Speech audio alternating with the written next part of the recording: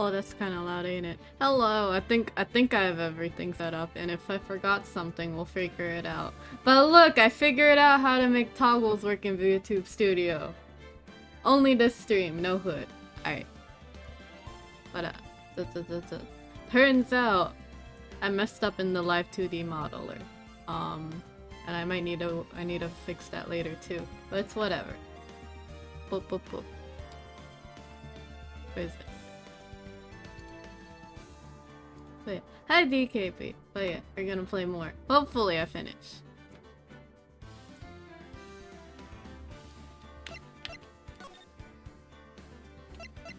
I didn't know there was an episode 5 in this.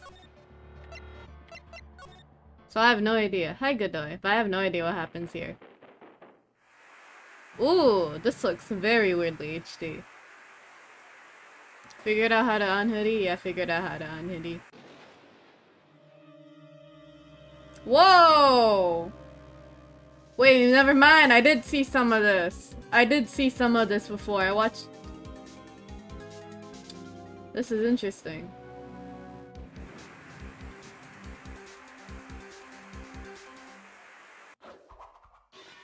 Wow.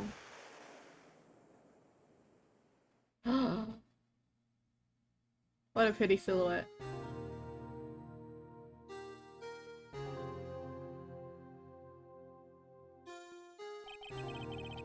It's been 2 months since I left office. 2 months without a single trial. I had offers, but none I took. That is, until the day that girl showed up. February 22nd! That's like my second favorite day. That's like 3 2s all across the board. Very nice. I love the number 2. Why do I come here to the office every day? It's not like I want to work. There you are! Finally! Well, hello. Where have you been? My sister's trial is tomorrow. Who are you? My thoughts exactly. It doesn't matter who I am, it only matters who you are. The famous defense attorney, Mia Fey. Do I look like? Oh, you're not Mia Fey, are you?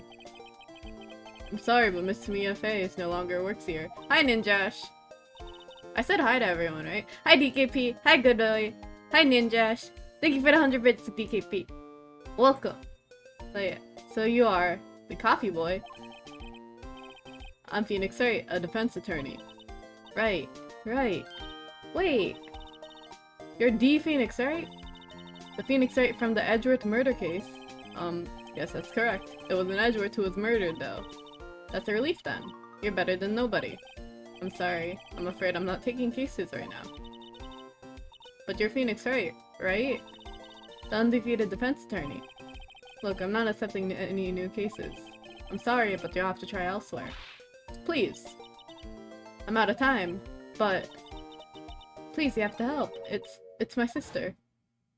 Aww. We love parallelism. Maya, could it be? Okay, I'll hear you out. Really? Thank you so much. My name's Emma. Emma Sky. I'm a scientific investigator. Scientific investigator? That badge is interesting. It looks like a screamo face. Doc. Emma. Emma, was it? So you're a scientific investigator? Yes, that's right. Is something wrong? No, it's just, you seem kind of jumpy. Maybe just young? Young? I'll be 16 years old this year. Oh, that's the safe. Okay. I see. Wait! Only 16! Ooh! I like this art of her putting on the glasses. Very nice.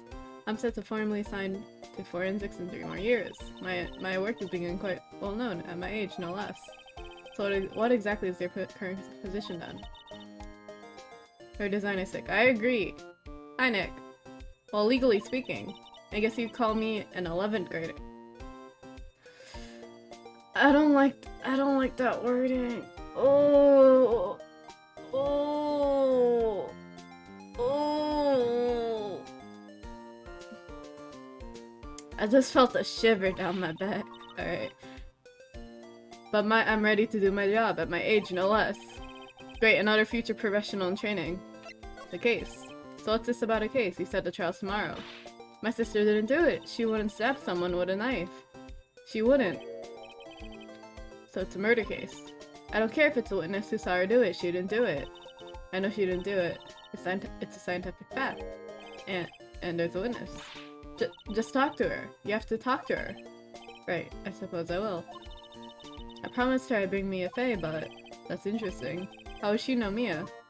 I remember this case now. You remember it? Don't drop hints. So you want to be a scientific investigator when you grow up then? Excuse me. That's all? The sister. Oh yeah, I remember the sister too. I didn't know it was from this game. I thought this case was from another game. Okay, I'm not a child, I'll have you know.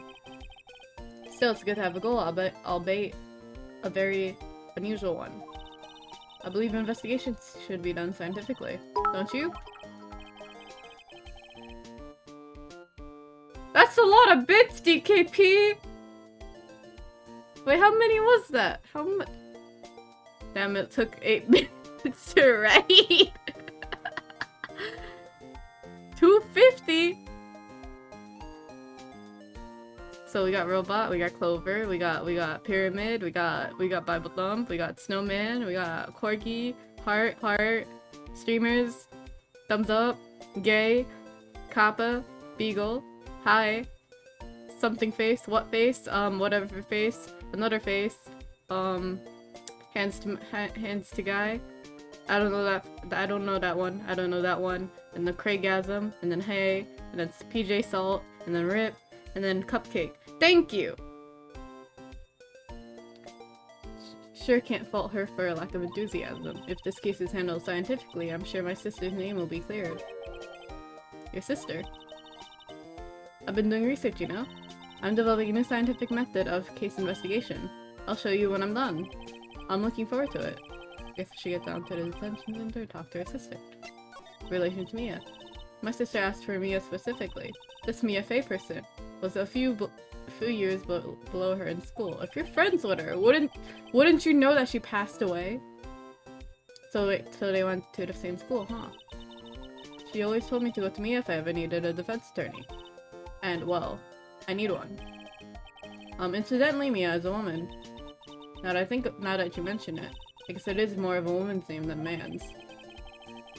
Well, it's nice of you to help your sister out like this. You must be close. Well, actually, when she gets like how she is now, I kind of hate her. Huh. But she's my only family. Your only family? What about your parents? They died in a car accident when I was little. Oh, I'm sorry. Alright.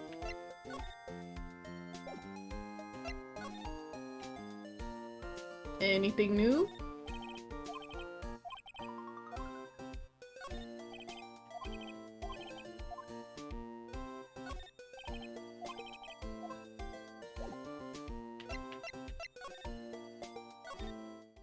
Who's in here? What you in timeout for?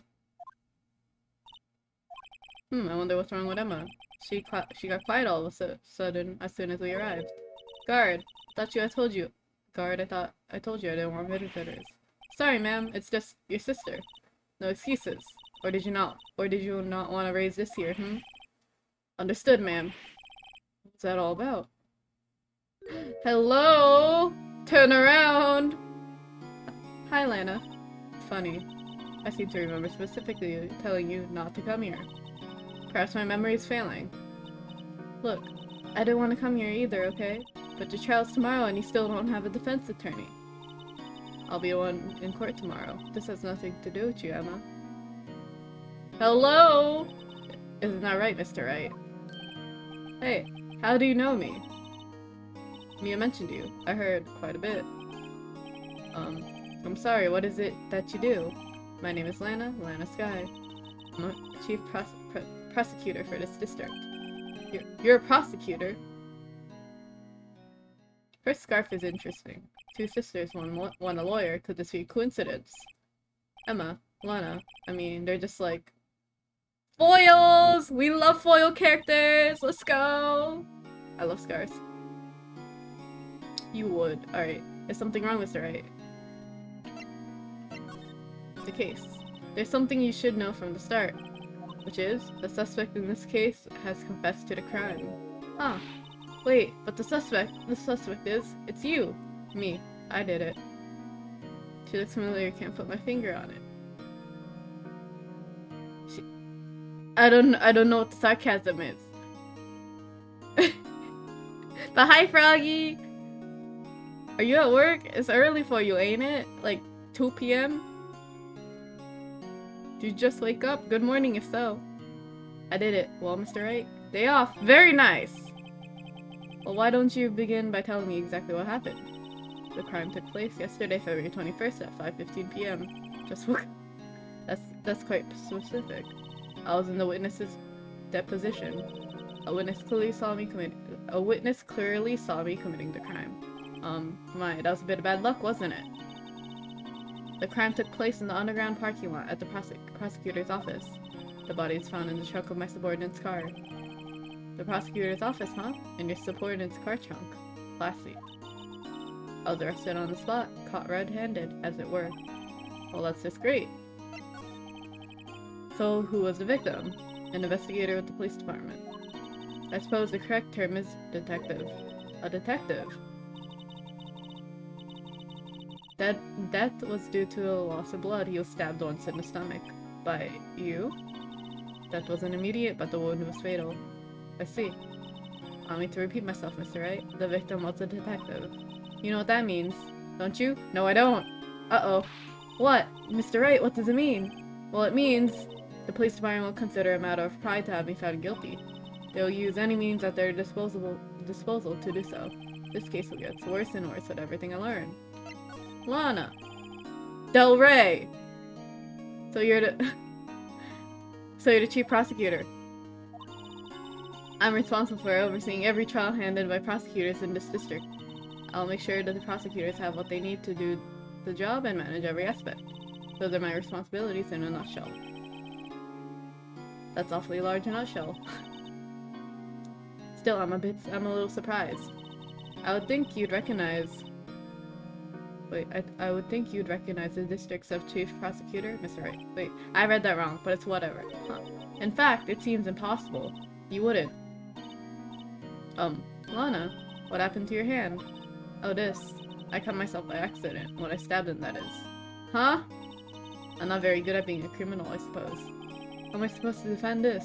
Watch it not even be a cut. She unravels a bandage and it's just nothing. She's faking it. Time to change the subject.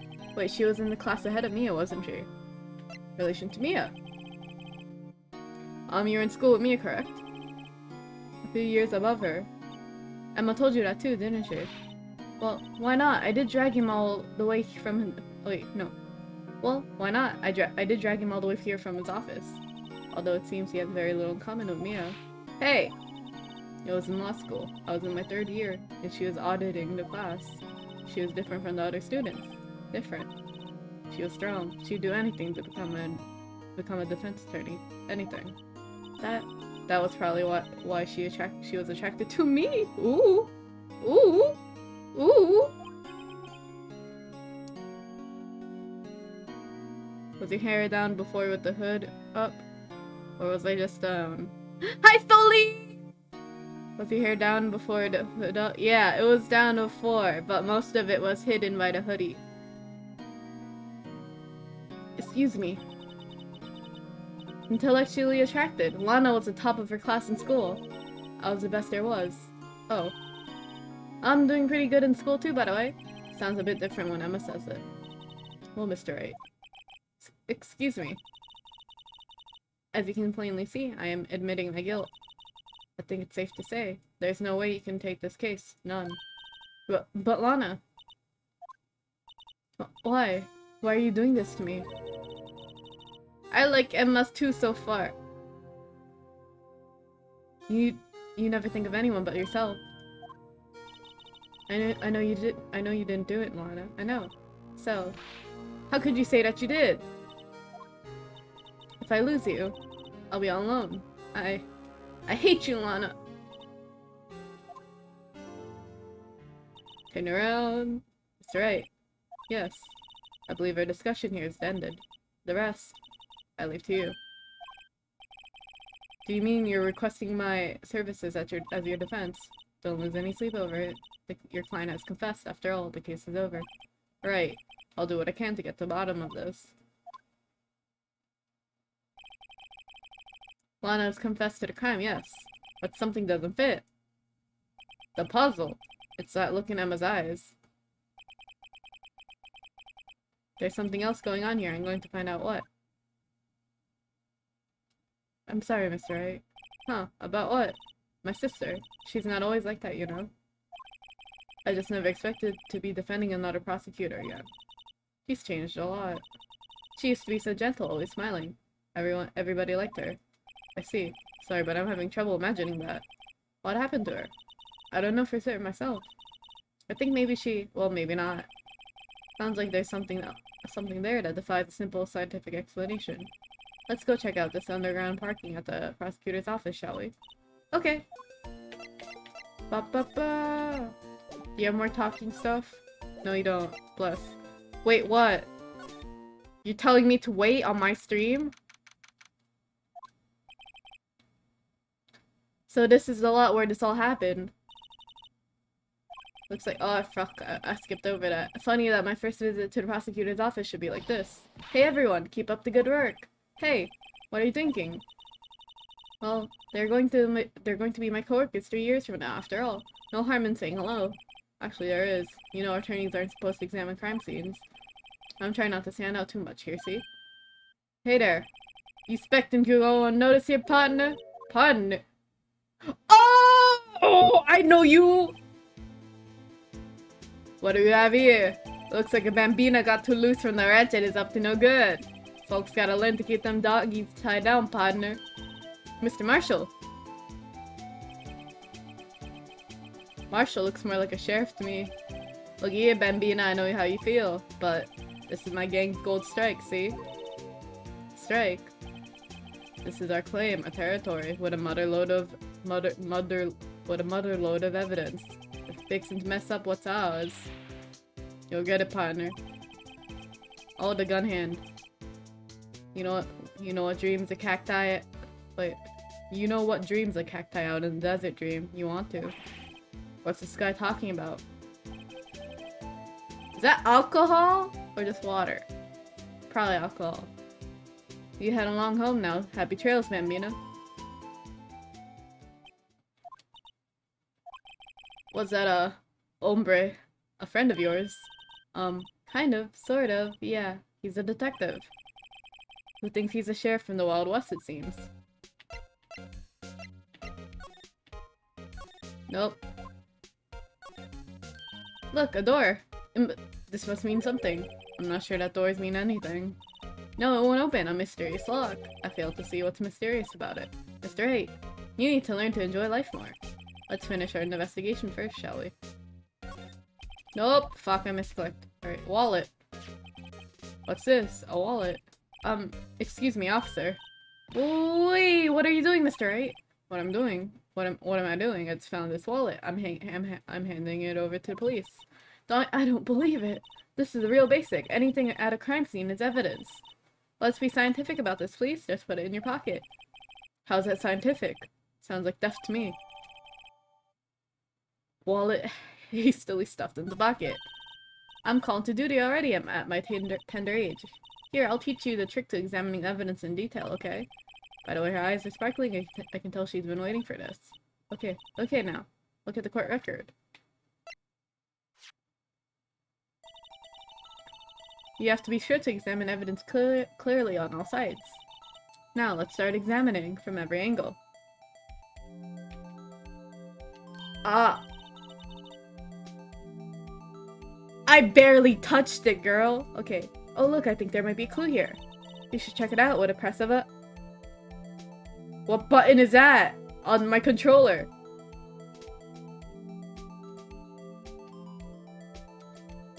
Oh. This is an ID card. Sergeant Bruce Goodman. ID number, numbers. See? Well, isn't scientific investigation useful?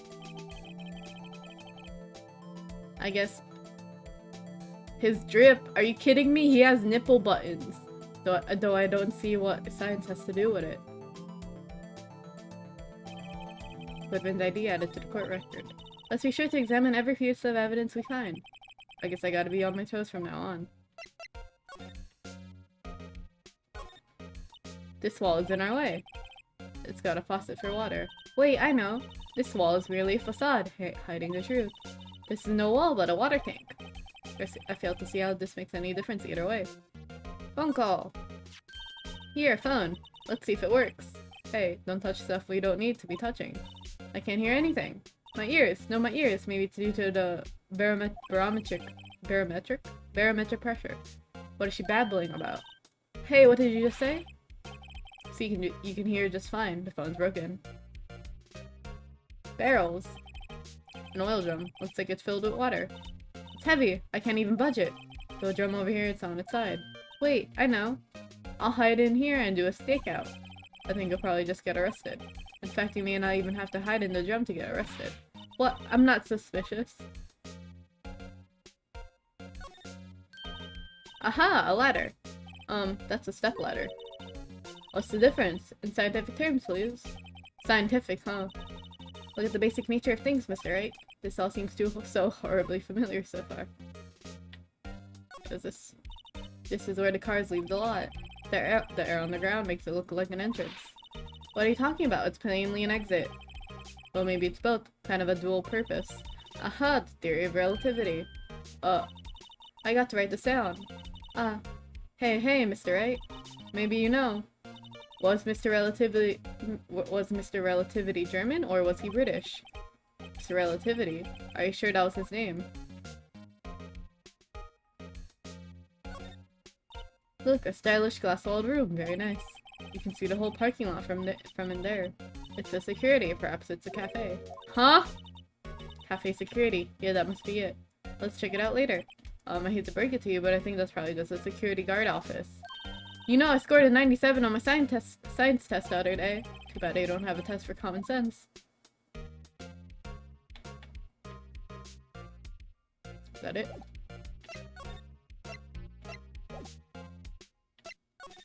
Did I miss anything?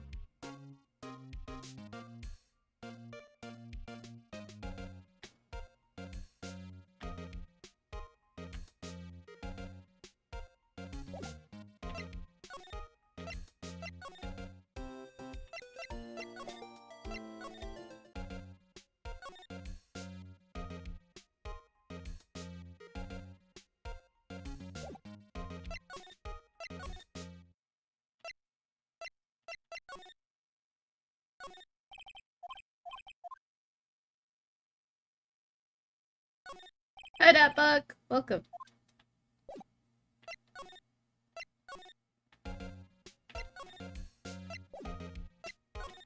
They're gonna be like, oh, you missed this one bit of evidence, and this is how you progress into the story. Alright. Come on. Where is it?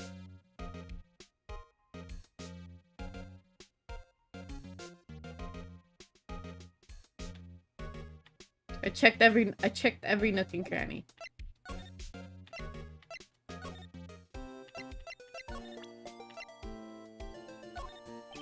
Here, see this? Ah, I've noticed that defense attorneys have tendency to want to show people things. What is this? A behavior study of lawyers. That's it, really.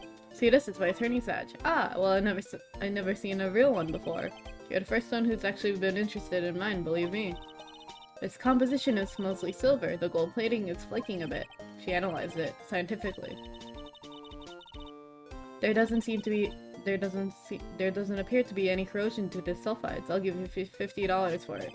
Sorry, but it's not for sale. Yet.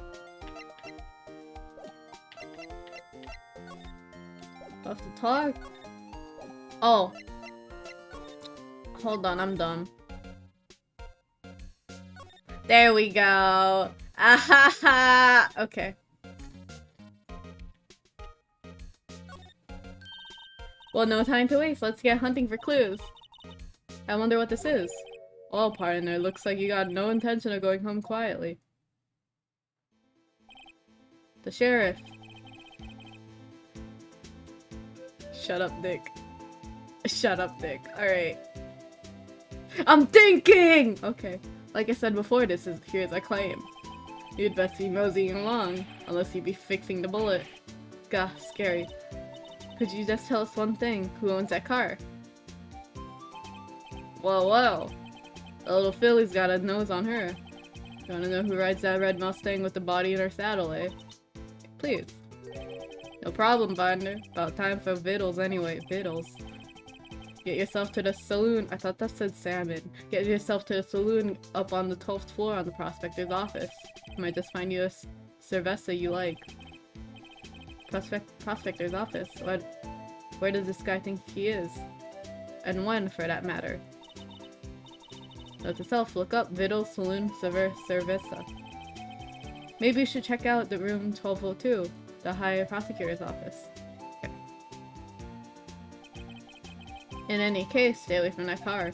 You can look around here all you like, just keep your paws off our claim. Right. Great, maybe there's some clues around here, Mr. Wright. Let's check it out. Excuse me. Were you two all set? Us. Hello! What's this? She couldn't be. You're selling lunches? Here? This is a crime scene. Ooh, that looks good. Hello, half and half, was it? Oh, thanks. And you, sir? Yes? Ooh, I want that! Feed me! Hi, Roa! Feed me! Some crunchy goodness coming at you. Thanks. Interesting way of doing business. This area is off limits to anyone without should I do Southern Velvet? This area is off limits to anyone without clearance. Especially passerby. Or are you officers? No, but you don't exactly look like the type to have any clearance. Well, well, that's hardly a way to greet someone. Even my days as the cough-up queen are over. Cough-up? You know? Can I delete mod messages? I can. You gotta stop being horny, Nick. Only I can be horny.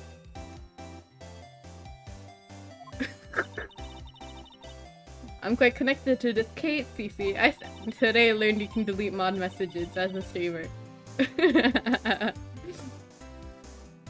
images are burned into my eyes, you might say. Yes, all the sordid secrets. Secrets. Dear me, you are a slow one, aren't you? I'm referring to the murder, the stabbing of that detective. What? A witness clearly saw me committing the crime. You mean you're the witness my sister was talking about? Yes, cough up clean. Tell us what happened. The name's Angel Star. Don't you go forgetting it. Or before you know it, I'll have you whimpering at my heels. Yes, ma'am. Yep, she means it. I like how on her necklace is like the taco sausage. And then like the octopus sausage, and then onigiri hair, and then it makes me wonder if her earrings are onion rings. Talk. Somehow, I knew. Yesterday was a day of destiny. I knew something was gonna happen. Just like how I know that the daily special on Friday every week is salmon. Destiny. Destiny was yesterday's special for some reason. You're a defense attorney, right? You should know that. You should know the foul misdeeds of the evil ones who haunt this den of equity. Evil ones. Prosecutors, they have no qualms at all about blackening the name of the innocents. And yesterday they paid homage to the most evil one of all. They gave an award for King of Prosecutors. What a farce. So she's saying there's some sort of prosecutors convention yesterday. I was almost compelled to lace their lunches with something foul. Do you have a personal grievance against prosecutors or something? Or is there some kind of scientific evidence against this evil? Young miss, mock me at your own risk. Mock me at your own risk. You'll soon find out why they call me the cough-up queen. Ew. Just hack. The most heinous of all the evil ones, the one they ordered yesterday. It was in his car they found the body. Proof that he devours proof that he devours the evilest lunches of all. Really? Really what? I'm totally confused. One thing's clear, this lady has a thing against prosecutors. What you witnessed. So what exactly was it that you witnessed, Miss Star? It was a fascinating spectacle, to be sure. Now I feel I know what they say when they... I now feel I know what they say when they talk about a woman's wrath. To see Lana Sky wield that knife so delicately, her knife flashed in anger, bringing him to a sad end. It was truly a sight to see. You mean he saw the very moment of the crime? The sound of his silvery ties to this world being cruelly cut still rings my ears.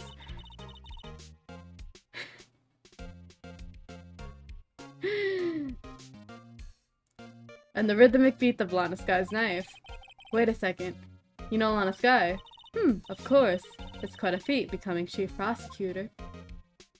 Ooh! Ooh! Ooh! That's cute!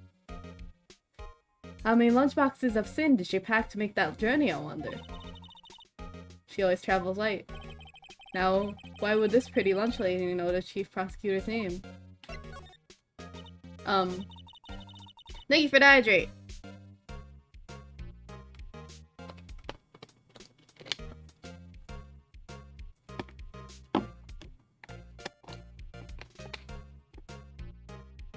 Thank you for the stretch. Could we ask you a bit about yourself, Miss Star? I come here every day to sell lunches. I import only the freshest and best from the Far East. For some reason, the box lunches are a hit here. Why not make the lunches here rather than import them? Did you say something? No. Only true connoisseurs can understand. Ugh! The kind that you can tell someone who has tried the General Tso's trilobite lunch set. Ah, never mind, you win. I don't even want to appreciate part of a trilobite's flavor. Anyway, I come here every day to sell lunches. My boyfriend works in the security room here at the prosecutor's office. Your boyfriend? See the security room over there, the glass-walled booth. I sell my lunches, and since I'm here anyway, I drop in to see him. Since you're here anyway, I guess selling lunches is more important than romance. To scientifically analyze the data available so far, you, Miss Star, our lunch vendor, with an ulterior motive for coming here with a boyfriend. Useful analysis, not. Prosecutor's office. Did you have a bad experience with a prosecutor, Miss Star? I sense some hostility. Hostility? Huh, perhaps. Prosecutors are all alike, and the bigger they get, the worse they smell. Kinda like 10-day-old clams in the chowder. I wonder if Miss Star was involved in some sort of legal trouble in the past. That'd be sure cause of food poisoning, scientifically speaking, of course. I mean, now you're talking cough up queen. I thought she was a lunch vendor, but now I'm not so sure. Alright. Let's go! Ooh, is that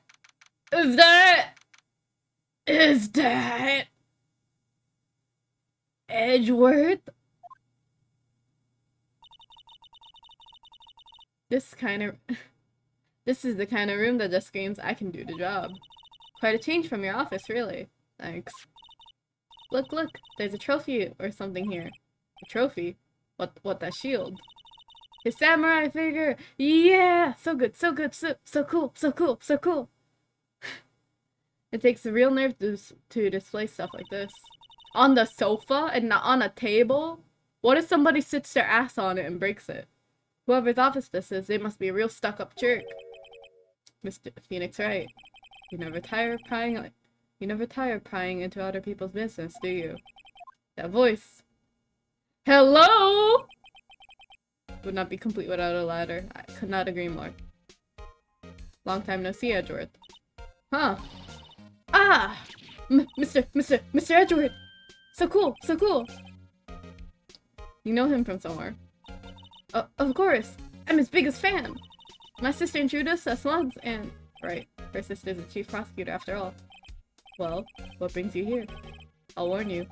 I've been known to be a real stuck-up jerk. No, did I? It was this Mr. right here, Hey, don't blame me.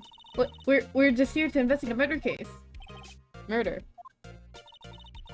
Bodies found in this nasty bright red sports car in the parking lot. That would be my car.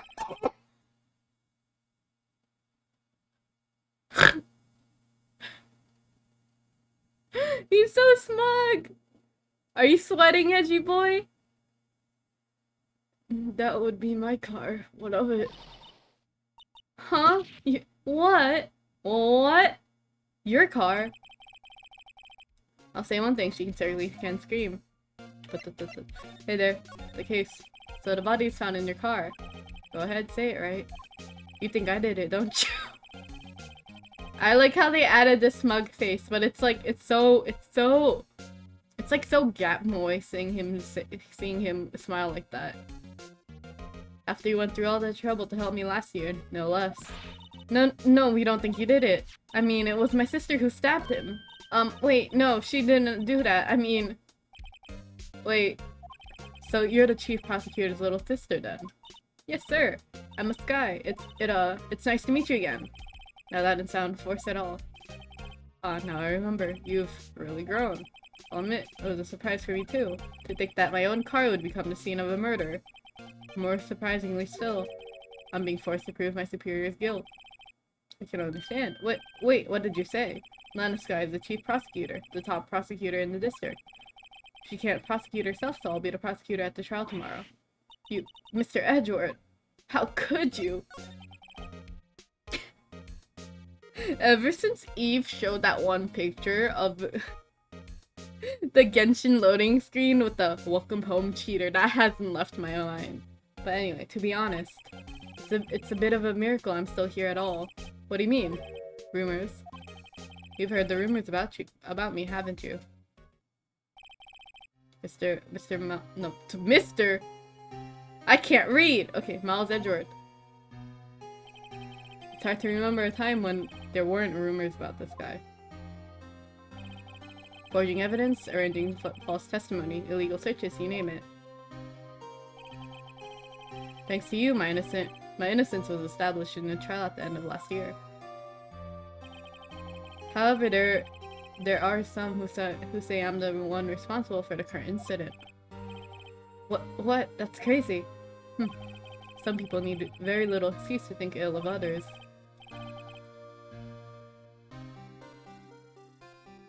Like, like, I don't want to say that the art for this is bad, but it just reminds me of when I was trying to initially draw noses at 2/3 angles or 3/4 angles, like that nose. I've drawn a nose like that, so I can't stop staring at it. But anyway, it is a fact of life, impossible to stop. But some of them even go so far as to present me with toys like this. They think it's funny. HD version is a bit off, I see. Makes sense.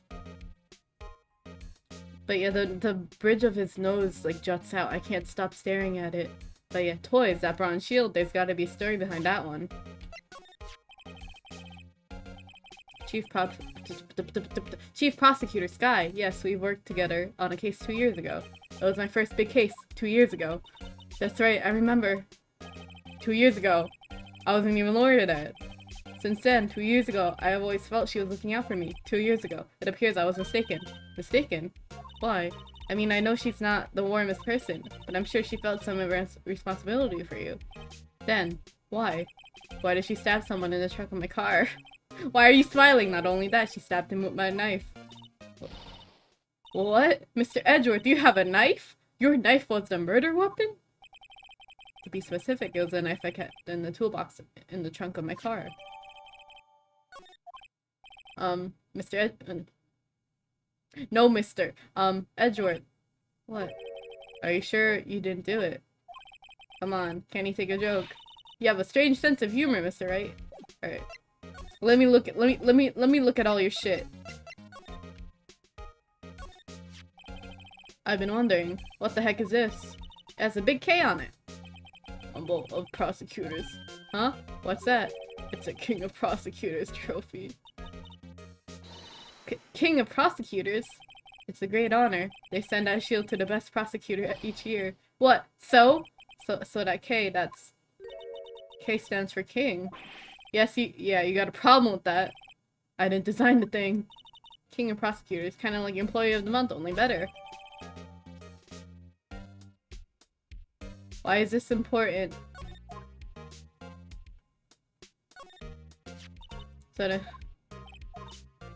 Congratulations, King of Prosecutors. Please stop saying that.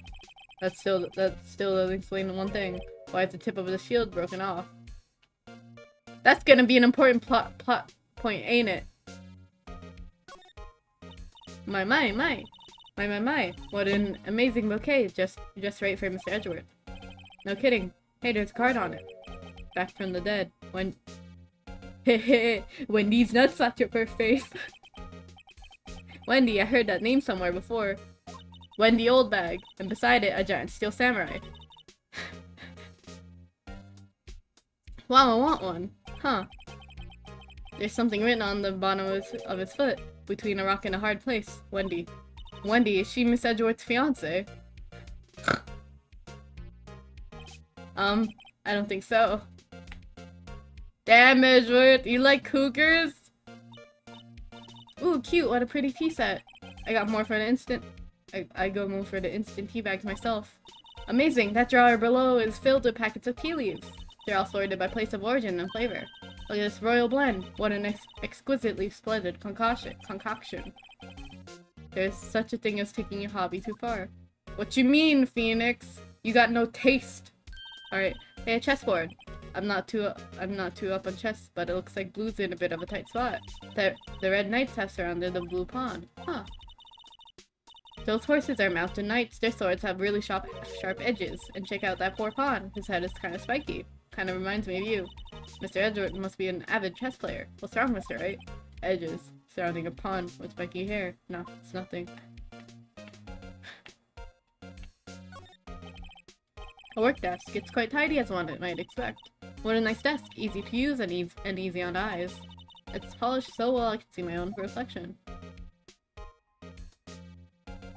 Strange. Why did I just picture Gumshoe? Gumshoe, did you clean that desk? Maybe you'll take that name plaque as a souvenir. Don't. He'll sue you. Mr. Edgeworth has such a comfy sofa. Sofas like this make me want to curl up and take a nap. I bet he pores over his case files here until the wee hours of the morning. Then he takes off his jacket, rolls up his sleeves. Awooga! And he goes to sleep using his arms as a pillow.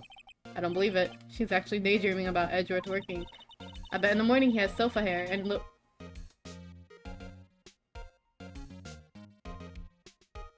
I bet in the morning he has sofa hair and little creases on his cheek from the steams. He's so cool. Sofa hair is cool.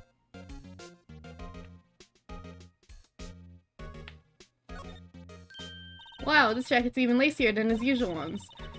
This must be his lucky trial jacket. Lucky jacket, right? I never see him wear it.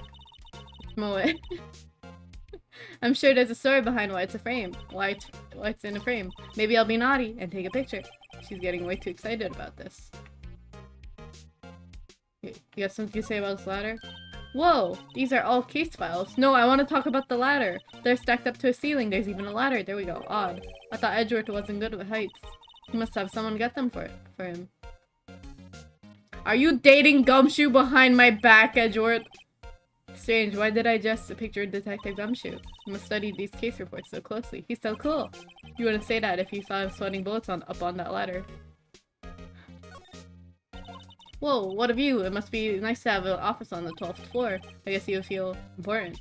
Incidentally, were you to jump out of this window, the time until Genshin Impact with the ground vibe would be... Got it! Approximately 3.23 seconds. That's handy to know. Anything else? Anything else? Anything else? Alright.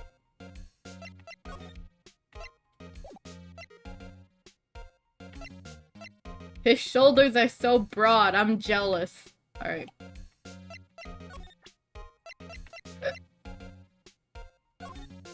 Check this shit out. It's against my policy to discuss evidence with the defense, especially with you. He doesn't like you much, does he? Nah, with Edward it's never personal, it's all about winning tomorrow. Streamlabs? Question mark?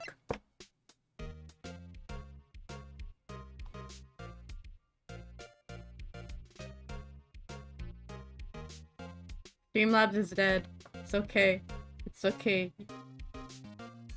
Y'all overhicked one time. I remember that. Tough. Right?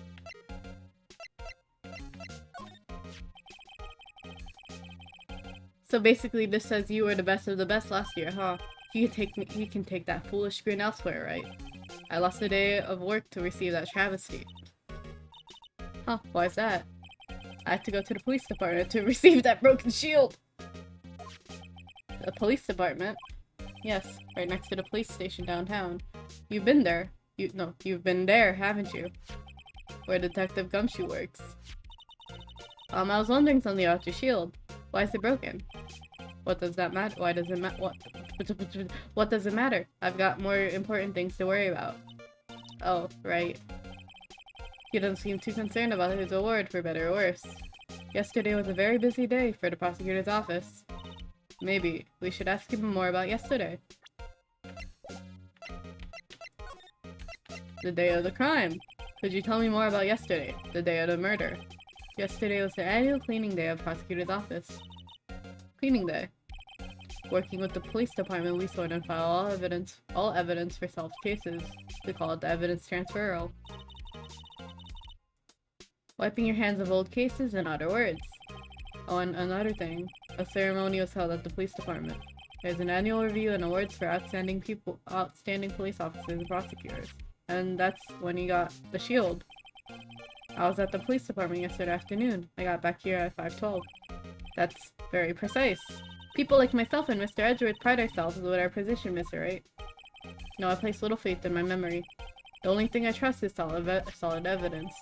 Parking stub! This is the parking stub from the underground lot. The murder took place around 5:15. So the murder happened right after you got back. What right? I'd appreciate it if you direct that suspicious glare elsewhere. You're very straight edge. Excuse me, but is Mr. Edgeworth, anywhere on the premises? I'm Edgeworth, what is it? I'm here, sir, at the request of the chief, sir. I got your report, sir. Report. What? Did you find new evidence in the case against Chief Prosecutor Sky? I don't like the way this conversation is going at all. Sky, sir? No, sir! No name of that kind, sir! Not in this report, sir! I think I just heard Edgeworth's lid blow. Lid blow? Huh? Like his eyelid? Oh, like a trash can lid, or like when you boil water and the lid from the pressure blows off. Okay, okay. Like he was a teapot. Yeah, okay. Metaphors. Mr. Edgeworth's lid isn't on very tight, is it? I made a clear request to the police department, did I not? I need to focus on the trial tomorrow, so don't bring me anything unrelated. Sir, but sir! I'm just following orders, sir! Oh, this is a dynamic angle, very nice. They told me to bring this to you! I was unaware of the particular orders of your- give me your name. Oh, yes! Sir! Miss Meekins, sir! Officer Meekins! Right. Officer Meekins, take your report and leave. And good luck with that raise next month. Whimper. But sir, I didn't know. Poor guy. He has a charm. He's holding a charm and his hand's broken. What the heck? Damn. Poor guy. Looks like he was absent the day they gave out brains and good luck. Right. Yes, sir? He caught me off guard. As you can see, I'm busy. You may leave now. Let's do what he says, Mr. Wright. The victim was a detective from the same department as that patrolman just now. Go down to the police department. You can ask more here, later. Thanks. He seems to have finally calmed down at least. Alright.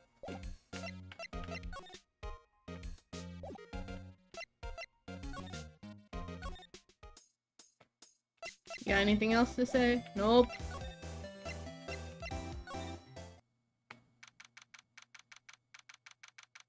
That guy got an Elvis cut.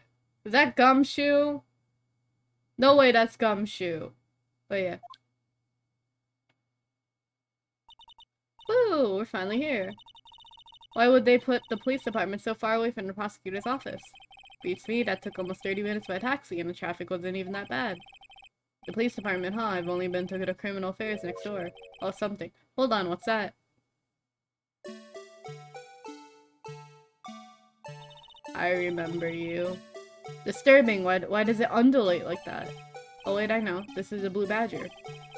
They're trying to make him the police mascot. Wow, Mr. Wright, you sure know a lot about the police. Still, he does seem familiar somehow. Forget the blue badger. Who's that next to him? Someone appears to be dancing with the blue badger. Uh-oh, he noticed me. He sure is running over here fast. Hey, pal! What are you doing here? That's my light, Detective Gumshoe. Specifically, why are you dancing over there? What, well, at least he doesn't seem to be busy. This is our chance to get information.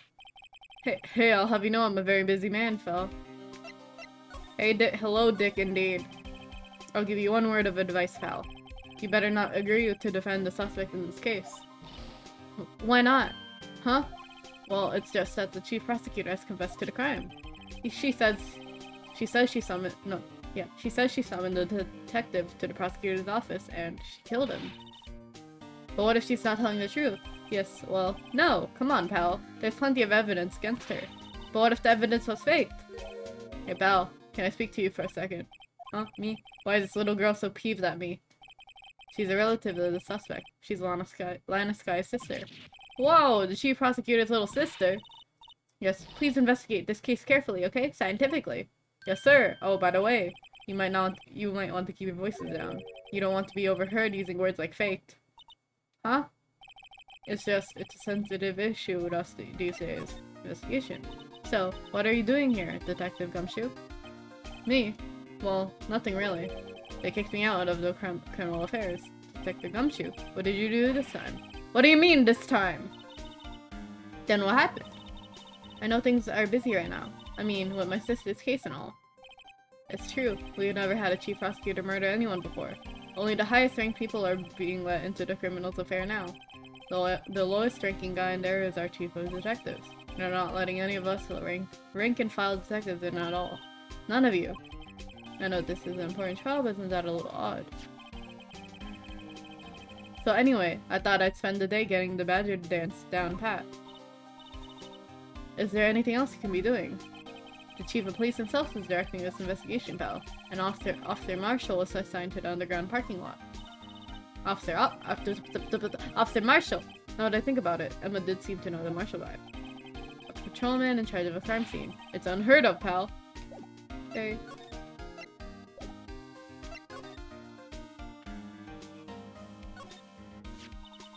I was wondering about that. What? The dancing blue badger?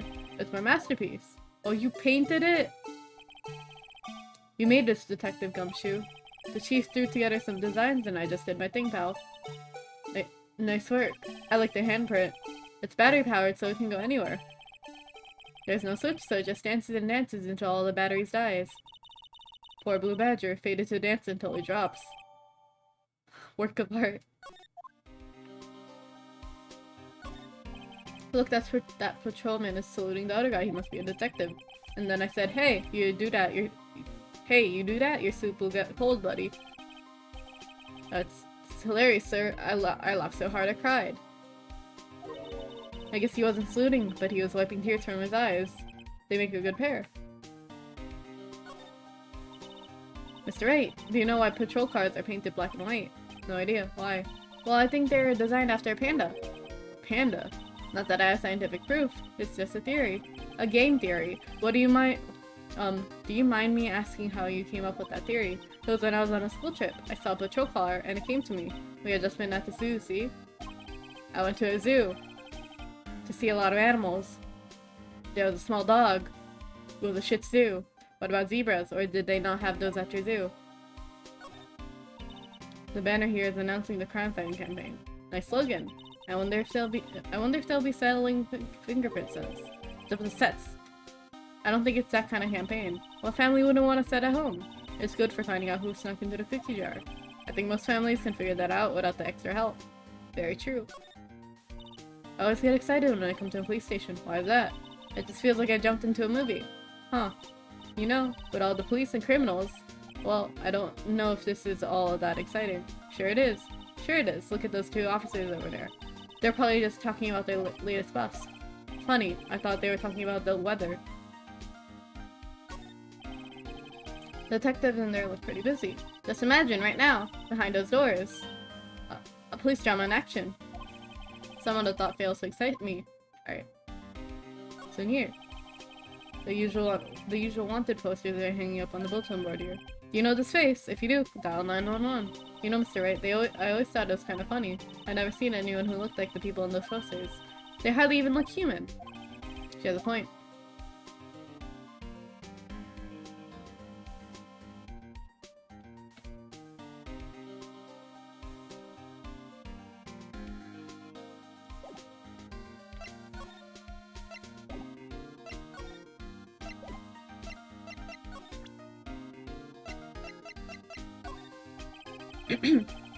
As a detective, I have to keep my mouth shut on that. I know better than to go blind.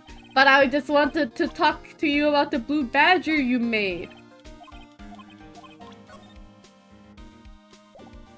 Okay. Found this in Edward's card, stabbed with Edward's knife, huh? What would drive Chief Prosecutor Scott to do such a thing? Wait, I didn't mean. I mean, sure, of course somebody else really did it. Someone who must have a grudge against Mr. Edward. The car and the knife do seem a little too well organized to be a coincidence. Poor Mr. Edward, what could have happened? We have to find out a little more about what's going on with Edward. Okay. What do you feel about this? Hey, that's it! That's the King of the Prosecutors award that Mr. Edward got yesterday. Were you at the awards area, Detective Gumshoe? Of course, pal. I got an award for diligence myself. Ah, congratulations. I was wondering, why is the award a shield? And why is it broken? Oh, there's a reason. I'll tell you what it is later. Apparently he's forgotten. But I was proud of Mr. Edwards for winning that award, even with all the naysayers in the prosecutor's office. Naysayers must be because of the rumors. Alright. Detective Gumshoe, what can you tell me about this? Huh? Hey pal, this is detective's ID card. You can't just keep that, you have to turn it into the police. It's people like you that get me into so much trouble all the time. Meaning Detective Gumshoe must drop his card a lot. Let's see, Bruce Goodman. Goodman? Sounds familiar.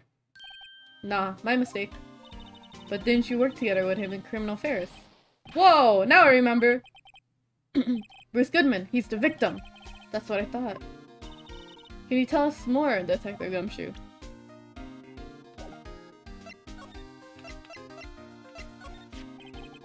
So this ID card belonged to the victim. He's a detective like myself. Detective Bruce Goodman. Don't you think it's strange? I mean, why would the victim's ID card be lying on the ground where he found it? Maybe he was trying to use the ATM and then got stabbed. Well, Detective Goodman should have been at the police department yesterday. There was an evidence transferal for a case he handled 2 years ago. Evidence transferal. Mr. Edward mentioned that too. But Detective Goodman was killed at the prosecutor's office. Well, that's the thing. It's hard to say this, but word is that Chief Prosecutor Sky called him out there to the parking lot, and Lana's confessing so as much. Sorry. He's in a tough spot again. Again. Merry Christmas! Well, it all started with the murder of the defense attorney, Hammond. But Mr. Edward was found innocent. Listen, Val, there have always been rumors about Mr. Edward, forging evidence, making deals with witnesses. Nothing outright, but there are always whispered rumors. Ever since he was accused of murder, no one's whispering. They're practically shouting. But there's no evidence against him. Well, Mr. Edgeworth has always had unusually strong ties to the department higher-ups. It's only natural that people would be suspicious. I had no idea who was under the gun. Anyway, this latest case has started a new rumor. People say the only reason he took this case is because he's aiming for the chief prosecutor's position himself. What? But I know the truth, pal. Nobody wants to be the one who has to prosecute the chief prosecutor. Mr. Edgeworth is biting the bullet on this one. He's doing this all for us. And that's all I know about that. I'm not officially on this case, you know. Thank you. Why aren't you handling this case, Detective Gumshoe? We met the guy who is. What's his name? The guy in the parking lot. That'd be Officer Marshall. He was appointed directly by the chief of police. Officer Marshall is some kind of Wild West sheriff or something. No, Jake Marshall's just a regular officer from West LA. LA? For a moment there, I wasn't sure. Look, pal, let me try to make things a little easier for you. Show them this and they'll let you examine the crime scene. Maybe. Letter of introduction. Why is that crossed out? Interesting. Thank you. I'll be surprised if this gets us anywhere. Just act like you're supposed to be there and nobody will look at you twice, pal. Okay.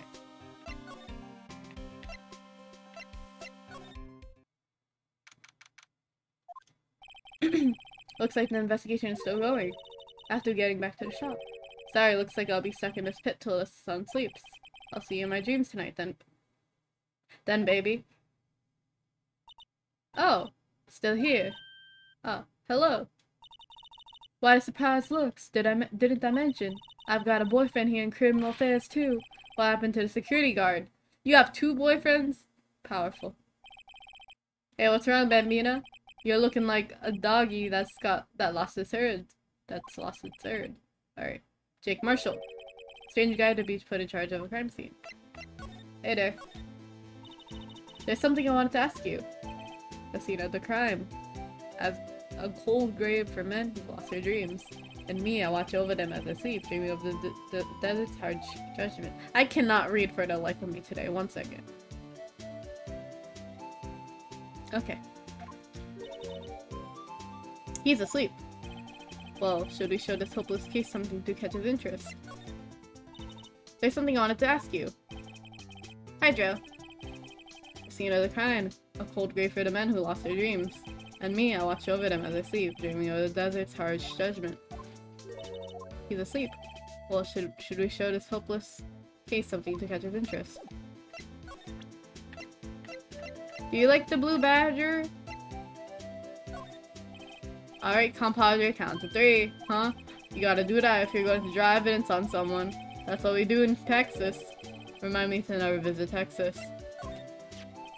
Would you mind reading this for me? What's this? On one, you fan letters to me go right in the spittoon. The letter of introduction for Detective Gumshoe made me investigate. Gumshoe? Ah, that old cow dog? He's holding a birthday party or something. Look where it should say letter of introduction. It says invitation. Ah, I think you just miswrote it. Wait, why am I getting all defensive here? No worries, this proves it's from Detective Gumshoe. Better than a blood test.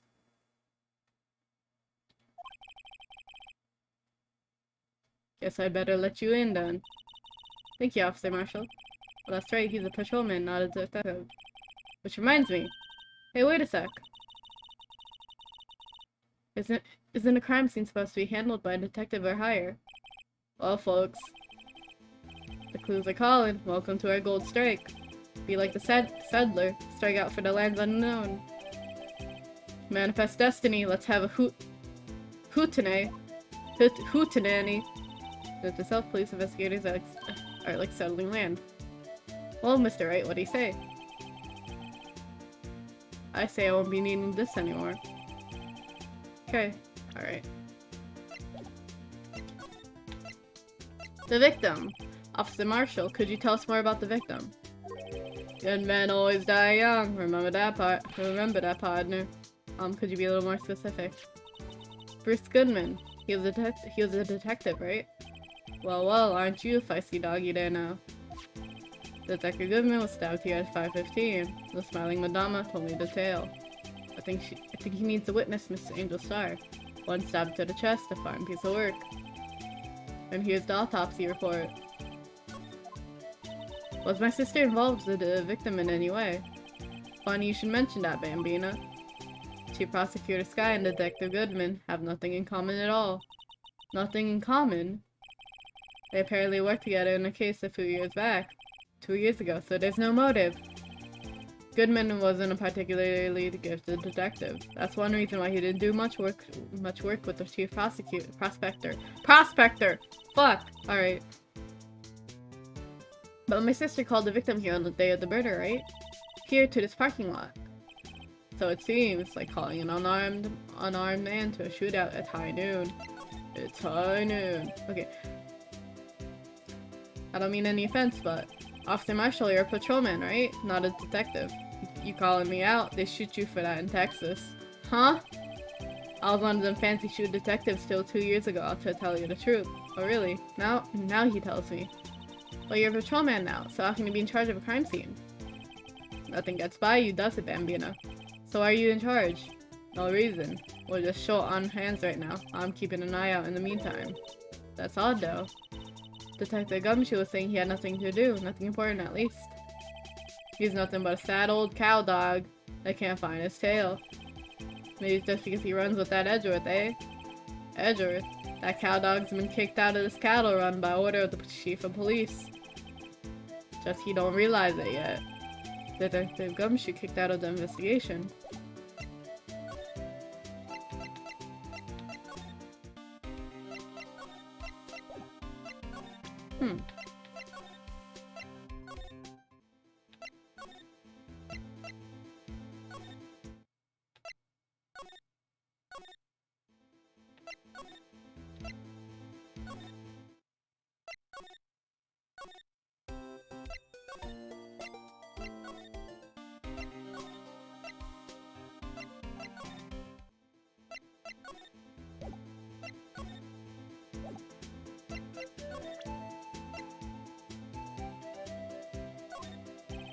Alright, Cambodia count. Oh. 36. 24. Okay.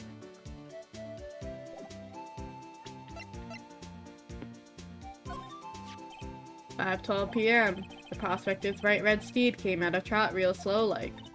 A trot. My Madonna tells me the crime occurred 3 minutes later, so it seems that the chief prosecutor was lying in wait. Maybe waiting for her prince to ride on his bright red horse. So what you mean is, the killer intended to use Edgeworth's car all along. A toy shield suits the boy well. What exactly could you shield with that? A toy knight, maybe? Officer Marshall, don't you have anything good to say about Mr. Edgeworth? You don't like him, right? We get the point. You know, when I was a detective, I got one of these. Let me guess. Did it have a K for King and Detectives on it? Hey, they could use the same shield over and over. Note to self, the prosecutor's office and criminal affairs are surprisingly cheap. You know it, they gotten cheaper with every passing year, I tell you. Alright. Oh, this. What's that? Some sort of police passport. This is Detective Goodman's ID card, strangely enough. We found it at a good distance away from the crime scene. Good distance in this rat hole. If you want distance, get yourself to Texas. Texas. This is a tiny little crime scene in a tiny little town with tiny little evidence. What difference does a few yards make, compadre? Note itself, if you encounter suspicious evidence, think of Texas. There's no better way to study than to hang out with the pros. Alright. I see your badge, looks pretty round. Our badge is a star, a lone star shining in the nighttime sky. Oh shit. Oh my goodness, it says sheriff on it. Alright. I'll be my light illuminating evildoers who come in the dark of night. Note itself, evildoers are good starlight. Okay, that's the sheriff's badge. Interesting. Anything else I can show you to progress?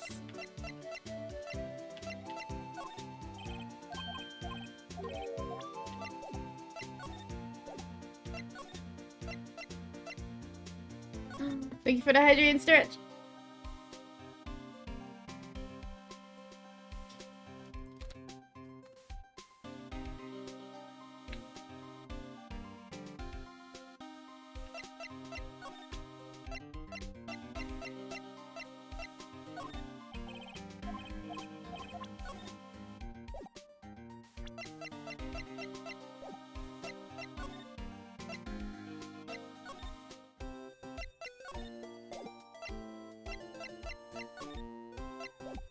Hmm.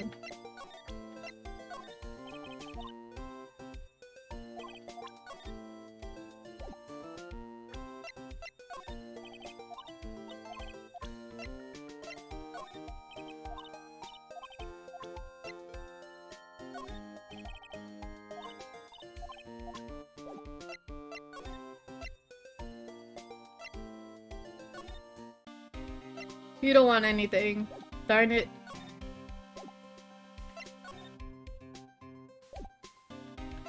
Oh, wait.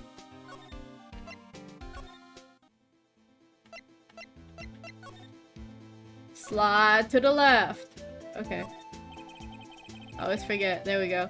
It's raised through the car where the body was found. It looks like the lock on the trunk is busted. There we go. Alright. The crime took place in the underground parking lot of the prosecutor's office. The body was found in the trunk of my subordinate's car.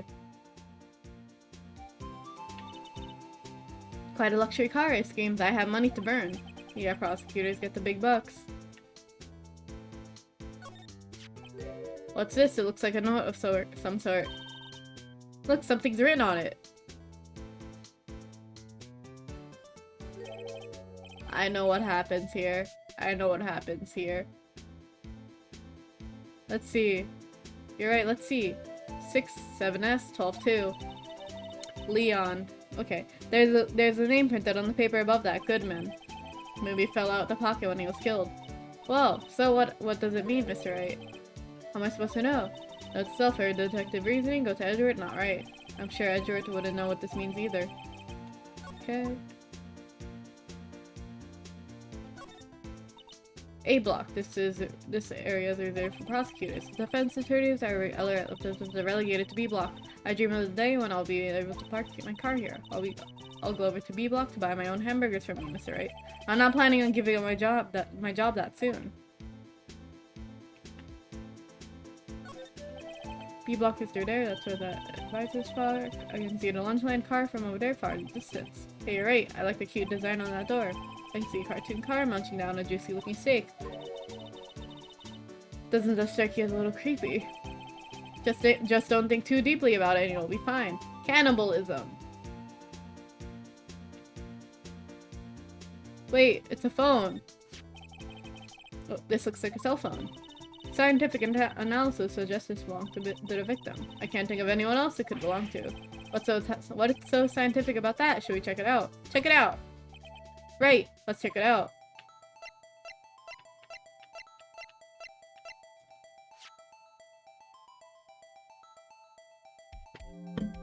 Oops.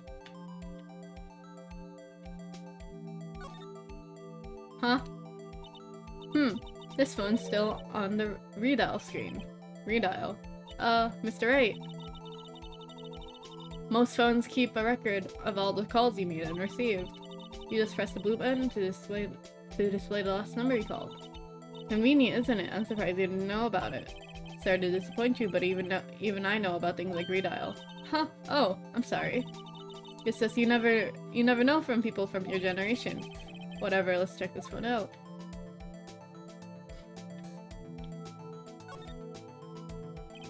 Now to see who the owner of this phone called last. Note to self, the defense attorney doesn't think first, he just pushes a button. Beep. That's a nice ringtone. Hey, that song! I know that. Hey, what's going on over there? Beep. Ah! Oh, sorry. I see you, partner. You pressed redial on that phone, didn't you? Oh, yeah. Whose phone is this anyway? Who's on the ground over there? Whose is it? That belongs to Chief Prosecutor Sky. What? It's my sister's. She apparently dropped it when she was taken into custody right after the crime. Look, the last call was made right when the murder occurred. Looks like she was fixing to call someone. Except she only spoke for a few seconds according to this. Who did she call? No idea. Sorry, partner. Now I got a question for you, partner. I heard a phone ring just now, one of those newfangled ringtones. Oh, that? Oh. Sorry, that was my phone. What? Your phone? Yeah, it's kind of strange, but someone called me right as we picked up the other phone. A wrong number. I hope you're not lying. They shoot you for that in Texas, partner. Uh-oh, I have incited the wrath of the Lone Star Patrolman.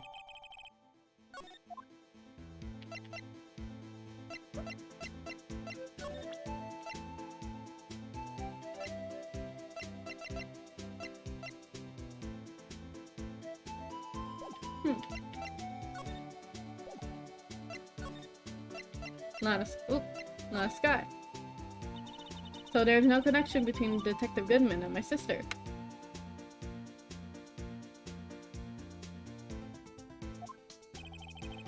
That's correct, but there's there's a gold mine of evidence against her. And the prosecutor tomorrow is none other than Edward himself. I'm afraid your sister's fate is decided, Bambina. Many condolences. Officer Marshall! Yeah, Bambina? How can you say that? You and my sister, you were... Is there something between this cop and her sister that I don't know about? Exclamation mark. I apologize, Bambina. Something must have gotten to me. Maybe it's just that dry wind that's blown through the prospector's office. Dry wind or ill will? Someone's up to something here, but who? Suspicions about Mr. Edward have been flying around for nearly 2 years now. Forged evidence and arranging testimonies, you mean? He was unbeatable because he did whatever it took to win. Unbeatable that is until he met you. The rumors are just rumors, aren't they? These are prosecutors we're talking about. Evidence that is everything to them. If we follow the rumors about Edward to their source, you'll find one person. But they're off limits, untouchable, what you might say. One person. Who? I hate to say this, but it's your sister, Bambina. Chief Prospector Lana Sky. What? My sister?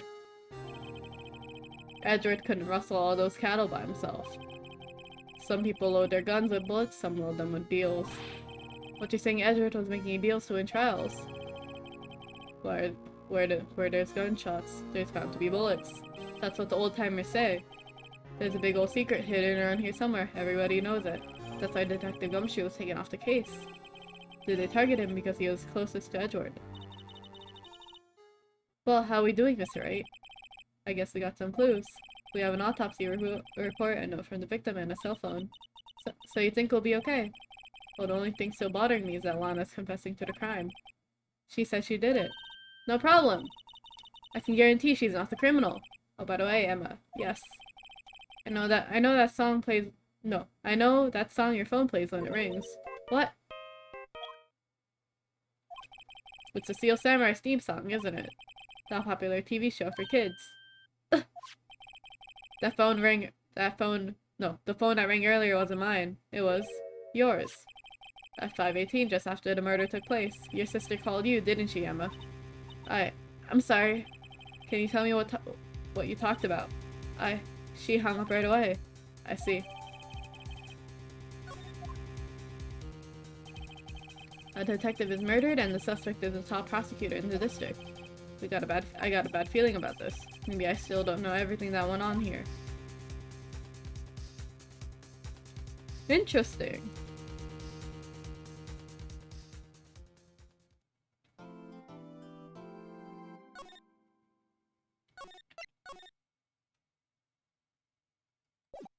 Alright.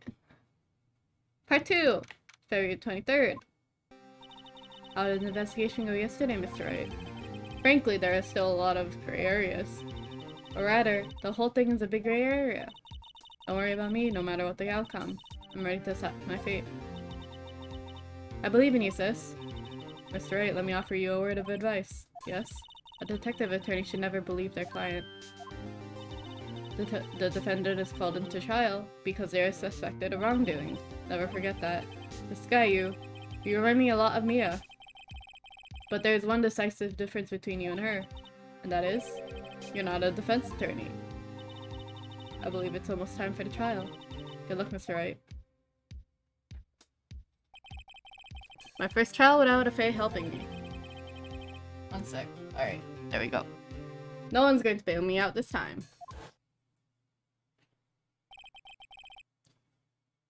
I'll be alone in there.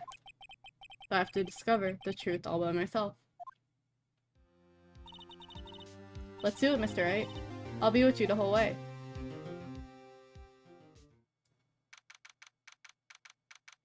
"10 a.m. District Court Attorney. Number 9. Court is now in session for a trial of Miss Lana Sky. Your defense is ready, Your Honor. The prosecution has been ready for a while, Your Honor. Edward. It's been 2 months. 2 months?! But I've been in the courtroom since his trial. I hope that personal feelings will not be a part of the proceedings today, Mr. Wright. Are we flirting? I'll choose the path I think is right, regardless of what those around me might say. The judgment made here is in our hands, not those of anyone else. Very well, Mr. Edward. Your opening statement, please.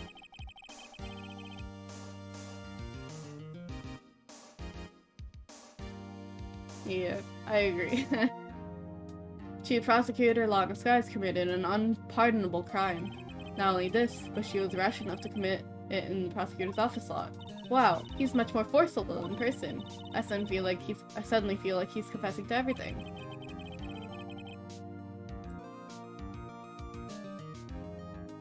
I think a 2-month break is alright. I don't know. However, she will now pay for her rashness with her life. There's a witness to her crime. A professional witness. Well then, call your first witness, Mr. Edward. The prosecution calls its first witness, Miss Angel Star, to the stand. Cough up, Queen.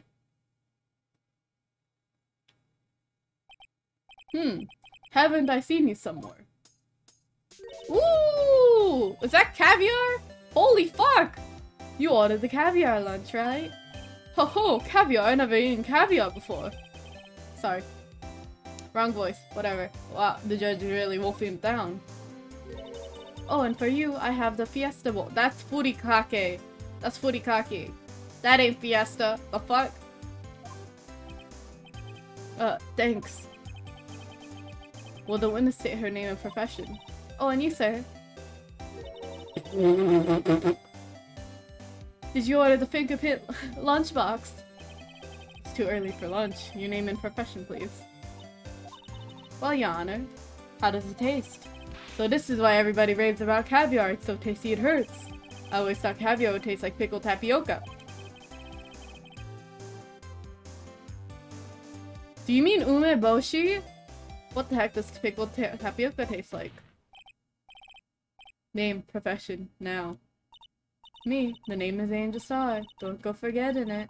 I find myself running Lunchland these days. Is that what you wanted me to say, Mr. Edgeworth? Very well, witness. Please describe the incident to us. The prosecution will wait. I'm not finished eating. Hurry it up! Very well, Mr. Edgeworth. As you know, we usually call the police to provide a description of the crime. Your Honor, as Mr. Edgeworth has said to the court, I am a professional. Huh? What exactly does that mean? Until 2 years ago, Miss Angel Star was a special investigator with the police. She was a first-rate homicide detective. Well, what? Miss Star was a detective? Ah! I know who you are. Cough up. Cough up, Queen Angel Star, Your Honor. Long time no see. Very well, you may continue with the description, Mr. Star. Just who is this lady? If I might have the court's attention over here. The parking lot at the prosecutor's office is divided into 2 blocks. A block for the prosecutor office. Ooh! A block is for the prosecutor's office personnel. B block is for the visitors and clients. A chain divider separates the 2 blocks. I suppose that's to keep the visitors from taking up the prosecutor's spaces, yes? The crime took place by a car in the back of A block in the car's trunk. The killer stabbed the victim with his knife and went to drive the body out. Unfortunately for her, there was a witness and an arrest was made on the spot. And who was this valiant witness? Why, it was me, Your Honor. Witness, did you see this very moment of the crime? Yes, of course, Your Honor.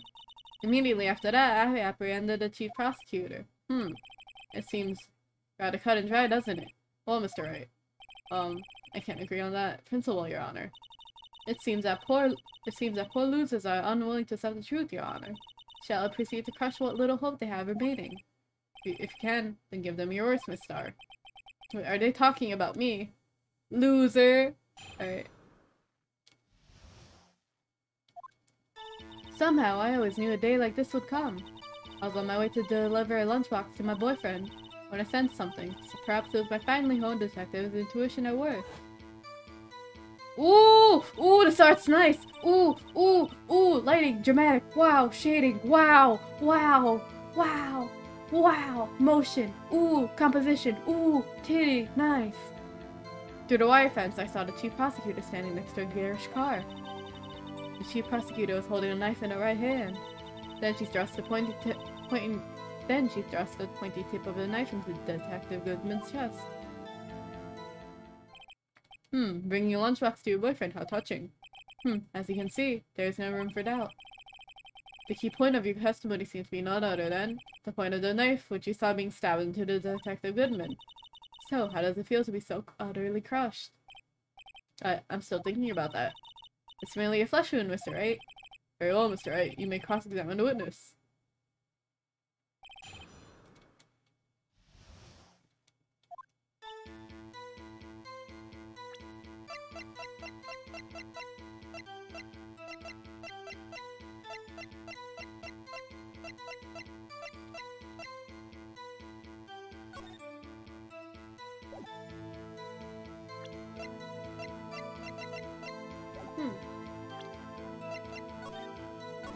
Right off the bat, does she wear gloves?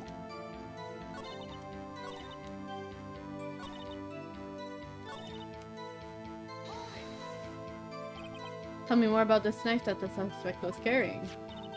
Well, I say the blade was about 4 inches long. Is that right, Mr. Edgeworth? It is your knife, after all. Ahem. Yes, that is about right. I like how it's the same color as his jacket. Prosecutors are by nature well versed in the location of a man's vital organs. I'm sure it was easier than boiling an egg from an egg salad surprise set. You can't testify as their ability to kill an egg, I mean a person. Perhaps the chicken salad set would have been better in metaphor. That probably would have been karage. So the defendant was holding a knife, what then? Tell the court why you didn't try to stop his crime. You did see her raise the knife to strike, no? The defense was the point. Unfortunately, by the time I realized what was going on, it was already too late. Too late? Yes. Oh, she is wearing a glove, okay. The next moment, the chief prosecutor brought down the murder weapon. I see. It's only a flesh wound. You can say anything else? For some reason I'm having a panic and need to calm. Don't smile like that! Okay.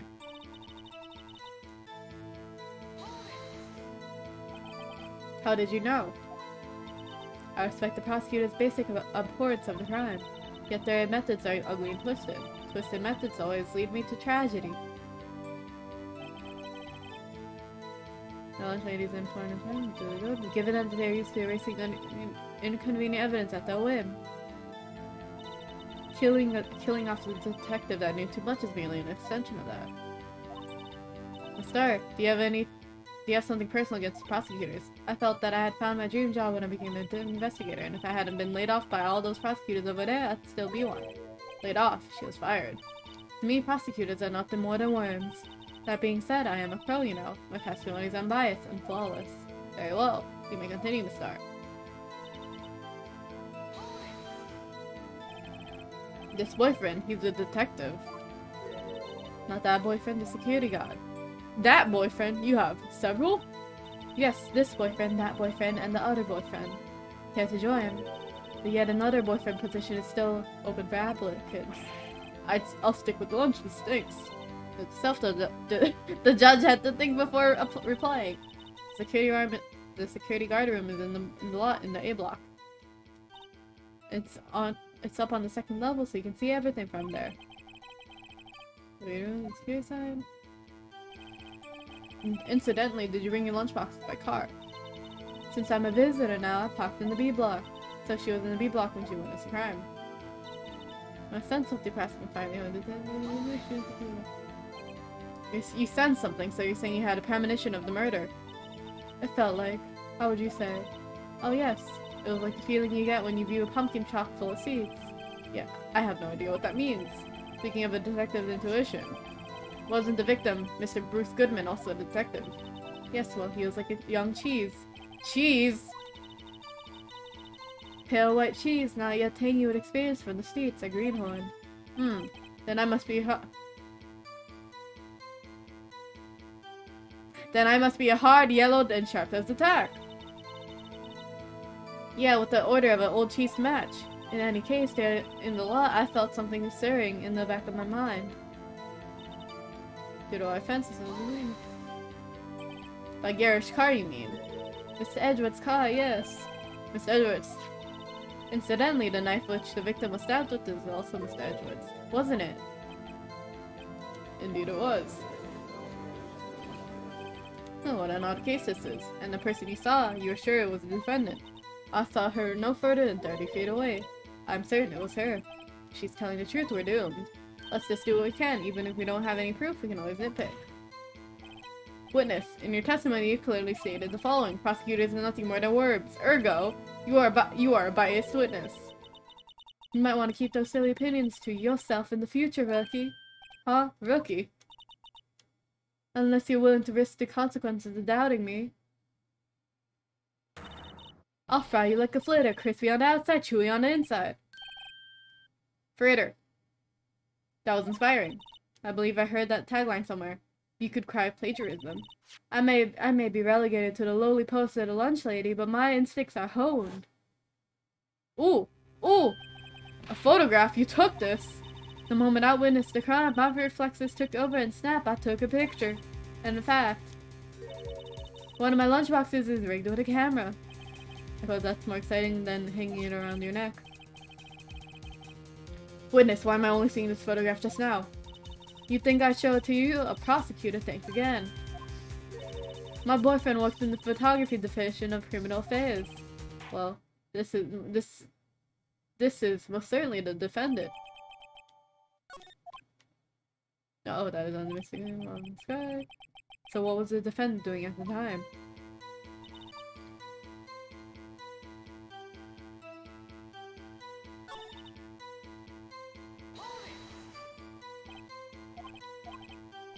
Defendant has a point. Unfortunately, by the time it was already too late. Too late. Okay. I see. Another question?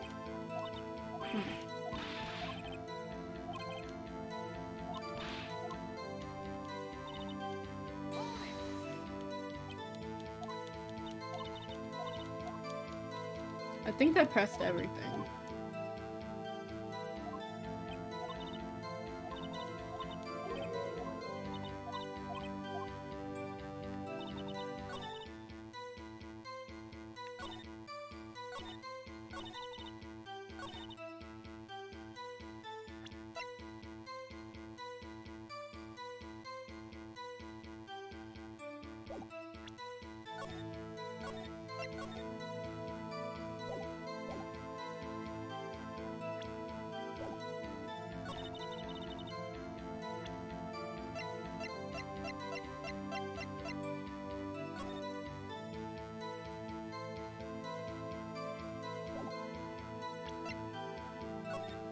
Wait, so that is A block.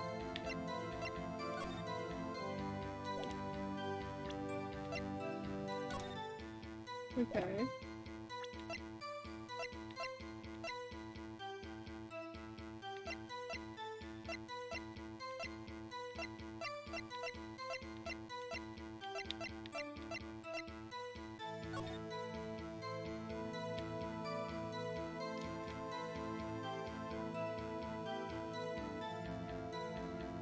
Why is this thing?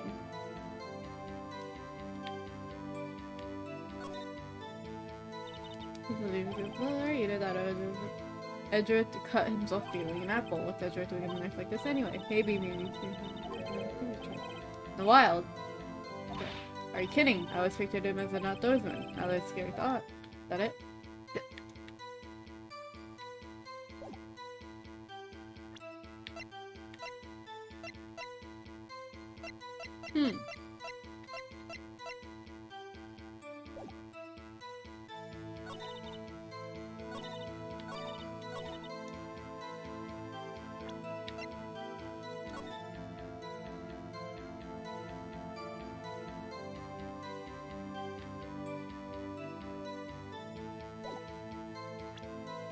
Oh, Streamlabs is back. Nice.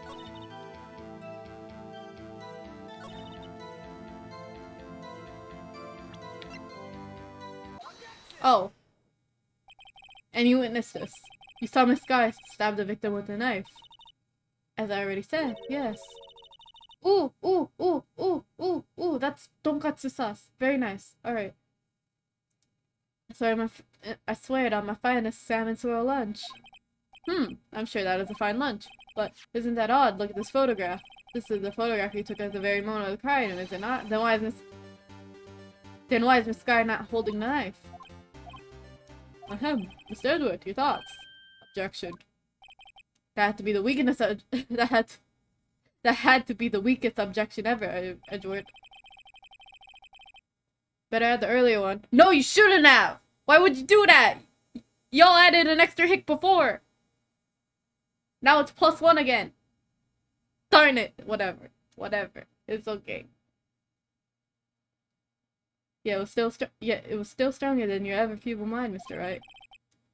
What do you mean, Mr. Edward? This photograph was taken at the moment before the stabbing. This was taken after the... No. I didn't add it. Okay. This was taken the moment after the stabbing. And how could you tell that? Blood splatter. Huh? See the dark crimson stains on the chief prosecutor's coat. But it's black and white photograph. Ah, yes, it's hard to tell, but this could be blood. Well, Mr. Wright, I see no problem here. No problem, except you. Mr. Wright, are you going to just sit there and take this kind of abuse? Or you got a better idea. Objection! Wait, that contradicts what the witness said in her testimony. Namely, that she took the picture the moment she witnessed the crime. Well, it seems I was slightly unclear. My apologies. That's it. If you're on a... No, but like before you guys both did the hick and then added 2. Like added an additional one like 2 streams ago. I remembered that. No, it was last stream. But yeah, anyways. If you run out of lunch, you order seconds. Problem solved. If you don't like it, try ordering the jumbo-sized lunch from the get-go. Good advice. I'm not sure I understand it, but good advice. I don't have time to do soccer. Prosecutor Sky was cold, calculating like a robot. She killed without pain or remorse. It was a premeditated murder. It was premeditated. Premeditated? How did you know? Look at the chief prosecutor's hands in that photograph. Well, are those gloves? Surgical gloves made of thin rubber, most likely. Why would she have those on? If it was not premeditated, she would not be wearing those gloves. Oh. Those gloves do seem to tell tale. These gloves do seem to tell tale. Whoo! Whoo! Okay, these gloves do seem to tell a tale of premeditation. Premeditated murder, a serious offense. Witness, add this to your testimony. Murder was planned. The gloves prove it. What if she was just in the habit of wearing gloves, like driving gloves? The gloves were admitted as evidence when the defendant was arrested. They were rubber gloves, of course, the kind used for autopsy. In other words, when the chief prosecutor came to the crime scene, she came to do murder. It's the only possible conclusion we can make. Everything was planned. It was a premeditated crime. I'm sorry they took the force. I'm impressive. I'm sorry they took you out the force, Miss Star. This is bad. She's got them all thinking this was all planned. If she can prove this claim, the trial's already over. I've got to go away to show this wasn't premeditated. Okay.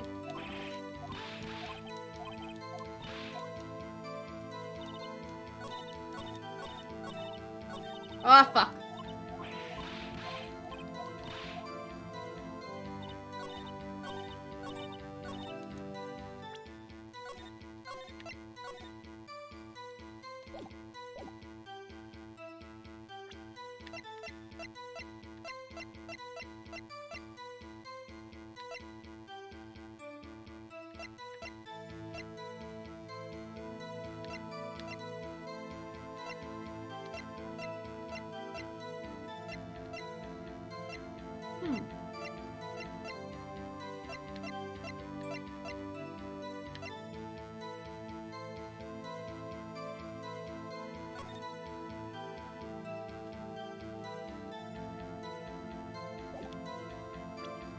Would it be the cell phone?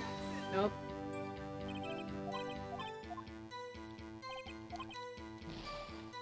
I just like how if I get it wrong, I have to go.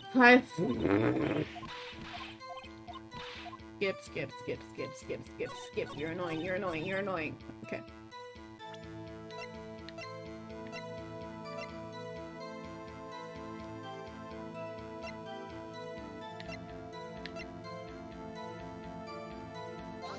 Nope, that's not it either.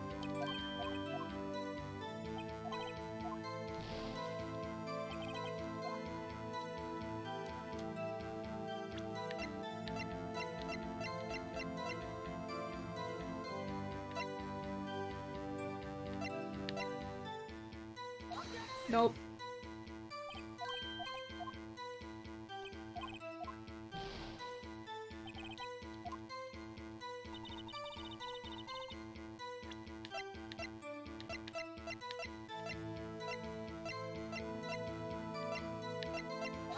Nope.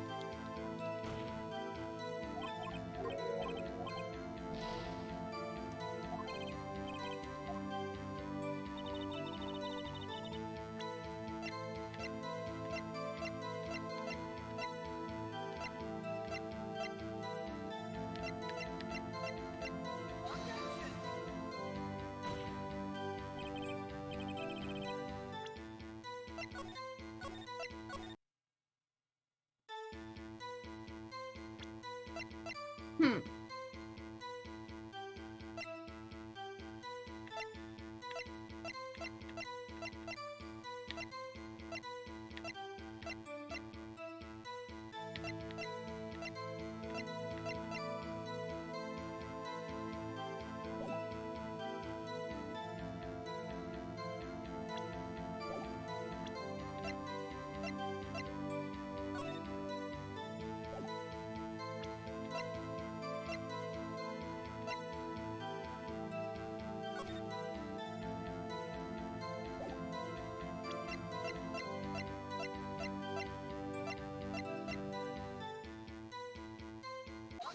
It's a knife! Witness, do you know what this is? Are you trying to test me? I sell box lunches for a living, you know. That's a knife. The knife. The knife that was in Edgewood straw. Indeed, it is my knife. What's with this case? A bloody murder. Defendant is the chief prosecutor. Mommy, why are you prosecuting bad people? The defendant has a request. We asked that the witness provide an accurate testimony. What's that, Rookie? In your testimony, you stated that Lana Sky planned this murder, and that's why she is wearing those special gloves. Seems like a natural conclusion to me. The gloves do indicate planning. However, why was she not also prepared the most important thing? The murder weapon. Oh, good point. Oh. This knife just happened to be in the trunk of that car. Fuck, wrong voice. Ladies and gentlemen, if you're going to plan a murder, you don't forget the weapon. Whoa. You dropped your bento. Order. Great, now the tide is turning in our favor. Great work, Mr. Wright. My sister's as good as free. Right. I believe the next lunch you'll be eating is humble pie. What? I hope you weren't deluding yourself into thinking that the tide has turned. Not over such a trifling detail. But this shoots a hole in the whole premeditated theory. Bah, the prosecution could care less if it was a premeditated or not. The only one who seems to care is that lunch lady over there. The defendant, Lana Sky, was murdered a detective with a knife. That is the only thing the prosecution need prove. Nothing else. Very good, Mr. Prosecutor. I suppose you think you're clever now. But you know as well as I do that she planned on killing him. It was planned.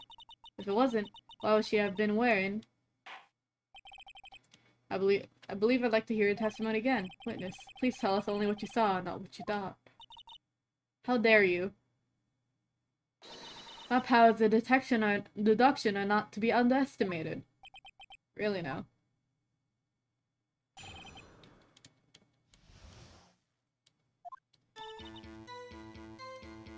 Lana Sky intended to murder Detective Goodman.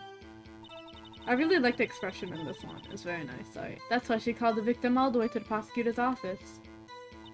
I'm sure the chief prosecutor had a grudge against the victim. Nothing else could drive that human machine to plunge a knife in it again and again.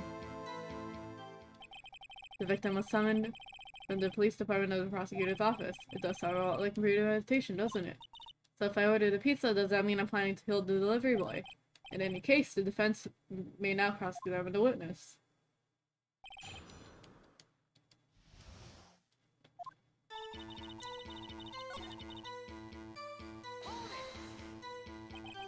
You have no proof that Miss Sky called him there.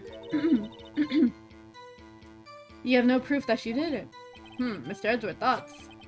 There's no record of a call made on the defendant, Miss Lana Sky's phone. She might have written him a letter. Come on, you could have at least tried public phone at least. In any case, the victim came to the prosecutor's office or he was murdered. I'm sure he had a reason to be there. Witness. Why do you think it was the suspect who summoned the victim that day? I'm sure if you... What kind of grudge? Well, I wouldn't know that. Of course you don't. That's because she didn't have a grudge. Rookie. I have a lunchbox here. Now what's inside? How am I supposed to know? See? We agreed there is a lunchbox here, but we don't know what's inside. A person's life is like a lunchbox of pretzels, don't you agree? I get it. That's why my lunch was so salty. This judge isn't very good at metaphors. The suspect had a grudge against Detective Goodman. Would you tell us your basis for thinking this? It's simple. A human machine, that's contradiction. Please, can't you find fault with something of substance, Mr. Wright? Itself, Mr. Edward, size smell like citrus fruit. You smelled his breath from there, girl? Alright, you say again and again. How many times did you stab him exactly? We often say chop into 1,000 pieces, but we don't actually mean 1,000 pieces. What difference does it make if the deed is done? Oh, she getting mad at me. Let us say she stabbed him several times and leave it at that. Leave it at that. This is a murder case, people. Mr. Ray should speak up if you know any protection, you know. Okay. Oh, no, wouldn't it depend the size of the candle? I mean, add more wax and even a short wick will burn longer. Obviously, more scientific testing is required. Okay.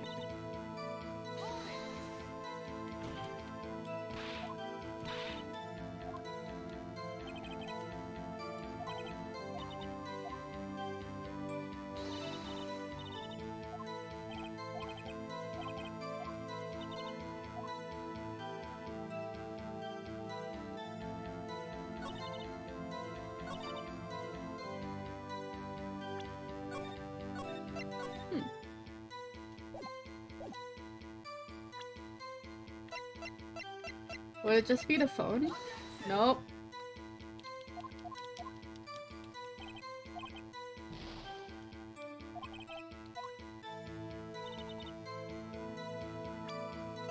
The wallet? Nope.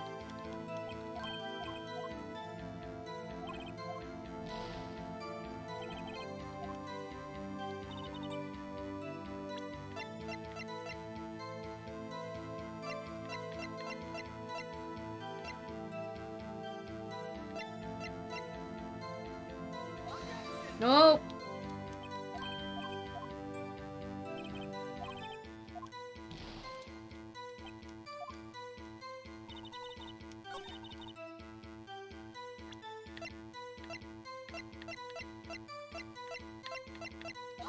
Nope.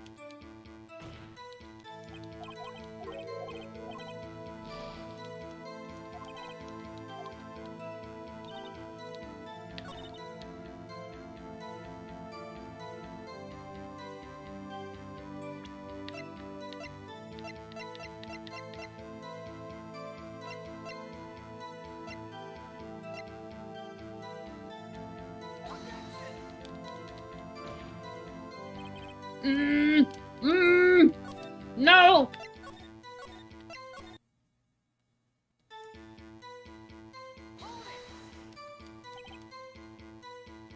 I'm not gonna ask for hints! But thank you.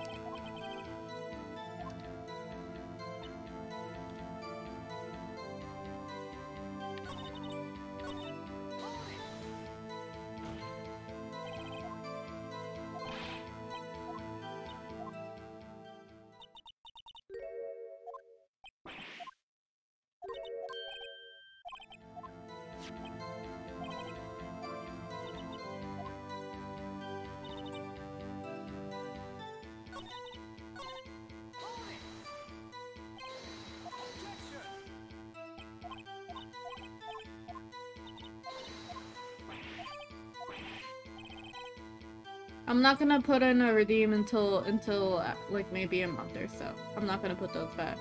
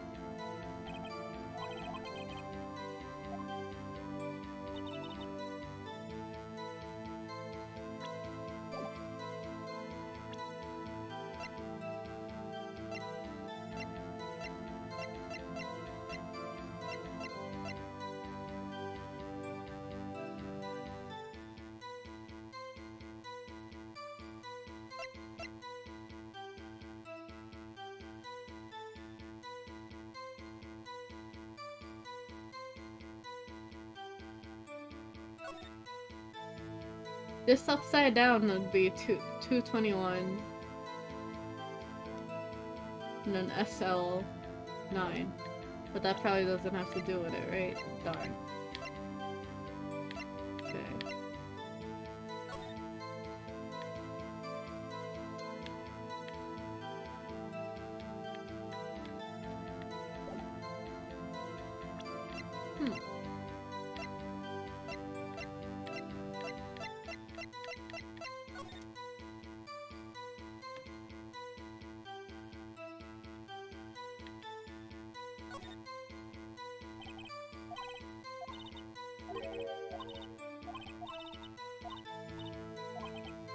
Yabba dab.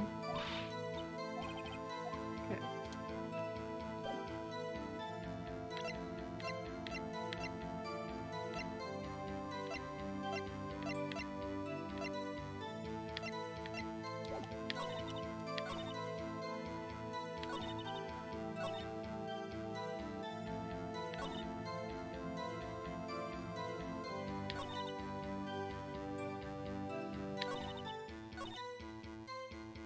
So either a motive or evidence. Single stab wound. There we go. Fuck you.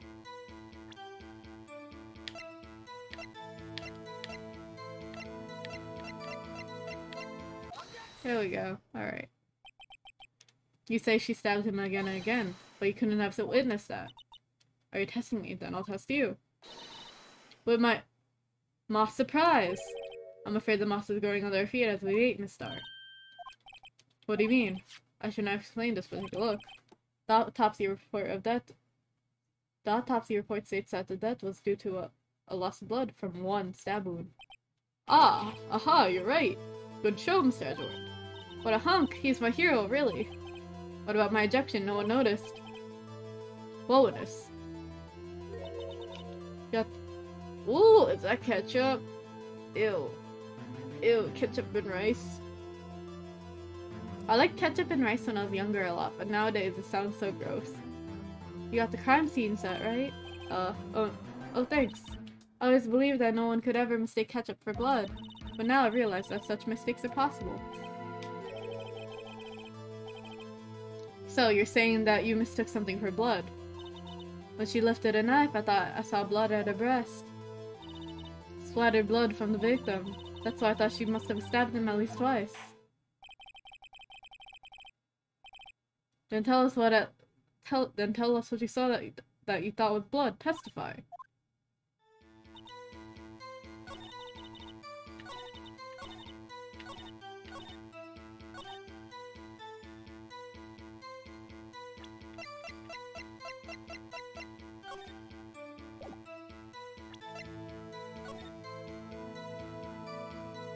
But her muffler's on in here. Just in case, saved. Okay.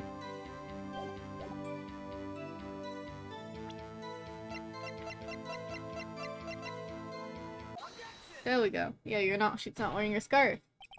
Miss Star, I demand an explanation. The witness is clearly not suited for detective work. What? The suspect was not wearing any scarf or muffler of any kind when she stabbed the victim. And yet you proved it yourself with this photograph. Huh. But that can't be. Only a professional lunch lady could be so utterly clueless. Congratulations, perhaps you finally found your true calling in life. Harsh words, but good.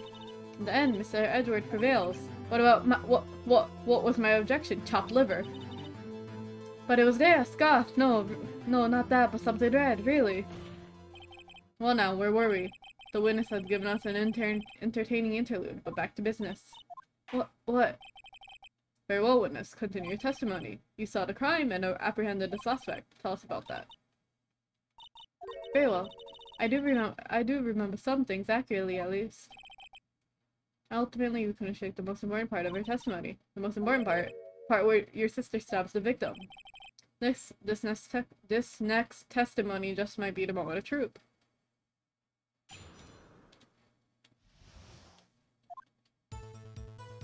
Whoa. Nice pan over. Whoa. Why did my chat refresh? Interesting. Okay.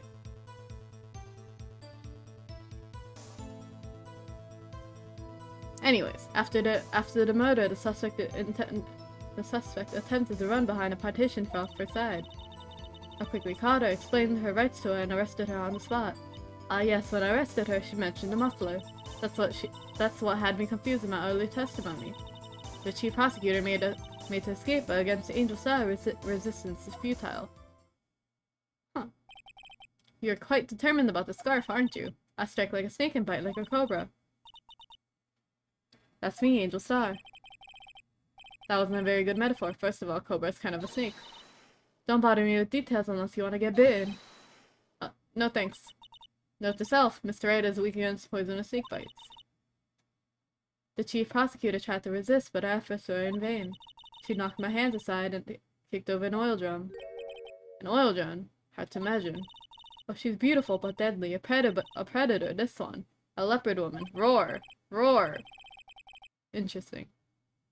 Very well, Mr. Wright. Your cross-examination, if you will.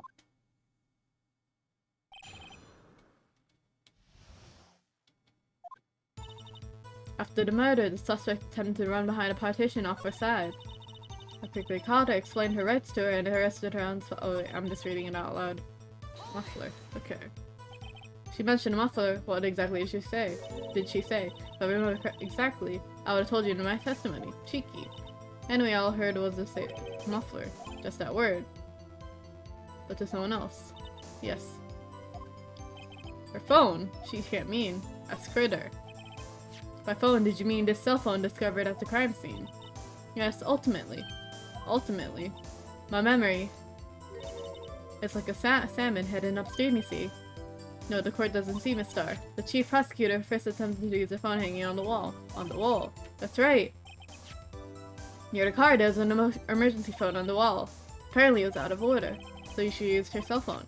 Indeed, the emergency phone was out of order that day. Good witnessing. Good witnessing. Whatever happened to good testifying? You should of course add this to your testimony. Things I do to please this rookie defense attorney. Okay.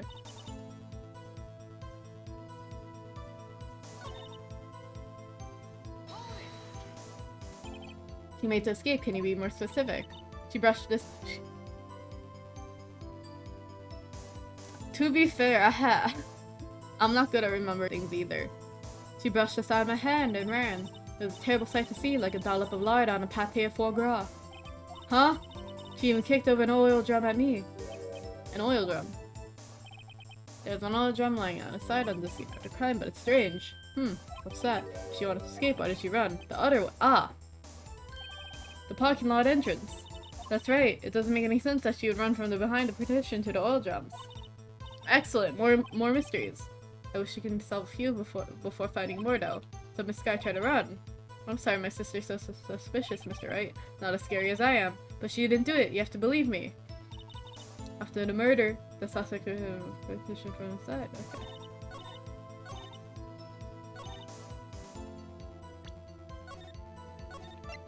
Do I have to show the map?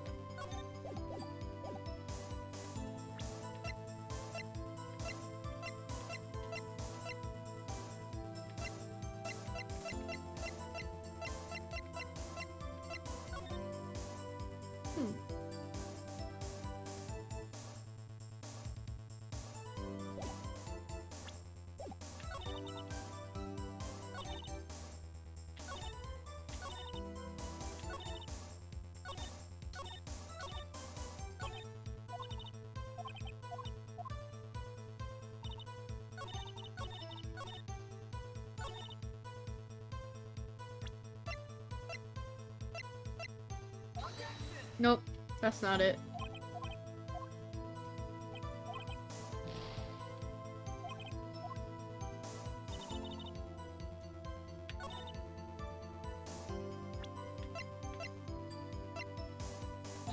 Nope.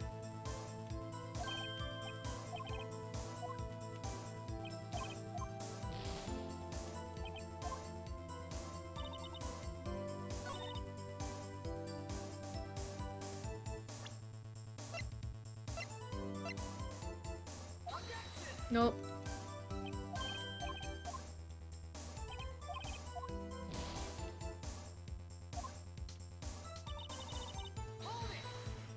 I didn't mean to press that one.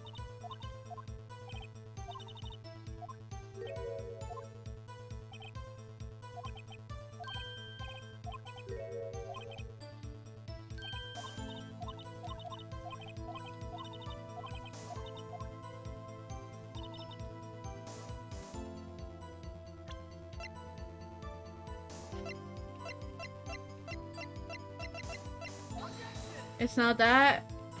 Okay.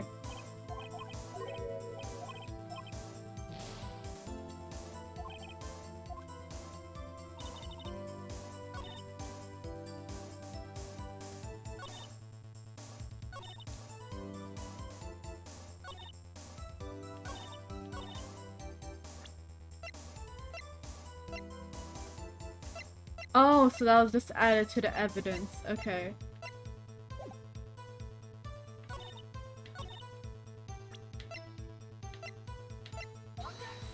But why wouldn't that just be... Okay, no, I didn't mean to say it. That's so stupid.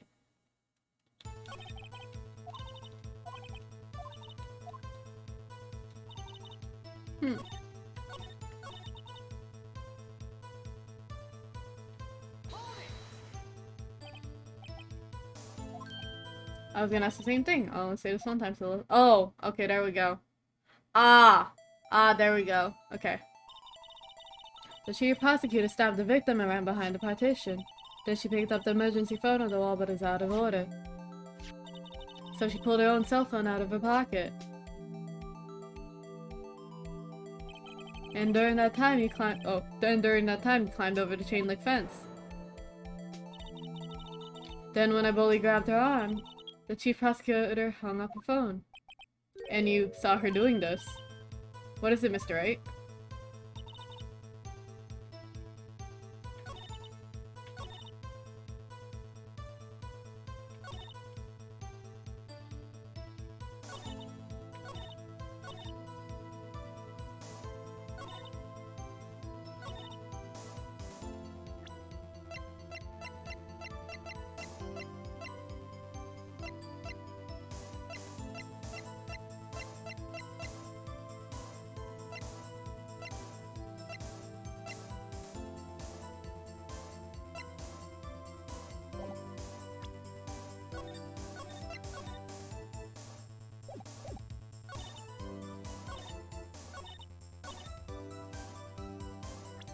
Why isn't it this? Why isn't it that? Why isn't it that?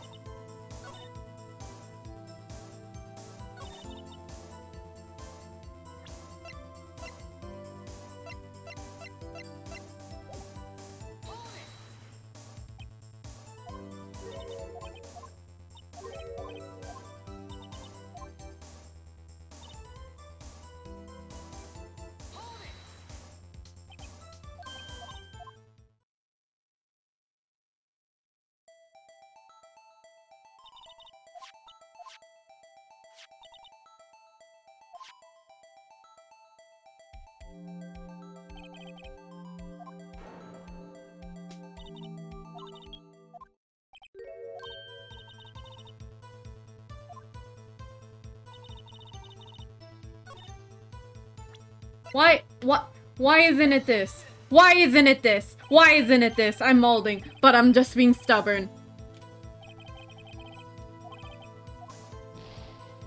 Why isn't it that? Anyways.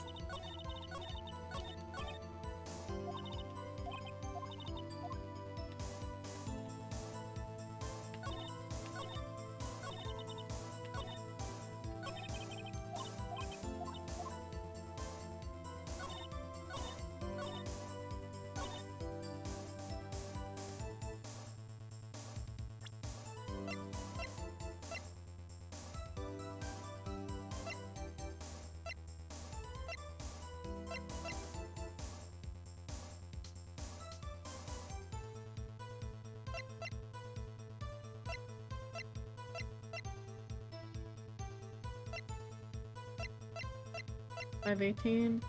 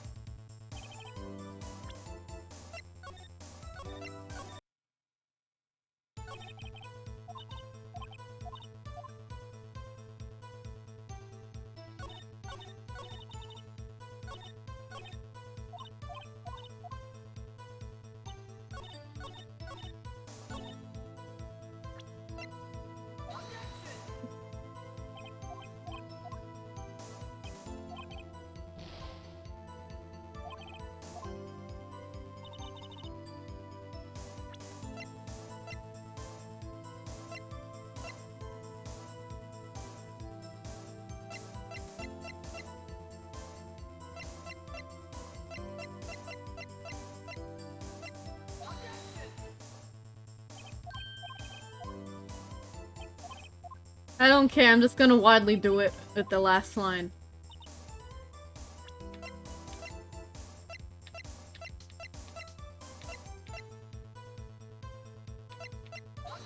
Nope. Okay.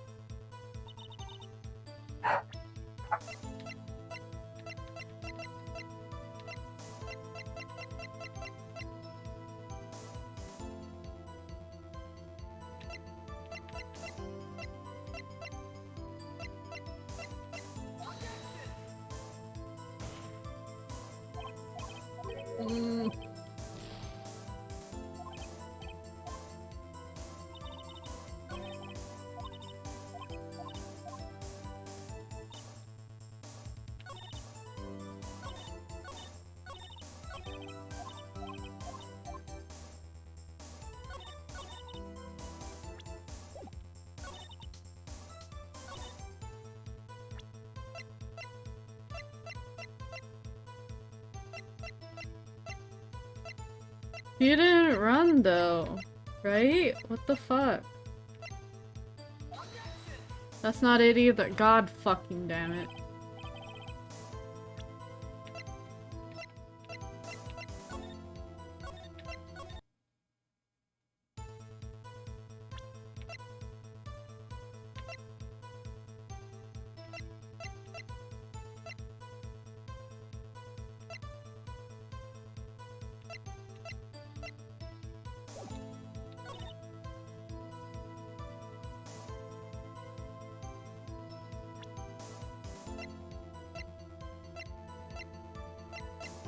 That's not the floor plans with that either. Okay.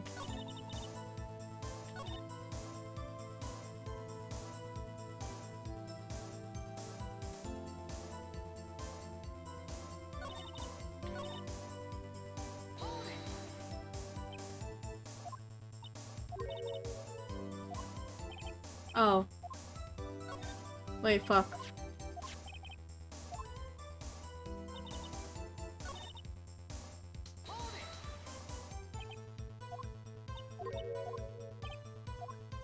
Press it. I'd like to see this on the floor plan, just to be safe.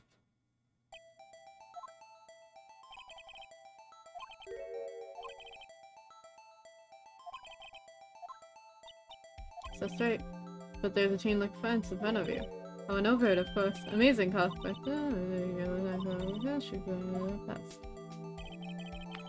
But 9 feet high too. How did Miss Sky not get away?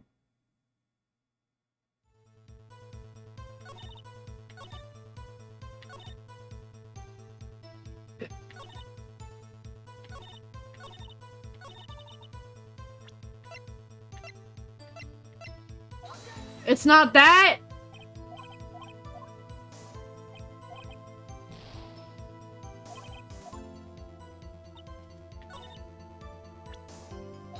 Fuck, I didn't mean to use the attorney's badge.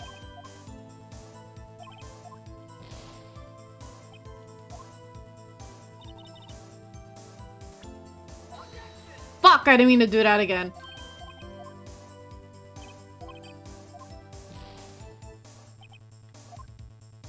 Oopsie. Is it not the floor plan? Are you kidding me? What you mean? How the fuck did she climb over a 9-foot fence?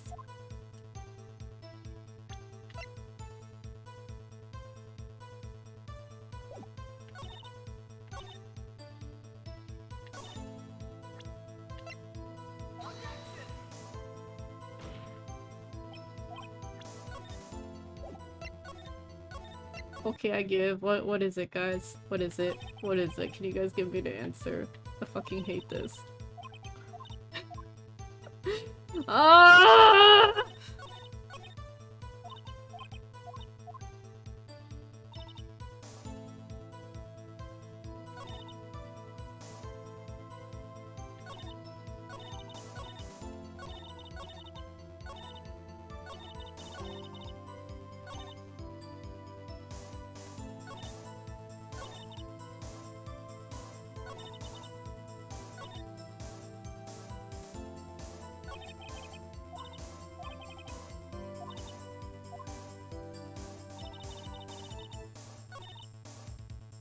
I'm gonna look it up.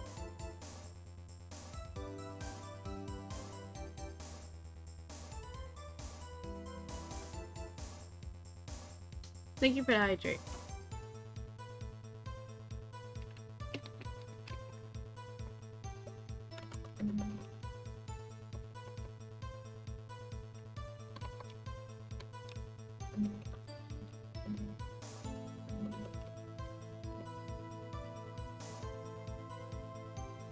Can you give me the answer if you know it? Who's gonna be faster, the row or the guide? Okay.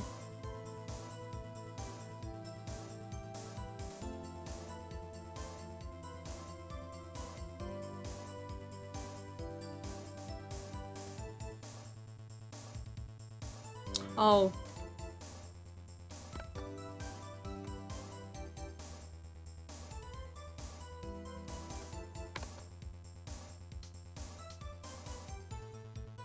What do you mean give you the testimony?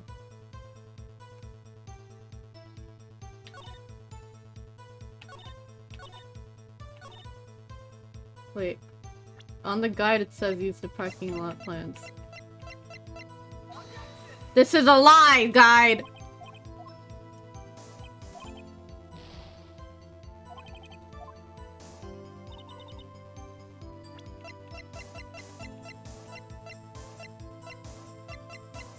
Did you mean the autopsy report?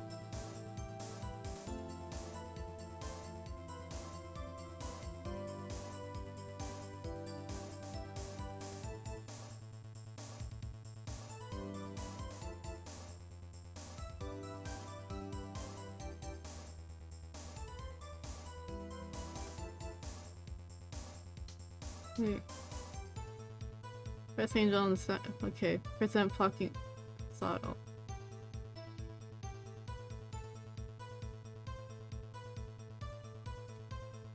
So apparently I'm supposed to fucking, alright. This is a bullshit game.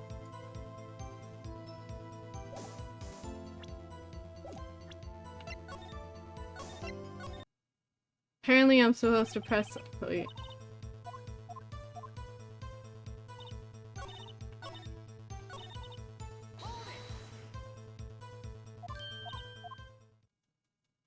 Present the phone on what?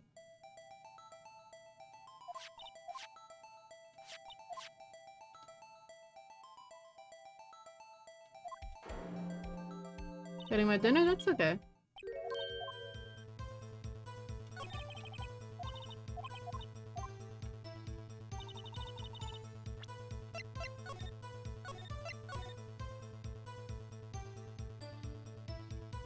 I did that before.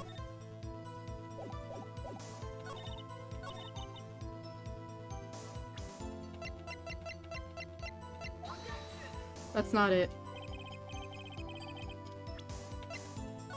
Okay. I'm gonna look at the guard.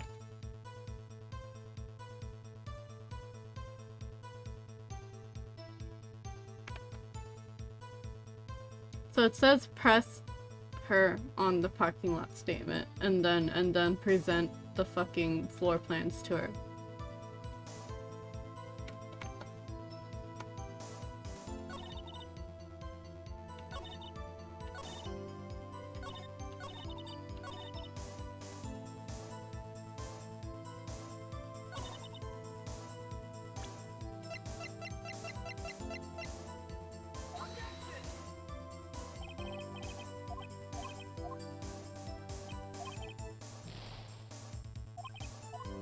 Huh? Wait, I did it wrong.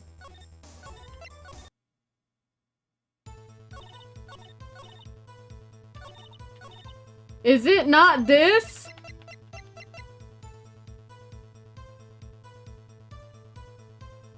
Is it not this? What do you mean remember the floor plan for a sec? What do you mean by that? Like, I don't mean to... I don't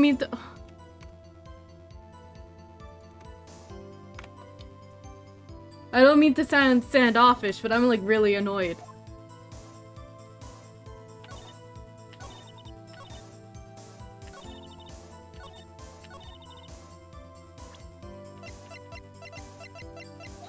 That's not it. Where she says she's standing.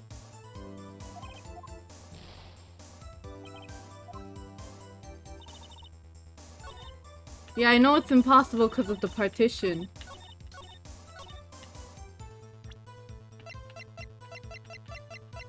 That's not it either. Fuck. Get me out of here!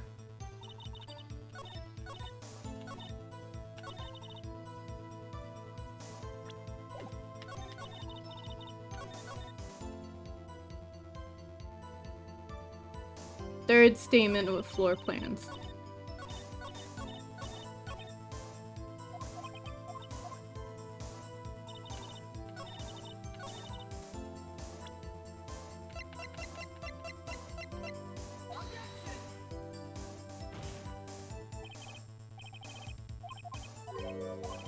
Did you mean the one with the muffler? Because that's the third one. Is it not? 1, 2, 3. That's not it.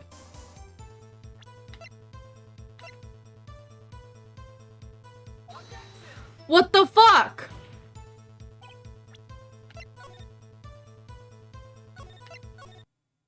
Wait, I didn't mean to save! I didn't mean to save! Oh!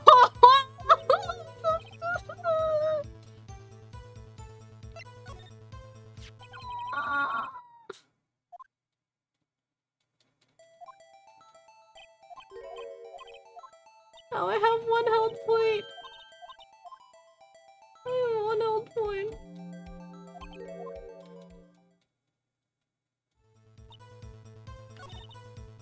Oh no, my health bar is full. Okay, we're good. We're good.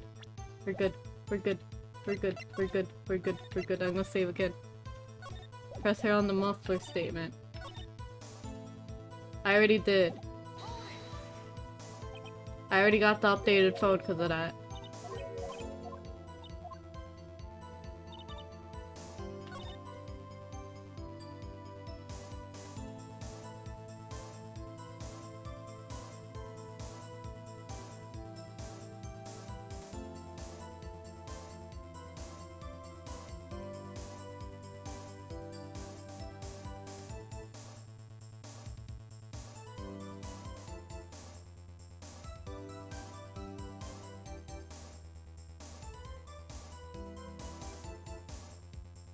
Huh?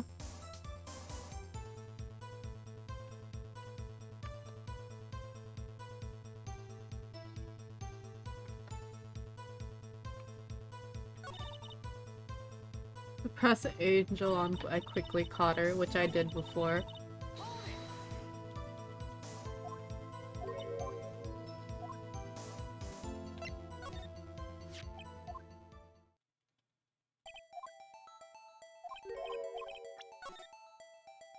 Oh fuck. Wait, what am I supposed to present? What? No. Okay. Press that bar. That's it.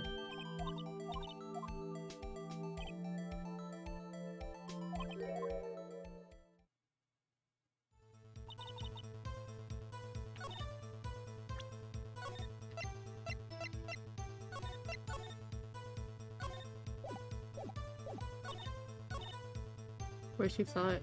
I did this so many times. Why does it work now? Why does it work now? Why does it work now? That's so fucking stupid. I'm so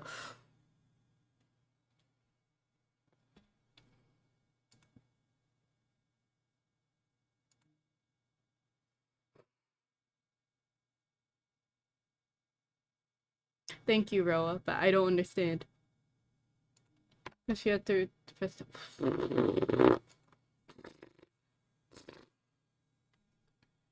Oh! Okay. Anyways. The witness is a former detective. Her testimony is unarmed by personal bias. Well, who'd have thought you would have been my knight in shining armor, prosecutor? You who, together with the chief prosecutor, kicked me out 2 years ago. Well, Mr. Starr, this is a fatal contradiction with your testimony. How do you explain this? I don't know what you're talking about. Mess with me and I'll make you cough it all up. Let's look at the floor plans. You said that you witnessed a crime from this point. However, if that's true, you couldn't possibly have seen this guy making that phone call. I believe you see where I'm getting at. That emergency phone was on the back of this partition. If indeed you were in Block B, you couldn't have seen it. Order, order, what is the meaning of this? It's simple, Your Honor. She's not coughing up blood, she's coughing up lies. That's quite a claim. Perhaps you allow me a question. Maybe I need a... Maybe. That's exactly what lie this witness has told the court. Because if the counterattack begins, I can't afford to get this wrong. The witness lied about.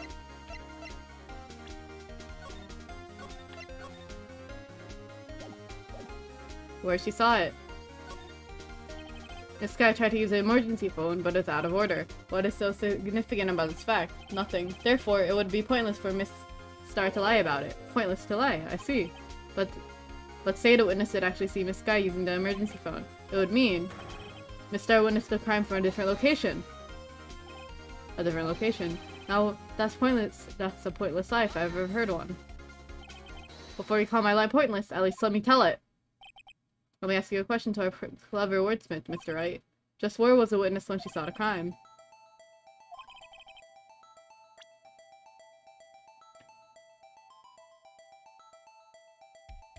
Probably the security room?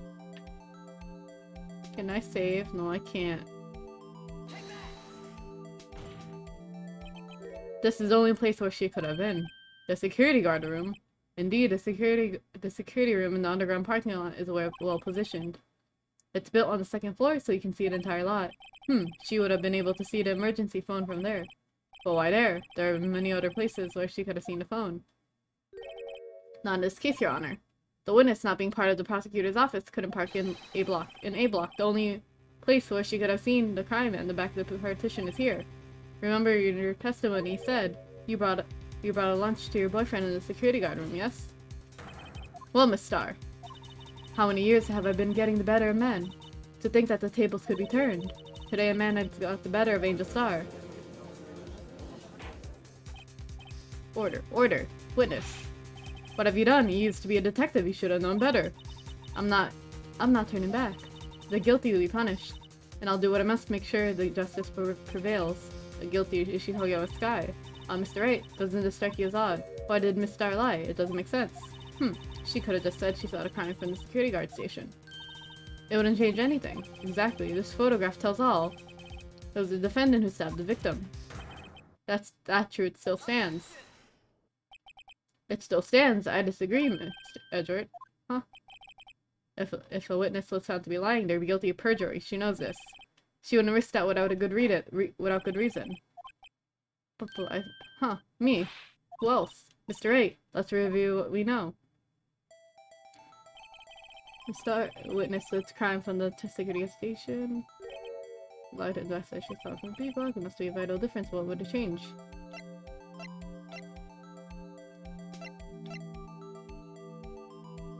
Distance to the crime. Maybe?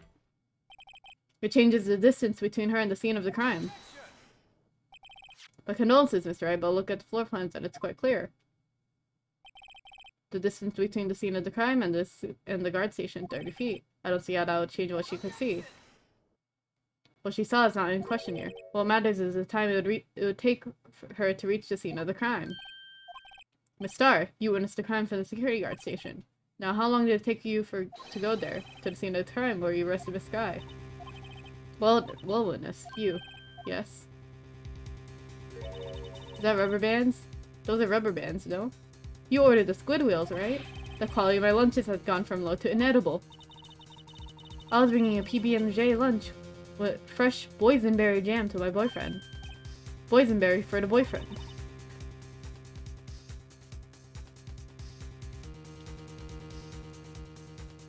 She wasn't in the station, so I waited. I witnessed the crime from the glass-walled station.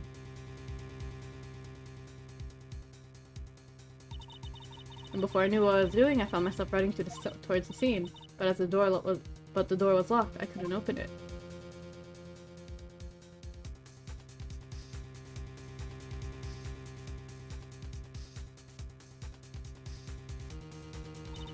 That's why I had to go through the visitors' parking in B block.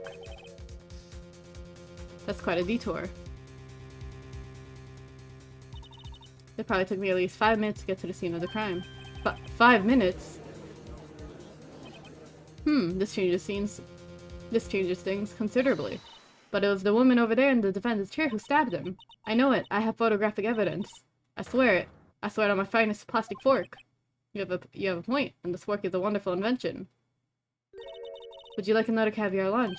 Absolutely! Mr. Wright, you have to do something. Do I have any evidence to stop this? Sure. 5 minutes between the witnessing the murder and the rest, think about it. You could have made pasta in that amount of time, if you like it al dente. I got lunch boxes that tie pasta into knots, rookie. 5-minute blank, isn't that strange? Strange. If you were a criminal, what would you do with 5 minutes, Your Honor? Well, I guess I'd flee the scene. Hey, don't get the wrong idea. I didn't kill anyone. But you have the instincts of a killer that you would run. But this time was different.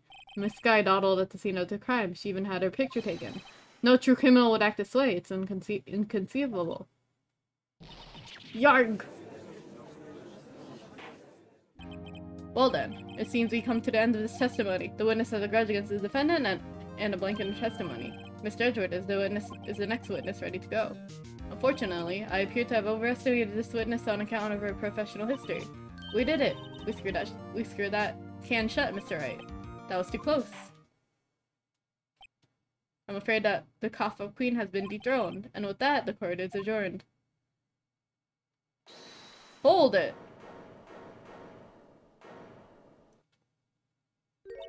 Mr. Edgeworth, you ordered the squid wheels, right? That's the one she tried to foist off on me. I prefer not to take the defense team's leftovers. Anything else to say? I might be able to save you. I have decisive evidence. What was that? This is another one of our trick lunchboxes. My apologies, but we have no further questions to ask of you, Miss Star. Ah. Is this your jumbo lunchbox? Woohoo! A triple-decker! Out of deference to the witness's determination, I'll allow one more testimony. Let's hear about this decisive evidence. Like the Lunchland motto says, you won't be disappointed. What's she gonna point out? What's she going to pull out of her lunchbox this time?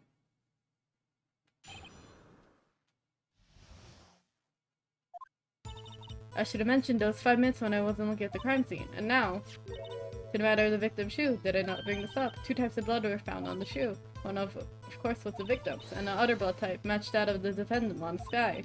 This shoe proves it, the flawless, decisive evidence. Why is her blood on it, though? There was blood found on that shoe. Try Lunchland for all your lunches and decisive evidence needs. Okay. Why was there blood on the shoe, though? Witness, what is the meaning of this? Why is it the first time I've heard of this evidence? Simple, as I already said. I don't trust you with that evidence, Mr. Edgeworth. That's why I took the liberty of investigating this myself. And you've had blood tests performed? Didn't I mention I have 3 boyfriends in forensics? In any case, Your Honor, I can't accept this as evidence. What? You must know the 2 rules of evidence law. Rule number 1, no evidence shall be shown without the approval of the police department. No words, this shows illegal evidence, at least for the time being. Is that right, Mr. Wright? It seems so. Edgeworth sure is celebrating. Not so fast, Mr. Edgeworth. Don't forget, I used to be a detective. As I mentioned previously, this shoe has already been tested by the member of the forensics department. As you can see, it was approved by police department. Even the general public can produce official evidence, Mr. Edgeworth. Is that right, Mr. Wright? It seems so. Edgeworth is looking pretty sullen. You can at least study some evidence law. Really? Oh! Their prosecution complaints notwithstanding, it appears that this evidence satisfies the first law of evidence law. However, it seems you have yet another account against you, witness. 1 second.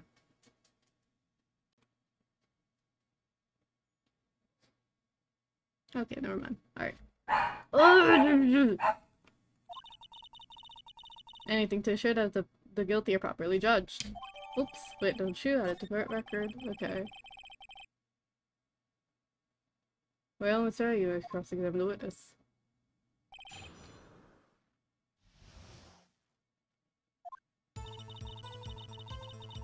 I should have mentioned those 5 minutes when I was on the green side.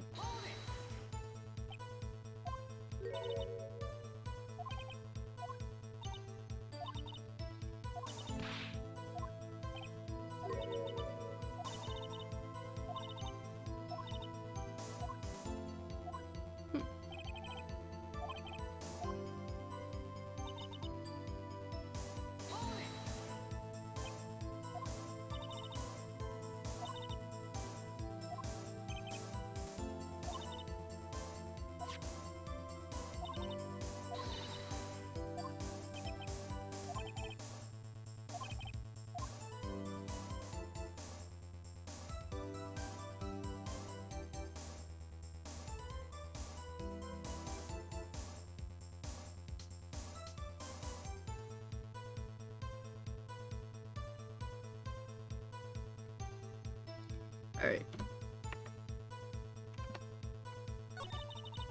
Oh, that's all this segment. Okay.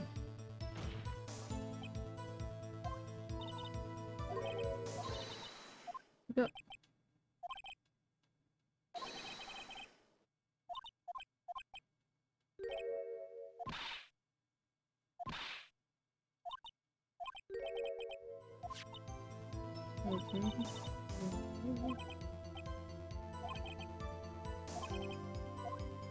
She did cut her hand, so that makes sense. Okay.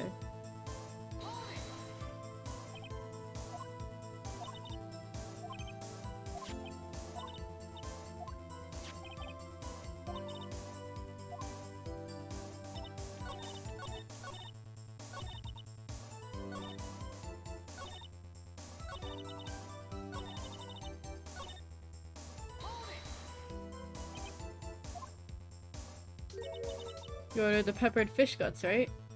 That looks kind of good. Some like it hot, Mr. Right. Some like your client. She's enough water to make a whole vat of soup. Mr. Right. Yep. Don't you have a problem with the shoe? The problem is critical. There's a problem. But not imagining things. I'd say there's one critical problem with this shoe. A clear contradiction. Technically, in your eyes, you're still very young yet, Ricky. I'll give you a proper fish cut now. We couldn't take the heat, could you?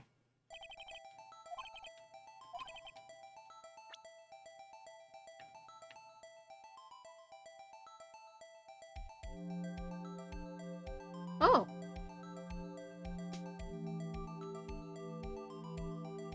There's blood underneath it.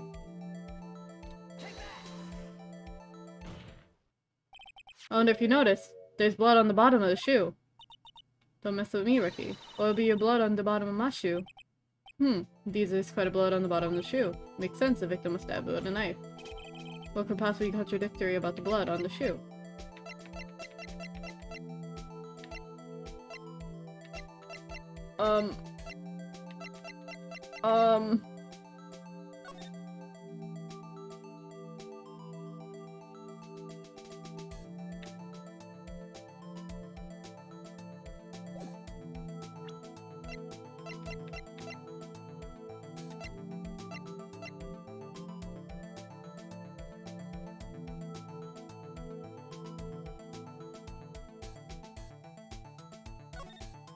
Wait, she's wearing different shoes here, no?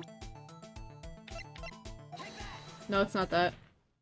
Or is it? The problem lies in the footprint. The footprint? Note that the bottom of the victim's shoe is covered in blood. Then, isn't it strange? Why weren't there any bloody footprints found by the scene of the crime? Aha! As you can see, there is no traces of any such footprints at the scene of the crime. This contradicts your claim about the shoe.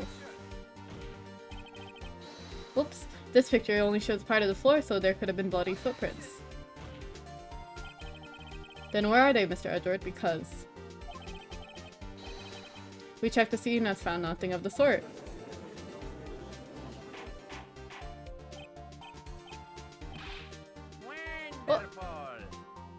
Thank you, Xynax, even though I'm molding a lot. Thank you for the 3 months at tier 2, no less. Hope you're doing well too, Xynax. Wait. Hopefully I'll mold less, because I think I'm getting better now. Whoa-ness. What? Huh?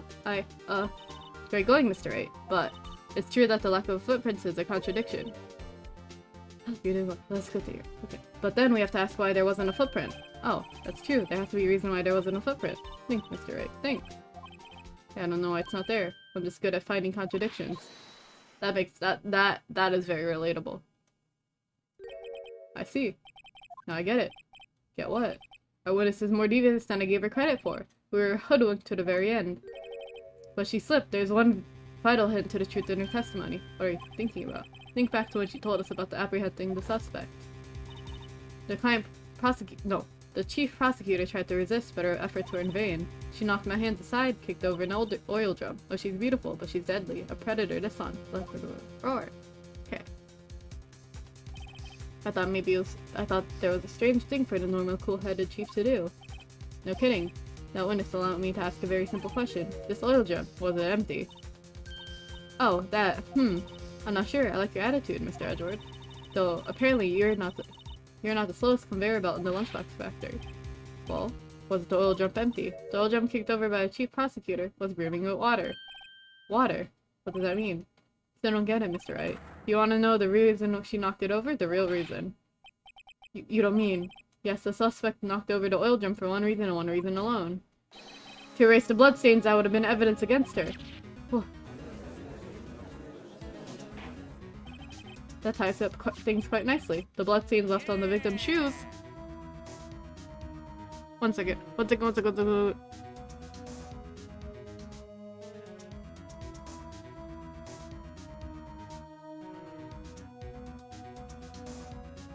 Anyways. Hi, Hated Legion. Welcome to the S1st Day. How you doing? Hope you're doing well.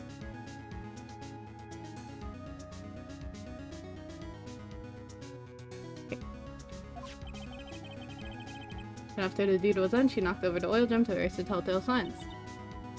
That's the prosecutor's specialty, erasing evidence. That reminds me, this guy's right hand was hurt. Yeah, did she say she cut herself and stabbed him? So that's when my sister's blood got on the shoe. Well, see no reason to prolong the trial. Mr. 8, do something, please. What can I do? Your sister has confessed to the crime and she's tried to conceal it. But enough. There is no need for further debate. The verdict, Your Honor. Very well. But Angel Star is on the prosecution's side. She could have been lying about the water. The court finds the defendant, Miss Lana Sky.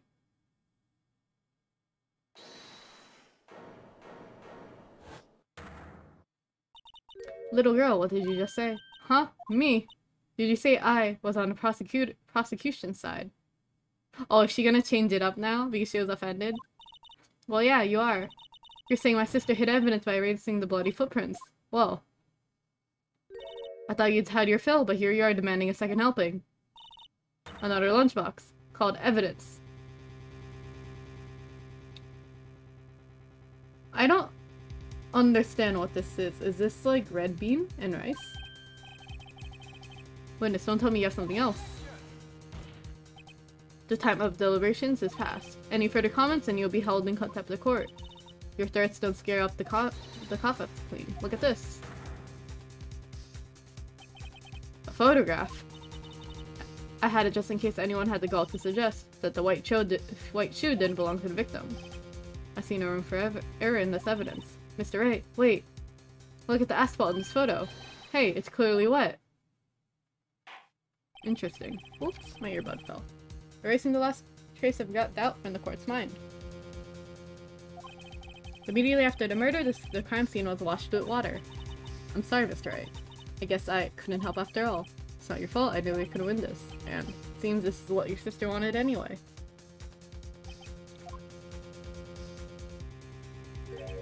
I'm sorry, Mia. Right, wet or not. Don't be so quick to throw in the towel. Get yourself off the asphalt, take another good look. Don't give up, not until the bitter end. This is the last piece of evidence. Very well. This time I'd like to declare a verdict for good.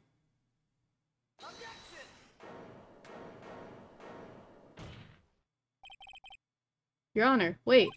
What is it with you people? Can't I hand down my verdicts in peace anymore? Whatever it is, can it wait? No, it cannot. Then it'll be too late. Look at this photograph, the last one submitted. This trial isn't over until we give each piece of evidence proper consideration. So, right. Are you saying there's a problem with this latest piece of evidence? Yeah, I'll think later. Yeah, there's a problem. Right or not, I have to go ahead with this. I suppose since we come this far, we should give every claim a fair shake. Very well, Mr. Wright.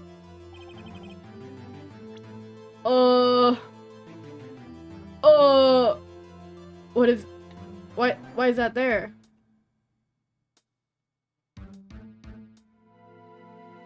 Is it this?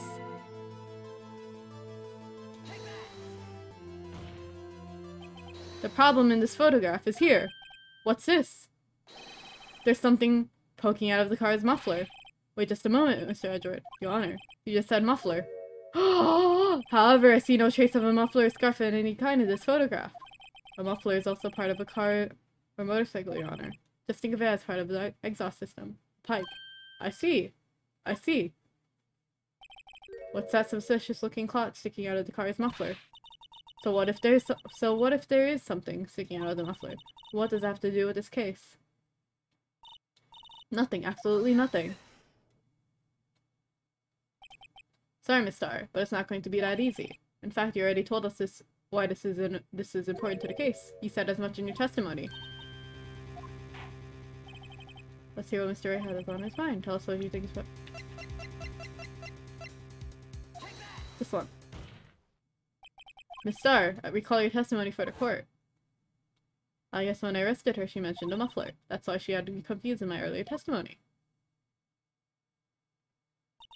Muffler. Arg! Yarg! Could it be the muffler you heard mentioned was actually this exhaust pipe? If so, that means this piece of cloth is vital evidence. Oh.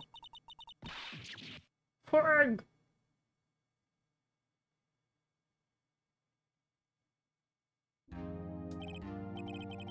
It seems we'll have to suspend the proceedings. Suspend. I find myself wondering about that piece of cloth. If we leave any question unanswered here, we do a disservice to the law. Have the car at the crime scene inspected at once and bring me the cloth. Sus. Hi, Legion. But yeah, the verdict will wait until after we've seen all the evidence. Agreed. Hope you're doing well. I suppose so. That was close, but at least we made it, at least for now. This court will adjourn for a 30-minute recess. Mogos.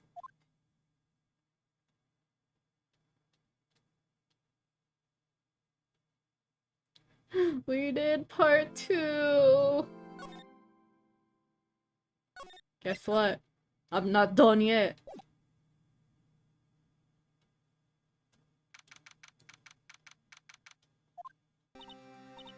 Mr. Wright, are the trials always like this with you? Like you're swimming up from the bottom of the lake, about to reach the surface, but no matter how hard you paddle, you never seem to get there. Pretty much. Except today we're swimming in quicksand. So what happened to your sister anyway? Apparently she got called off to the judge's chambers. Probably something to do with that piece of cloth. So, this is where we return to the trial round, right? Our only weapon, a tiny insignificant piece of cloth. I'm the one who's starting to feel tiny and insignificant, to tell the truth. Hola, partner. They say you show a red cloth to a bull fire up December. That's what they told me when I was a young one, at least. It's Officer Marshall. Thought I'd come take a look, see how the trial's going. Looks like I'm late.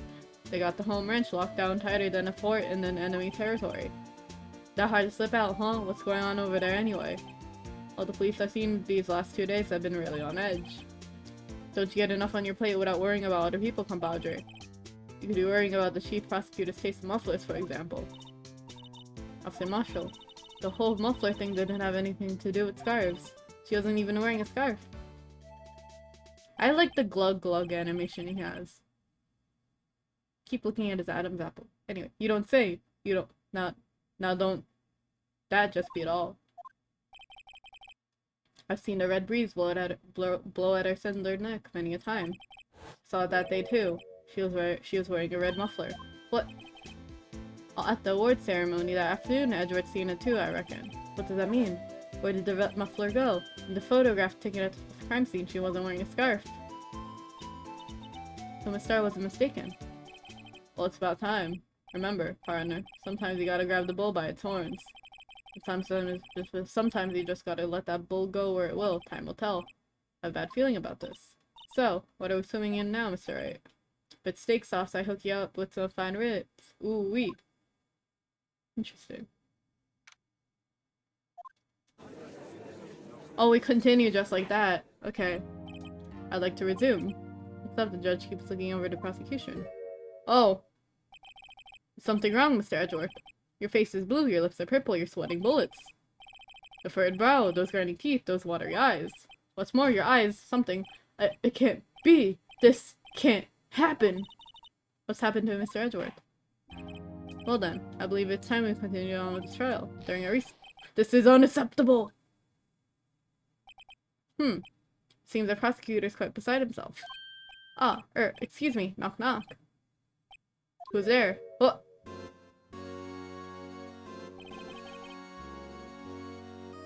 What's with this guy? Strange stuffy aura seems to be filling the courtroom. Hey, the temperature rose 5.7 degrees when that man came in. The tension. Who on earth is he? The suspense. Ah, it's you. Oh. Haha. Sorry I'm late. Uji. The roads are packed. It's just me. Long time no see. Hey, Uji. How's it been? Swim much these days? Ah, hello. No, I've been so busy. Busy schmizzy. Uji, my boy, you have to take it time. You have to make time to relax. Yes, indeed. Uji seems to be his nickname for the judge. I'm afraid you're right. Very afraid. Sorry, but who are you? Aha, so you're White Rado, the attorney. I heard many good things about you, son. Thanks? Sorry to be Sorry about our little wordy giving you all that trouble, eh? You know, we should all go swimming together sometime. Jolly. L little worthy. Mr. Wright, you don't know the district chief of police. Chief of police? He's the top-ranking police officer in the entire district. I don't like him staring at me. Name's Gant, Demon Gant. Pleased to meet you, everyone. So, what do we owe this honor today? It's been over 2 years since you last came to this courtroom, hasn't it? Well, it's worthy. Here, look at this poor fellow. I just thought I'd help out by bringing this. Hey, that's my sister's muffler. So Miss Star wasn't just seeing things. When the crime occurred, Miss Guy really was wearing that muffler. But to think that it was stuffed into that exhaust pipe. Oh, on Worthy's car, no less. He's very bright-eyed. Kind of unnerving. His beard looks like... It's really quite embarrassing, even for us. Is that the sheath? What is that? Oh! That's on the note! That's on the fucking note! That's on the fucking note! Anyways,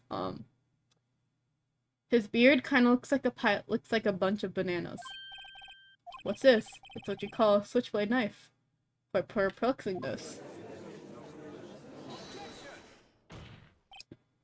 Chief, what kind of outfit are you running? Mr. Edgeworth, how could they miss such a vital piece of evidence? If your investigators are this lax, how do you expect us to do our job? Now wait a minute, Worthy. I've no desire to- I'm telling you to wait. Or didn't you hear me?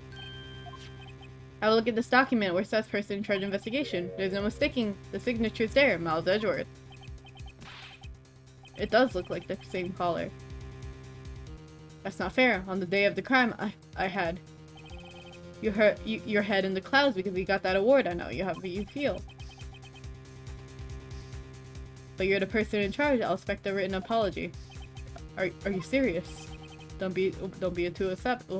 Don't be too upset. We'll find a way to clean up this mess that you made. This is the first time I've seen Edgeworth at a loss for words.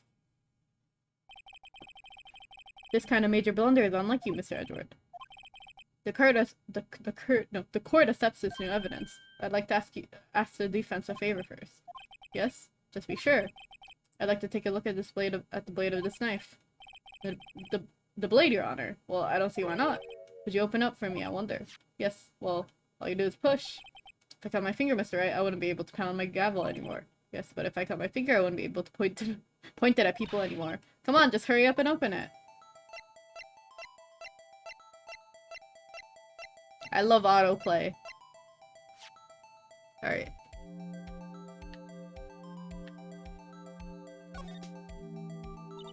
There's a small tag on this knife. Seems to say SL92. What does that mean? Well, I've heard something similar. DL6 started DL6 incident fame. But it's strange. I'm not certain, but I get the feeling I've seen this somewhere before. Letters like this are letters that looked a lot like this somehow. We love foreshadowing. Alright. Wow! Don't scare me like that! I'm the one who's scared. Oh, that's dried blood. Look at this knife blade. The tip is broken off. And this dark red stain. Blood. Interesting. This does not excuse the actions of the chief of police department. I would like to hear an explanation from the chief of police himself. I'm terribly sorry, but could I ask you to testify for us about the split between the prosecutors and the police and this knife? Sure thing, not a problem. Not even no little one, really. Department in disorder. This knife is special, but I can't say how. Here. Unless there's evidence to prove a connection between this knife and Goodman. That was a bad day for the department. We weren't in any shape to do an investigation. A detective was killed at the police department. See? What a mess. Time of the crime? 5:15. Scary coincidence, eh? I'm not officially linked to this here case, but I can't talk much about it. There was a murder at the police department. A detective. That's hush-hush information, Uji. We haven't exactly announced it yet. Wait a second. You said 5:15. That's the exact time Detective Goodman was killed at the prosecutor's office. So is it the same murder or a different murder? Anyway, we were at the department. You We at the department were all flustered, as you might as well assume. We're in the middle of a top secret investigation. Don't tell anyone, okay? I'm sure we understand the police department situation. Well, Mr. Wright, two detectives killed at the same time in two different places. The chances are really slim, scientifically speaking, of course. I'd like to exercise my right to cross-examine the witness. However, keep your questions focused on the case at hand. Okay, so we're just gonna keep pressing.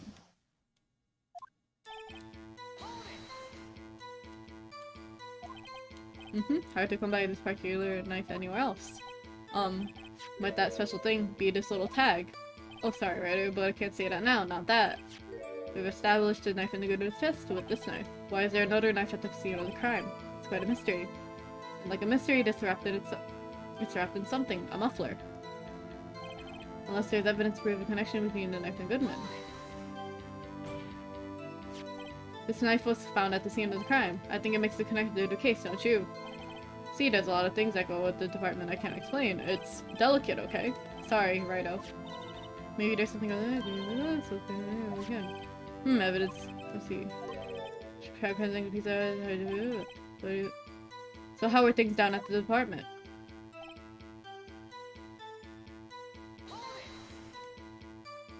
Something happened at the police department too, huh? You got a good look in your eyes there. Righto, my boy. Sharp. Hungry. So something did happen. And why wasn't I informed? Why weren't you informed? Well, why didn't you ask? No matter, I understand. You're busy. With Delana's case and all.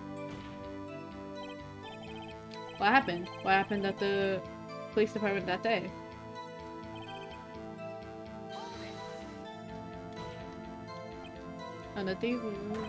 Another detective was killed at the police department. That's a fact. Surprising, isn't it, Aji? I'm at a loss for words. And the perpetrator, do you have a suspect? Well, there's a suspect. Just arrested him, in fact. Just arrested. That was quick. But there's still a lot of unanswered questions. Maybe you'd like to help, Righto. Suppose I could help. If you help me by giving me data on your case. Ooh, good one. This kid's sharp. Okay, here's the deal. I'll tell you one thing and one thing only. How the victim was killed. Well, how's the detective killed? How's he killed? Now that's the interesting part. It was what we in the force call stabbing with a knife. Knife. That's exactly the same as Detective Goodman. That's the spirit. We're cooking now. But you know, that's not the only thing that was exactly the same. What do you mean? There was more similarities between the two cases than the cause of death. Thank you for the hydrate, Ninja, and thank you for the stretch. Okay.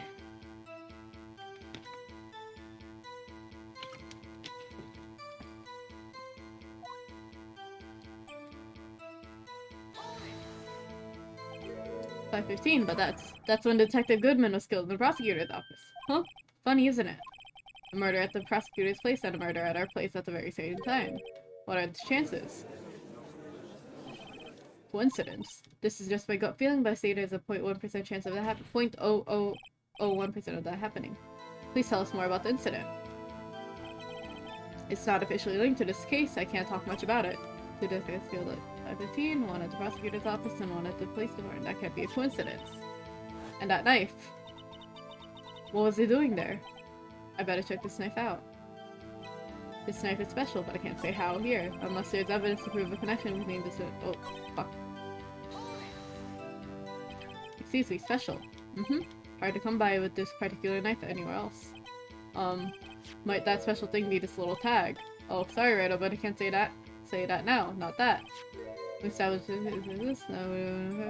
That's quite a mystery. I like this mystery about moving on the floor. Okay.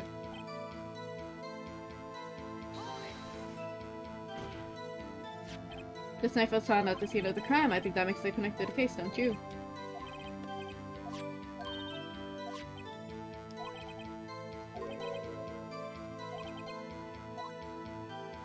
At the start of something. No backseating, but thank you.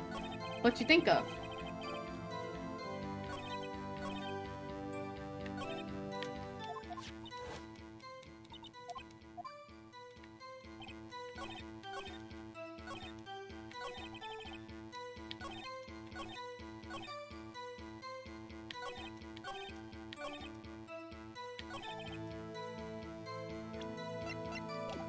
I'm pretty sure it's good now.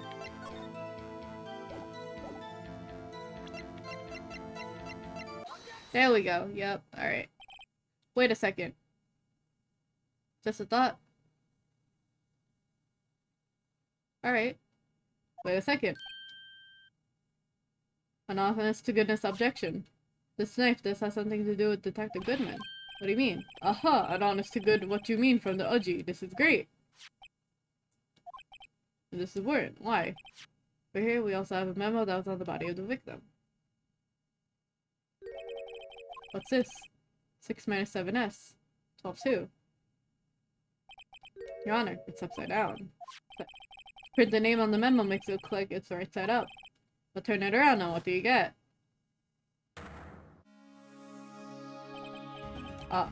Aha! Whoever wrote this note was holding the paper upside down. SL9. That's the same thing as that is written on the knife's tag. Order, order. Well, Chief. Oh well, I guess the cat's out the bag. You win, Righto. I win? What is this guy playing? This knife was evidence in a case.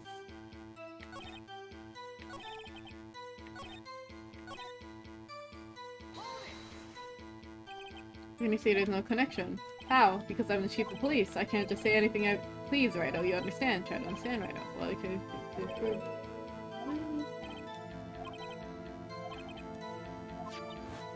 And that knife. What was it doing there? I better check this knife out.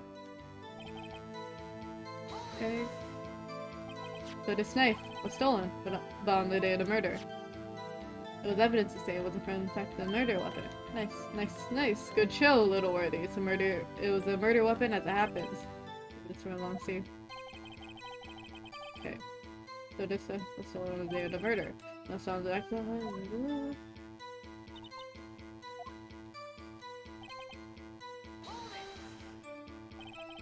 Something happened at the police department too, huh? You got a good look in your eyes there, right on my boy? Sharp, hungry. Something good happened and why wasn't I informed? Why weren't you informed? Well, why did you ask? Of course, repeat.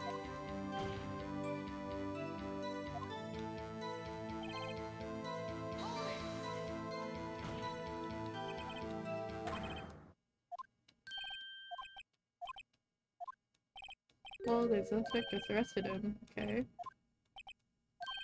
Oh, good one. That's good. Sharp. Okay, here's the deal. I'll tell you one thing and one thing only.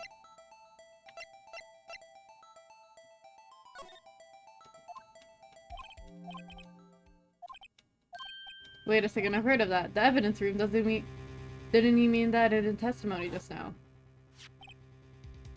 The knife was evidence in a case of stolen from the department's evidence room. There's no connection between the two cases. You seem happy, Mr. Wright. Happy? We just got handed our ticket to go town on this case. With the link between the two cases established, we finally have some leverage. Now we can go Grant to testify about the details.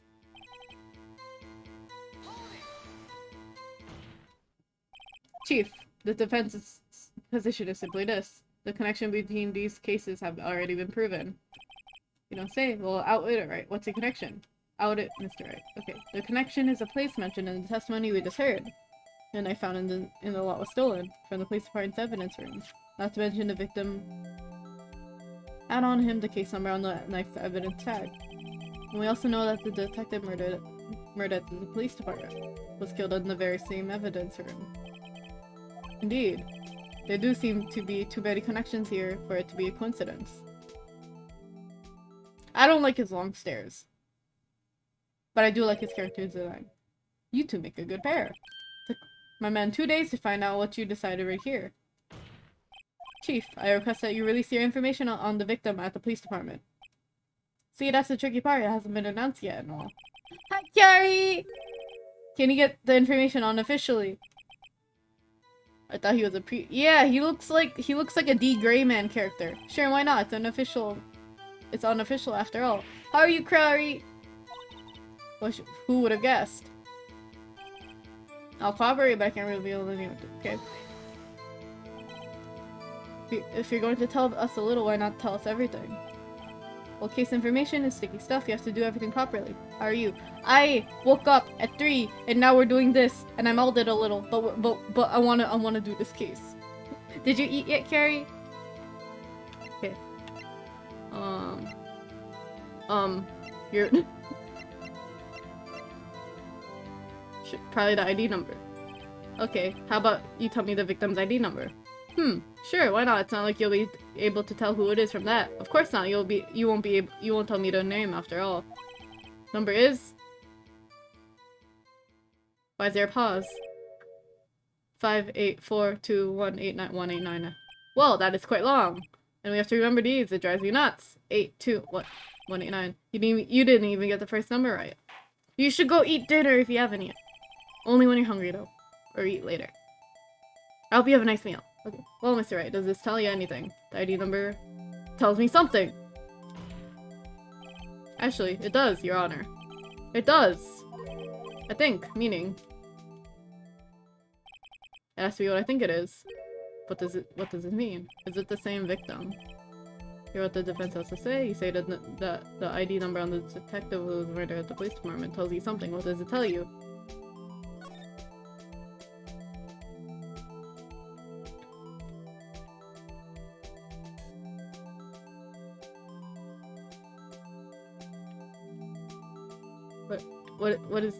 What is it?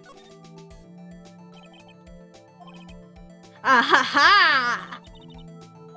Ah ha ha!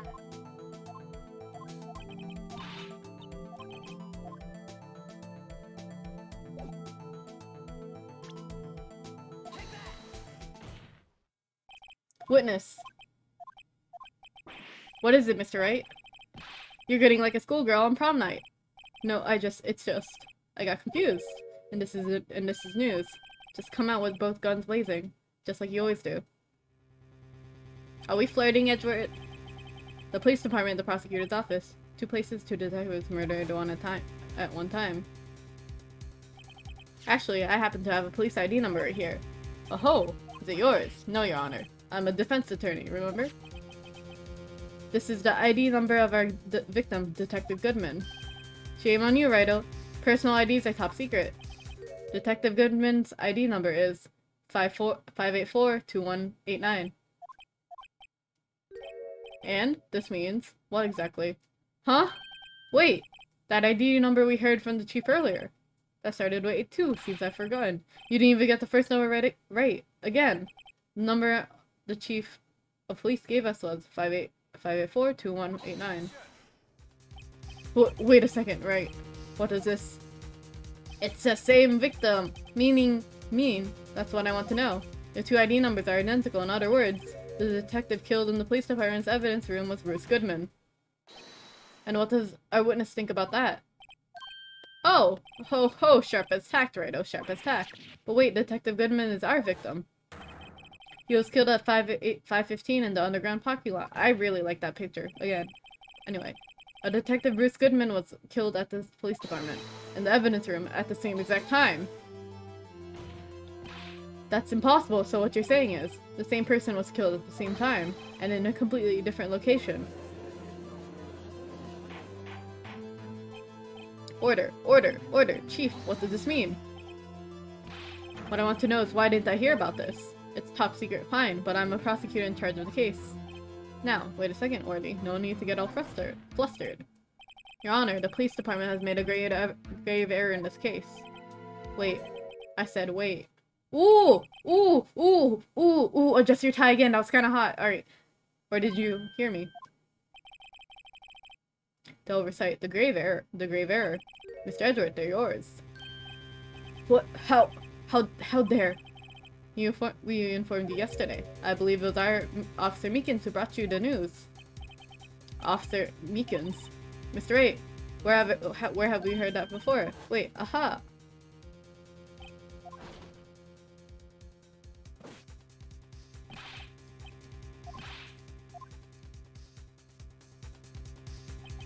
You don't mean him? According to Meekins, you didn't accept the report. Hard to believe, but your officer, he told me. He said that report had nothing to do with the Lana Sky incident. Detective Ruth Goodson murdered at the police department in the evidence room. Mr. Edgeworth, the victim's name is written on the top of the report. Go! Why didn't your officer tell me? Honestly, I'm not sure if that officer was capable of making the connection. He did seem challenged. In any case, it's a serious error, a gross negligence of duty on your part, Worthy. But sir, you could have submitted that report this morning to the court as evidence. Then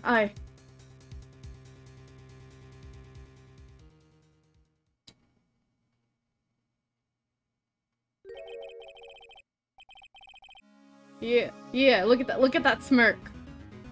Look at that. Powerful. No such luck this time, Worthy, or should I say, unworthy. What? Now what was the second rule of evidence law, Well, Mr. Wright. Huh? Oh, well, it's, rule number 2, unregistered evidence presented that must be relevant to the case on trial. And how is this rule relevant? Normally, submit a list of evidence to be used in the court before trial. This report wasn't on that list. So, what does this mean? I couldn't submit this evidence until a connection was proven in court. Oof.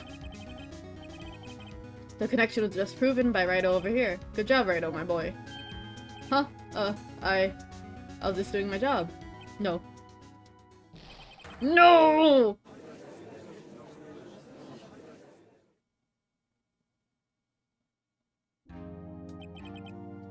It seems we have come to the end of this trial.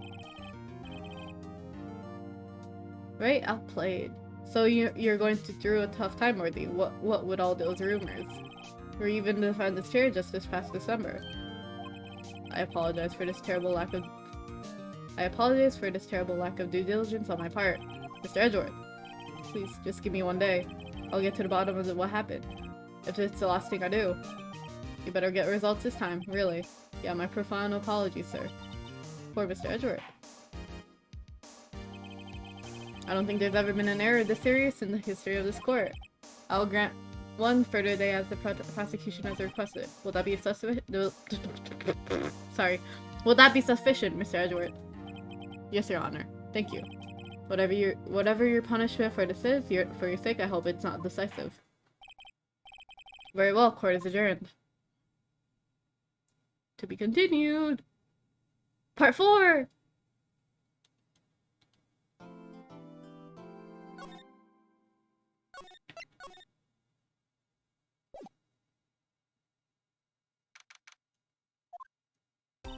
So, Mr. Wright, so what's going on with the case anyway? I'm a little confused. Well, let's see what's going on. The victim, Detective Bruce Goodson, was stabbed to death after 5 PM on the 21st. He died in the prosecutor's parking lot and the police department's evidence room. What's this in the evidence room part? The prosecution's office and the police department are 30 minutes apart by car. Well, that's what we're going to find out. Alright, let's do it. She's in good spirits, but she's going to be much help with this. Don't be so sure, Mr. Wright. Huh. Look, we're in this together, right? I'll prove that these stick-rimmed glasses of mine are just for sure. Sure. Just for show! Let's go, science awaits us.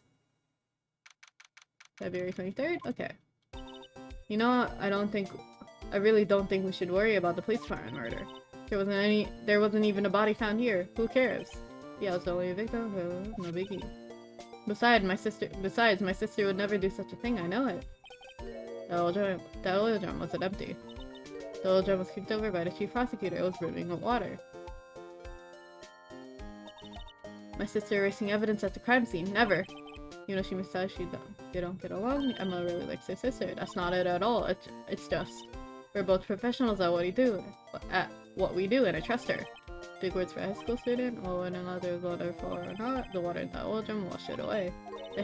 Ignore the strength of my science at your own peril, Mr. Wright. Huh? What's that good for? Oh. Interesting. We couldn't have done this before. But we didn't know about the blood before, to be fair.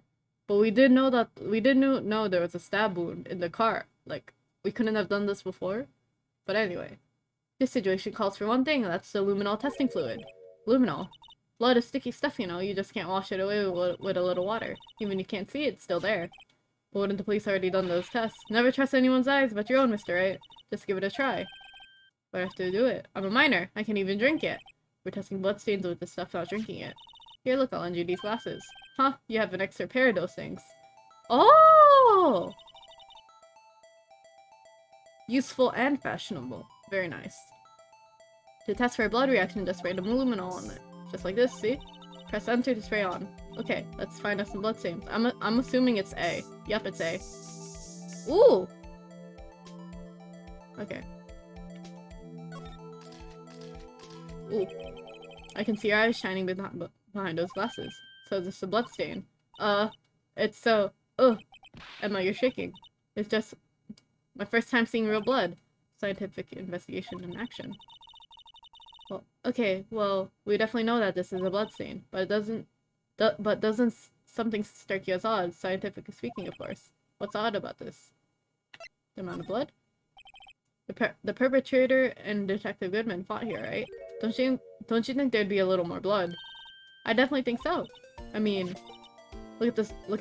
Look at all the blood on the sole of the victim's shoe. It is pretty strange. If they fought here, there'd have to been more blood than this. I'm going to mark up the floor pans when we find a blood stain. Okay? Interesting. See, I'm pretty handy to have around, right? And this stuff's pretty handy too. I saved up my allowance to buy that. Okay? We can be sure that the police will reveal all the evidence in court. Sometimes they fail to mention the evidence that doesn't fit in with their view on the case. Then let's drag that hidden evidence out in the light of day. Yeah. Feels like we're really investigating crime now, doesn't it? Ah. I wonder that fluid of yours would react to a nice deli box. The star. You only trust your own eyes. Not bad, you two. Ooh! Ooh! This day old deli box is on the house. But that looks so good, but it's a day old. Sorry, it's just that kind of lead doesn't really get my mouth watering. Okay. Today's trial. Certainly put me in a tight spot today. My apologies, Miss Starbuck. No, it's okay. It's my fault. Oh, we know. I witnessed everything from that security room right there. But I was afraid that you wouldn't sound convincing enough, you see.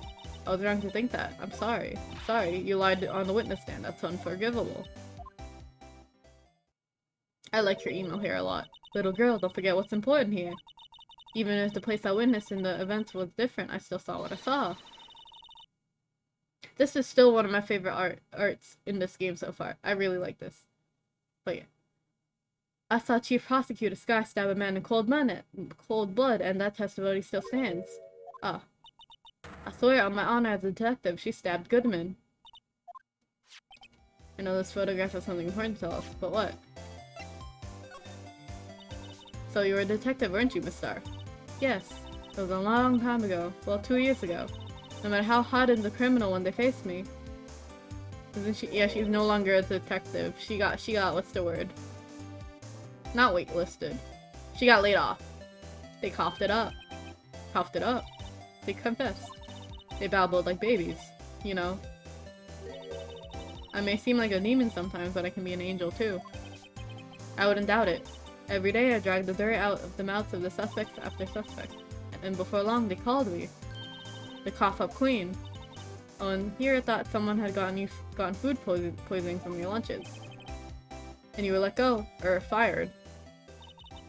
I felt that I found my dream job where I became an investigator, and these prim and proper prosecutors hadn't let me go, I'd still be one today. It's all because of that case, the SL9 incident. SL9? Wait, she doesn't mean.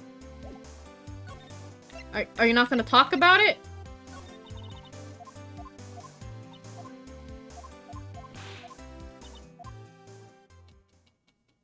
Skip.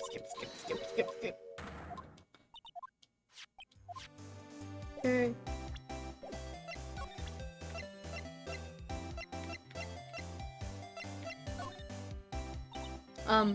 What do you think about this? The SL9 incident, it's written on that knife. And on that note. Goodman. Goodman was the head detective on that case, you know. Really? That knife was evidence for that case, the murder weapon. It was due for transferal the very day that Goodman was killed. As I suspected, SL9 isn't over, not yet. Do you think you could tell us more about the SL9 incident? We talk about it now. Why aren't you talking about it?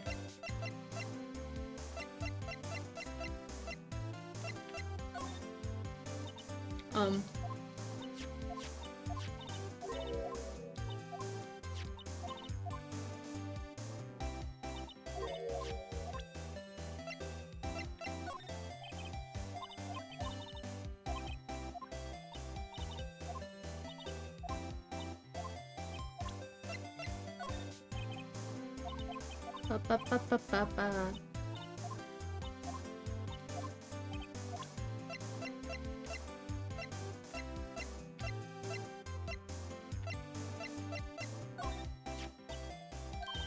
Second year, the coffee clean, right? On the CD in the parking lot? Well, there's no mistaking, it's definitely good in its butt. It's the same idea as the man who was killed at the police department. That's impossible. Be so sure. Nothing else. Gratitude? Why, if I hadn't witnessed the crime, the stranger would have been the suspect. Why didn't she press the other murder? Okay.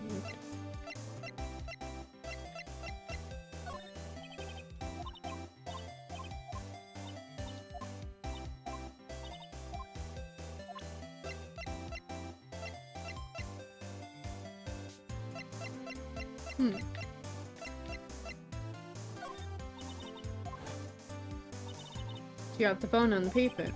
That's when you heard her talking about the muffler, right? Little did I know it was a trap. The red car's muffler and the prosecutor's red muffler. Alright.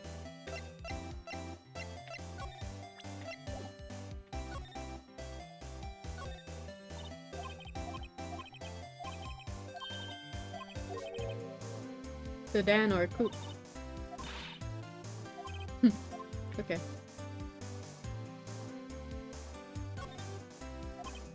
Yep, daily, okay.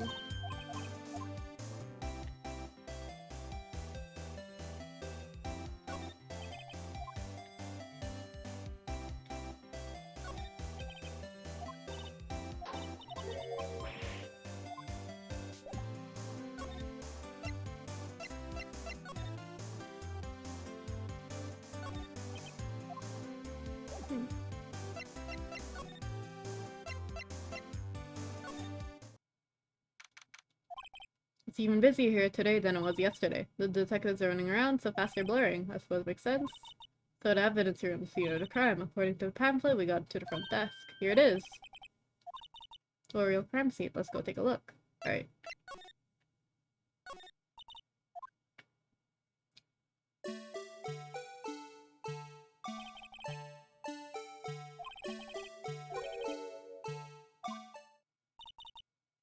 Gonna take out his batteries. I just can't help but feel like he's going to do something naughty. Is that foreshadowing? Most likely. Alright.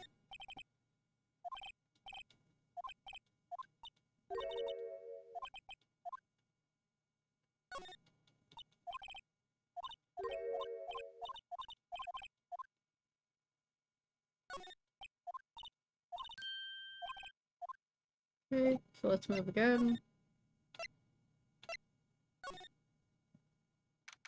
Gumshoe, are you in here? Same detective was killed at the same time in the prosecutor's lot. Makes my head hurt. Well, first things first, let's go check out the police department's crime scene. You sound dead set on investigating, but don't mess up or we can wind up dead.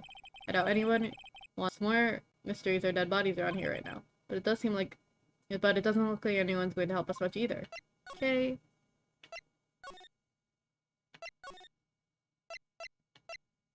Guard station. So was it? Y'all got cactuses? Alright. What's with the decor in this place? It's very eccentric. According to the pamphlet, this is the guard station for the evidence room. So beyond that door is the evidence room, the scene of the crime. I'm sure he seems that way. Oh. Oh. What's wrong? It's those cacti. They're so prickly, so imposing. It's so hard to think straight. If you can't handle the cacti, stay out of the desert. What I want to know is if this is the guard station, where's the guard? I have a feeling I know who he is already.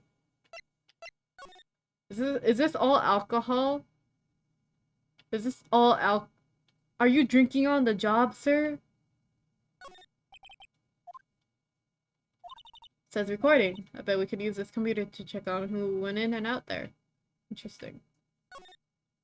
There's a security guard uniform hanging there. It looks more like a costume than a uniform, honestly. A leather jacket, leather pants, leather. What's that called again? A poncho. That wasn't it. It's poncho, but I think I'll keep that information for myself for the time being. Yeah, pistachio must be prickling. There's the real deal. I would think there's one that just one big one would be sufficient. These cacti are a lot like my sister, actually. How so? Encased in a cold, rigid shell with spines pointing in every direction. It's just like her. I'm not so sure. I see a resemblance. It's more like an attitude thing than a physical similarity. This swinging door makes the case look like some kind of saloon. But look, it's nailed shut. You can't get in that way. Of course not. If you went in through here, the cactus would fall over. Ouch. I'd say it's more like a yard myself. Texas! Wait, there's a lasso. Look, on the floor, a lasso. Looks like it's a setup to trap something. Trap? Wait, I know. Maybe someone was trying to catch a wild bull here, but the lasso missed. You should have an active imagination. Go over the counter? Probably. You know how cool it would be to just jump over the counter into your office? The evidence room is beyond that door. Let's go walk in. It won't open. I thought it'd be open. I think we need someone's permission to go in there first. Interesting. Look at that. There's a whiskey glass too. Jeez.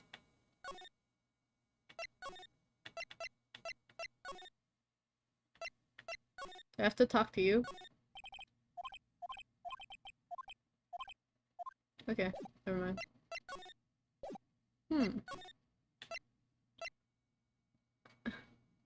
So did that work? I break the table. Can I talk to you? Looks like Miss Guy's in questioning. I hope the detectives aren't yelling at her. How did you kill him in 2 places at the same time? Can you imagine? How's she supposed to answer that? Wait a second. Did Miss Gant say they arrested a suspect in the police department murder? Let's go back later. Okay. Da da da. Da da da. Da da da. Well, this place is as classy as today as it was yesterday, and I'm sure it'll be just as classy tomorrow, Emma. Incidentally, Edward's not here. I'm sure he's off doing important investigations. I hope that's what he's doing. We have to go back. Alright.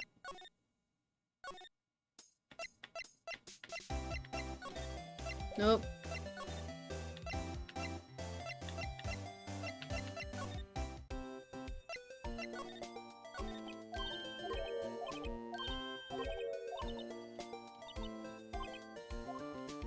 Oops, I pressed that way again.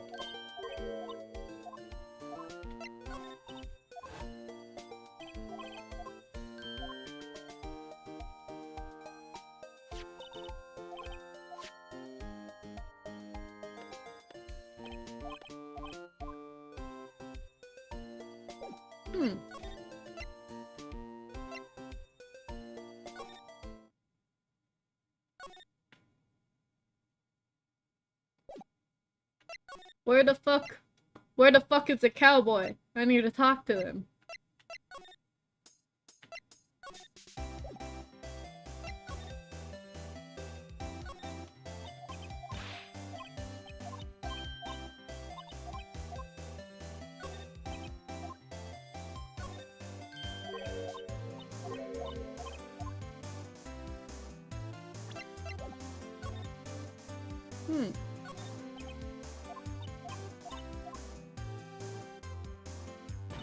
Eek.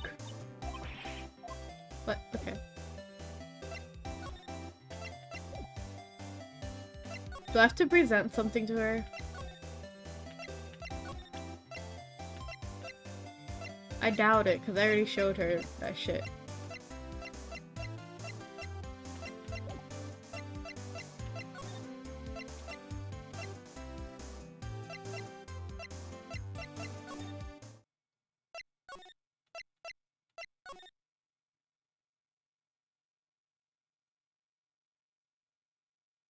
She sells lunchboxes. He's in the guard room by the looks of it. But I wonder if there's more as well.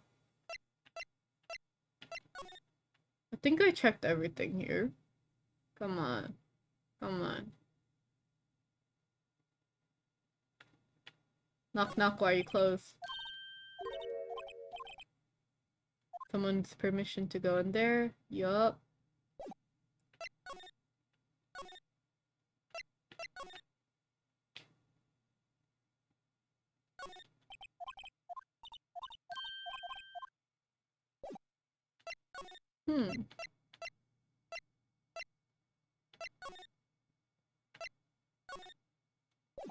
That's the security room? Yep, and then we gotta get to the evidence room, but it's locked. It looks like the only person I can talk to is the lunch lady.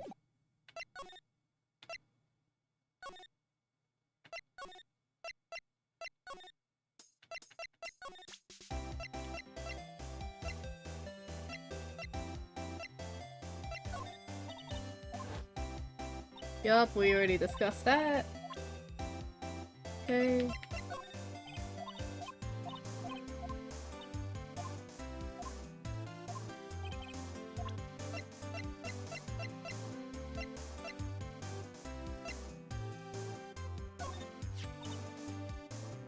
If you think about it, I could have taken that picture from the guard room, but even I get flustered sometimes, so I went straight to the scene of the crime. I rushed towards the chain link fence in order to stop the murder.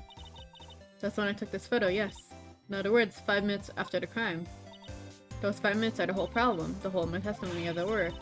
If 5 minutes weren't the problem, Miss Star, you lying was the problem. Listen, little girl, I had my testimony discarded before, and I wasn't going to disregard it again. Just like that time. That time? We're gonna talk about it now. There we go! That was the hint, not the knives. Alright, makes sense. The incident really opened up my eyes to the truth. We were nothing to them. Disposable. Disposable? To who? 2 years ago, it was the biggest case I'd ever handled. Damn! Damn, girl! The police and the prosecutors were desperate for decisive evidence, so they didn't solve it. On the contrary, it was solved quite cleanly. The criminal was caught and executed. Yes, the criminal got what's coming to him. It doesn't get any cleaner than that. The only problem was, they never did find decisive evidence, not a shred. But the criminal was executed, right? On the basis of evidence of a sort, made up evidence. You mean they executed someone with fabricated evidence? The best part came several months after the trial. Every detective involved with the case was dealt with. Some were demoted to patrolmen, the others found a civil job. And you were one of those. Myself and one other person you know well. What could it be? Exactly, Detective Jake Marshall. Oops, I mean Police Department Security Detail Officer Jake Marshall. Alright, Detective Marshall. As professional detectives, we investigated that case from every single angle. Oh! Hi, Chase! What were you playing? Pokemon Unite! Did you get dubs in Unite? Let me say hi to everyone. Hi, Chase. Hi, Quan. Hi, Richlich. Hi, Lauren. Hi, Lavkin. Hi, Jess. Hi, Chase. Hi, Annie. It's me again. Welcome back again. We won some, we lost some. Nice. Wait, let me alt tab back. What the heck? What the heck, game? Huh? Huh? Huh? It won't let me. Hey, I'm stuck in big picture mode. Oh no. Oh no. Oh no. Oh no. Oh no. Oh no. Uh-oh. There we go. Alright. But, oh, thank you for the hydrate, Cal. Hi, Cal. Make sure you eat after your stream if you haven't eaten yet. And thank you for the raid again. One day I'll play Unite. I really wish Jellicent was in the game though, because she's my favorite Pokemon. See. But yeah. Well, Phoenix Wright has been doing pretty good. I molded a little at one interaction in the jury, but other than that, it's been going pretty good. Hopefully, I can finish this act today. That is my goal, but I understand if it's not possible.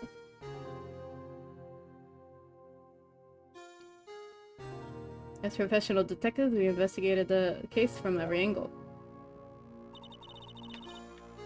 Jake was particularly determined. Angel's so pretty, like without the onigiri in her hat. And then it was over, and he was demoted. However, he hasn't forgotten, and neither have I. You haven't forgotten SL9.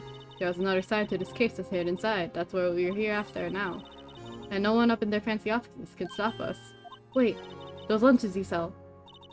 There's only one reason I come to sell lunches in this accursed office. I come to meet old friends, boyfriends that can help me investigate. Miss Star's old boyfriends. How many does she have anyway? She's so powerful. What a girl boss. Just when all the detectives on SL9 have disappeared, we find new evidence. There has to be a connection. So, Rookie, well, it looks like you're serious about investigating this case. Steak!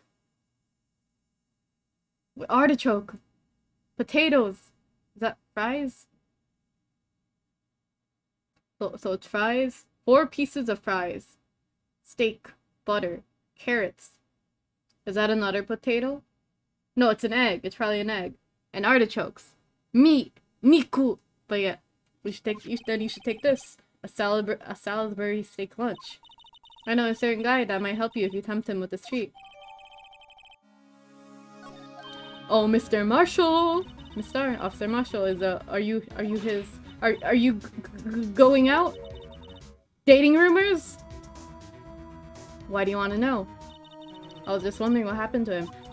I think it's insane that some cultures think that you not being open about dating someone is considered a scandal. Anyways, long time ago when he was helping my sister do the cases, he was so nice. He got along so well with my sister. It made me jealous. And he was nice to me too back then. This would be when Officer Marshall was a detective. But now he's so cold. Jake and I are merely cooperating on this investigation. We're putting on the past to the rest, as it were, nothing more than that. I see, thank you. Officer Jake Marshall. Now can we go back? Can we go back to here? Yeah, cutscene. This place is charged of frantic energy, as always. Please. What's that? 1 steak lunch, please. Oh, it's you.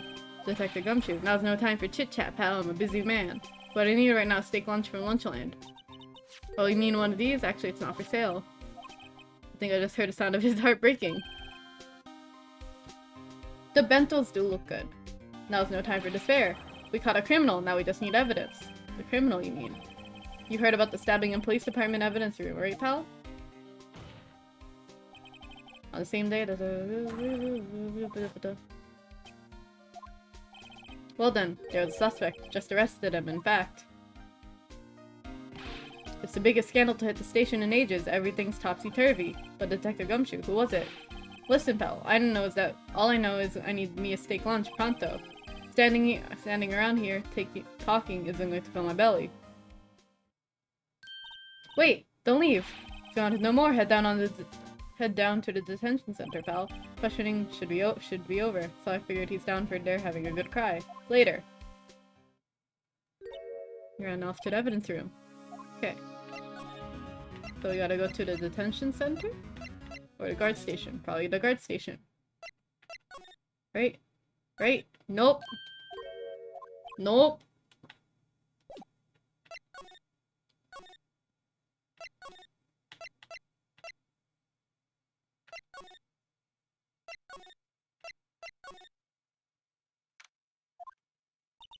Still, I do feel better about things, a little.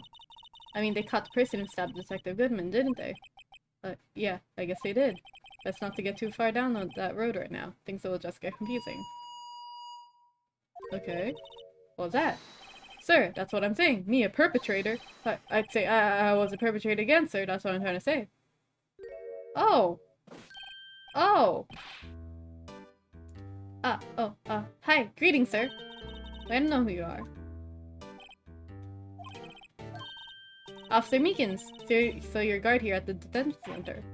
No, sir, I'm not, sir. I'm a little lost patrolman. I'm just like a little lost lamb, sir. Oh, I get it. You're here to deliver a report. No, sir, how should I say this? Wait, he isn't, is he? You, Officer Meekins, did you?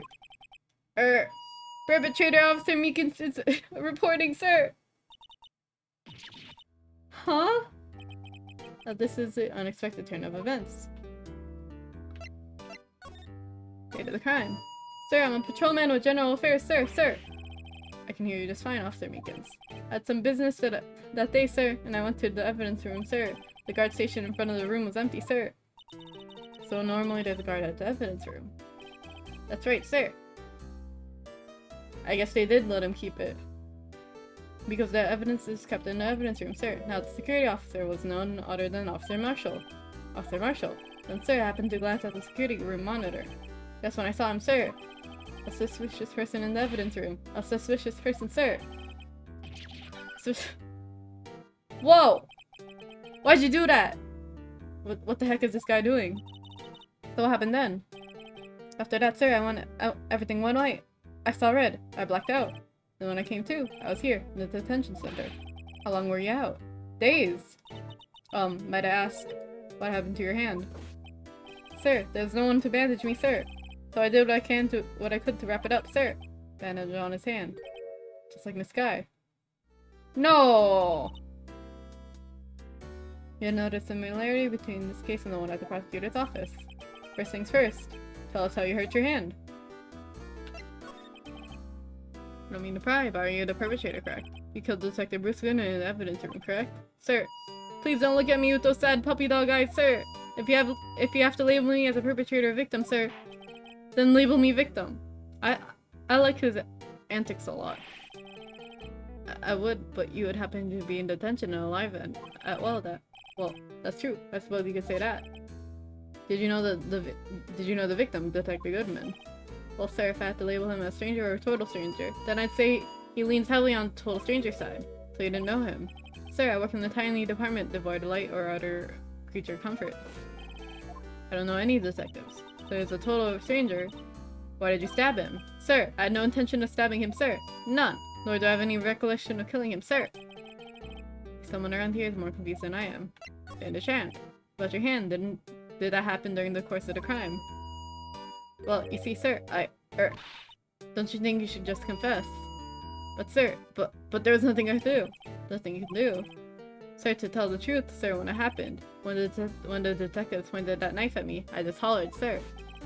And the next thing I knew, I was unconscious. The next thing you knew, you were, huh? Then when I opened my eyes, I was alone in the evidence room, sir, all alone, because Detective Goodman had disappeared. When I looked down, I was gushing blood from my hand, sir. Oh, the shock, the sorrow, sir, can you imagine how I felt? The victim's body disappeared. That's some story.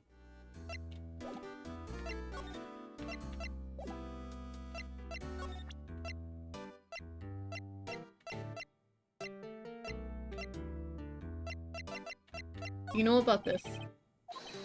Eek! I'm scared of knives! That's it, sir, last night! Sir, that's the one! I was an apple, sir, in my dream, and I was being peeled. Interesting.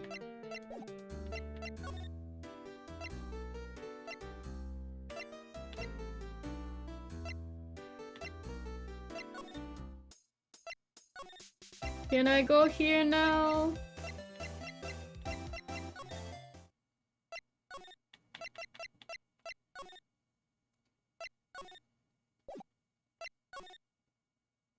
Nope.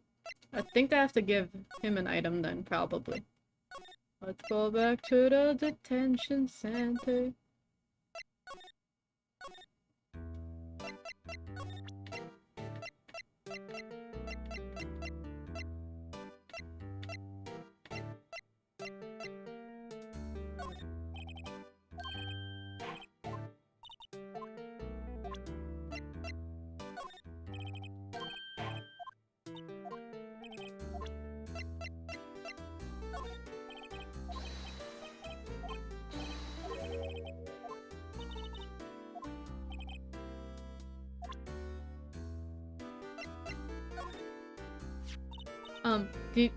Do you think you can take a look at this?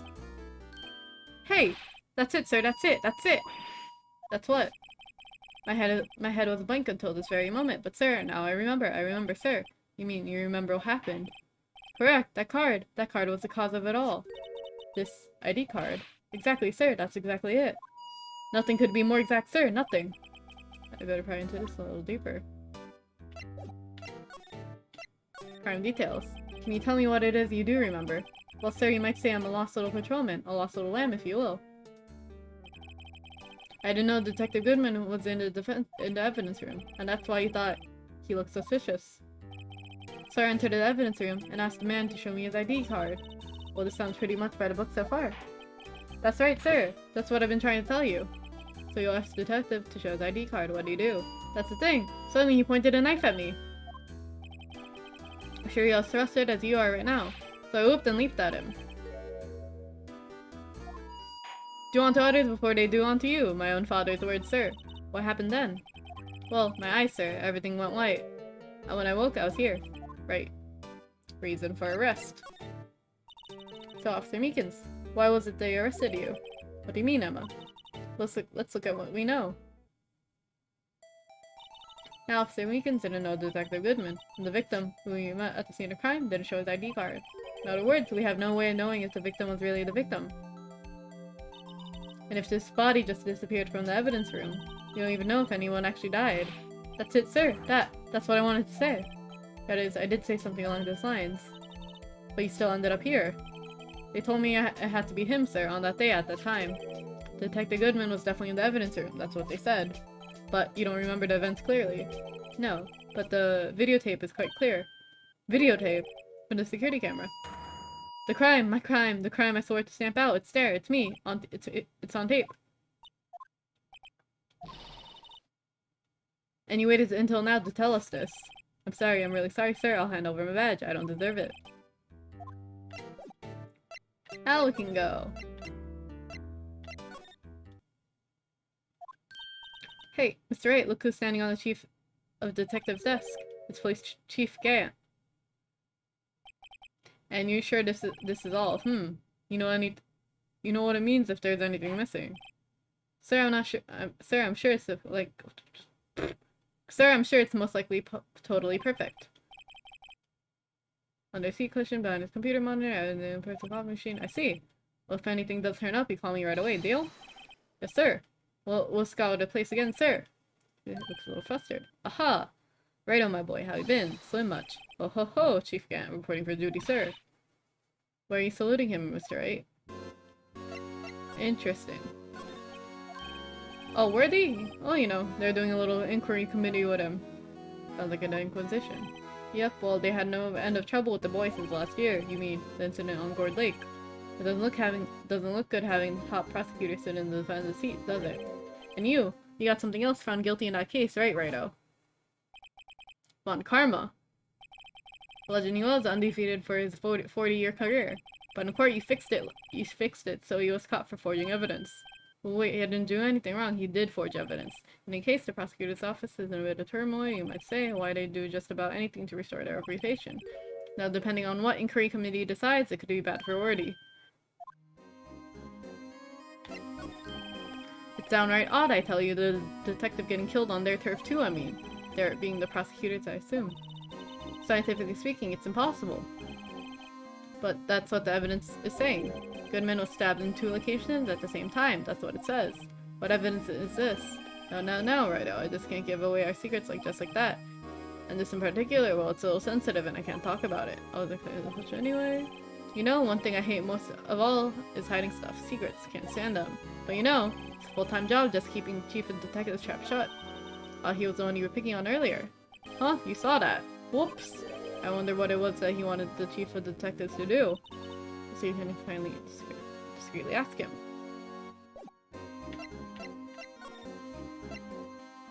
Huh. Okay.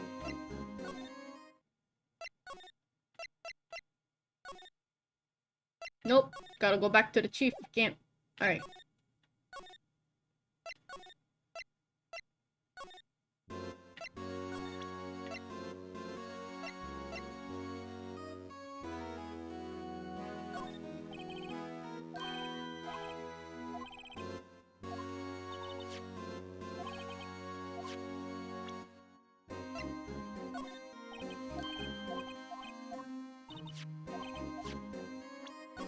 Oops.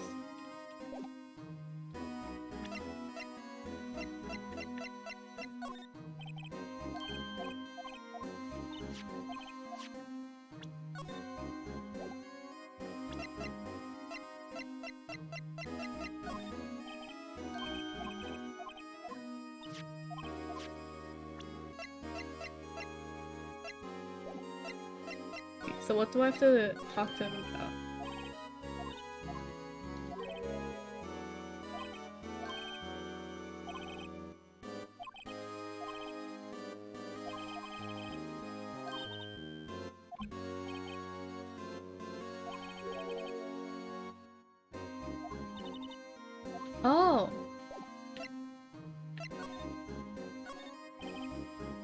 Ooh, sorry you had to see that. What did the chief of police want you to do? Well, I see over there. That's Goodman's desk. He wanted me to check it for anything that might be a clue. They took away every last piece of garbage in the trash can. So nothing belonging to Detective Goodman's still there. Of course not. Well, except for this. What? You kept something? Sure, why not? It's not important. He didn't even finish writing it. The lost item report, but it's only half complete. Lost item? Did Detective Goodman lose something? They announced February 21st, but I'm making a note of that just in case. Interesting. Did he really get by that?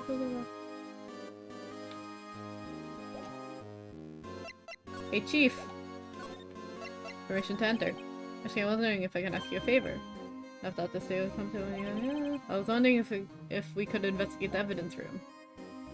I don't like the long stare.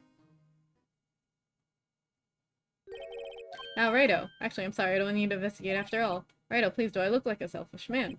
Huh? Heck, if anybody asked me, sir, can I borrow $50, I'd give them $50, no problem. Sure, go ahead. Investigate that room to your heart's content. Knock yourself out. Just goes to show, you never know until you ask. And for you, here, you can borrow this. Hey, this is a detective's ID card, isn't it? That's a special card for guests, so don't lose it. Yes, sir, it's an honor. Just run along and do your best now. Later, folks. That's it? Alright. Heh, it looks pretty cool on my label, doesn't it? Just think. A real ID. You seem happy. Yes, sir, because we have to get to the evidence room now, sir. I think it's a bad influence on the girl. Alright.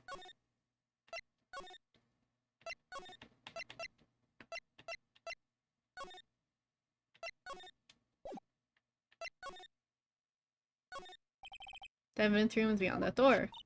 Now we have the ID card from Chief Grant. Let's just walk in. It won't open. Aha! The card reader's turned off, see? What is that security guard thinking? Howdy, partners. Whoa, what's made my Bambina sky so gray? Officer Marshall. Why does it have to be him? What's that? Why does it have to be him look for? As you may have surmised, this here is my saloon. We're here to investigate the crime scene. Yeehaw! That card you got there on your chest. That better be a sheriff's badge in these parts. That's better then. Yeehaw! Well, what you standing there for? Get along, little doggies. The crime scene's awaiting. Look! Hi, Froggy!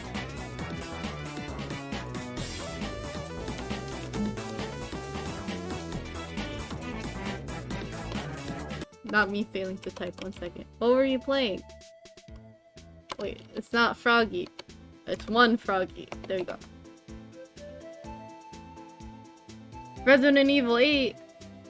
That's Village, right? That's Village, right? With Lady Dimitrescu? Yeah! Did you stab her ass? Did you get to stab her ass yet? Or did you get past that?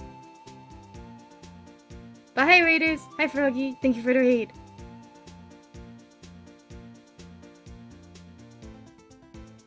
Oh, I beat it. I did, though. Looks like the card reader is on again. Did you eat dinner yet? You should if you haven't.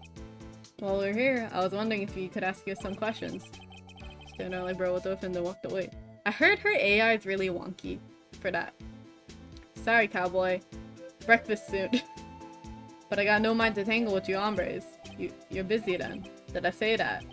I only said I didn't wish to speak with you. Actually, you said you had no mind to tangle with us hombres. Hey. Also, doesn't this look so good? I want to eat it. Look at that. What does it say? Lunchland. Whoever modeled this, kudos. Anyways, take this. That smell, reminds me of Texas. So Officer Marshall, you're from Texas. No, I just saw a special on television the other day. This from my baby. Yeah, Miss Star. What's this? What? What's wrong? A fillet steak lunch! I see. I don't see. What does it mean? Steak lunch given to Officer Marshall. Alright, Bambina, you win. Ask more from anything, munch, or snack. Not a steak, it seems like. He's willing to talk. Officer Marshall, you're clearly in charge of security for the evidence room, right? You got good eyes, partner. It's an easy job, and I'm grateful for it. Actually, Officer Meekins at the detention center told us. Oh, that poor little doggy.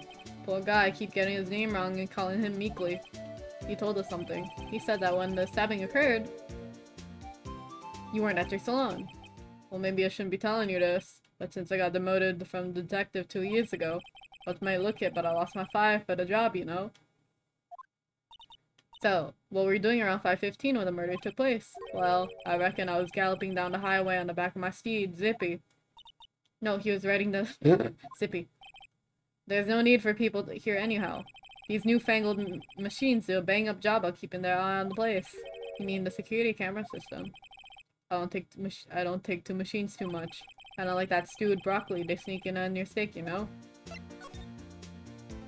Miss Starr told us something. She said you were a detective until 2 years ago. It was always my dream to become a rawhide wrangler on the scene of the crime. That's all gone now, like drinking hole in a prairie fire.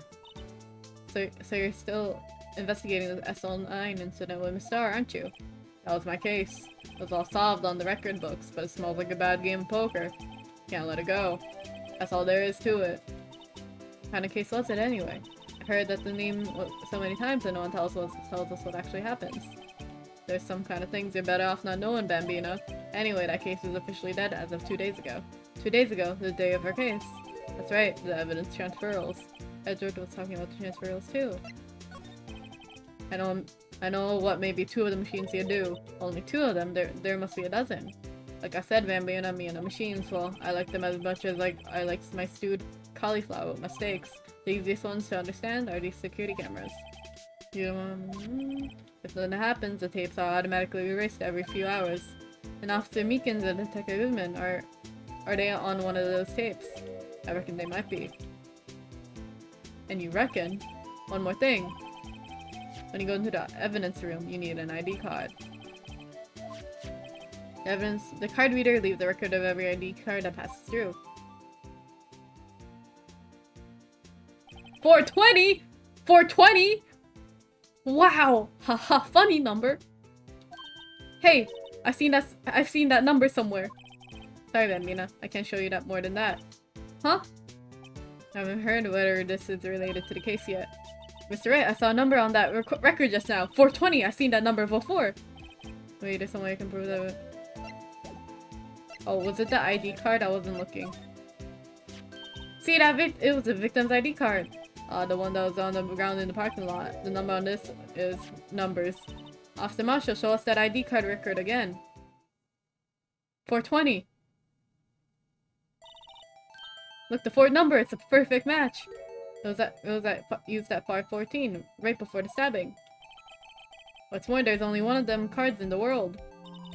So when the incident occurred, Detective Goodman was in the evidence room. But wait, what did Officer Meekin say?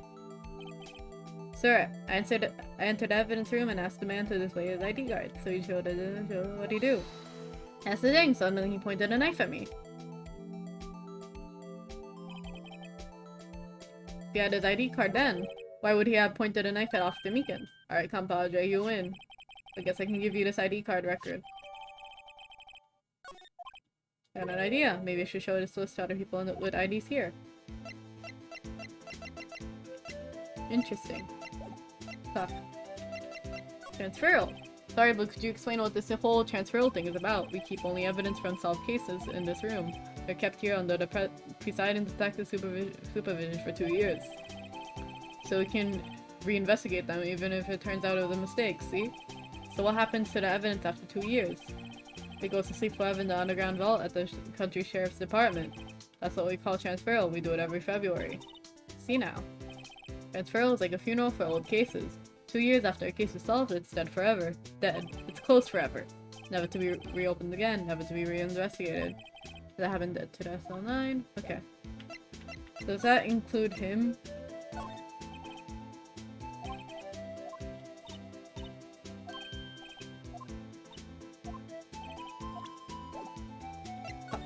Nope.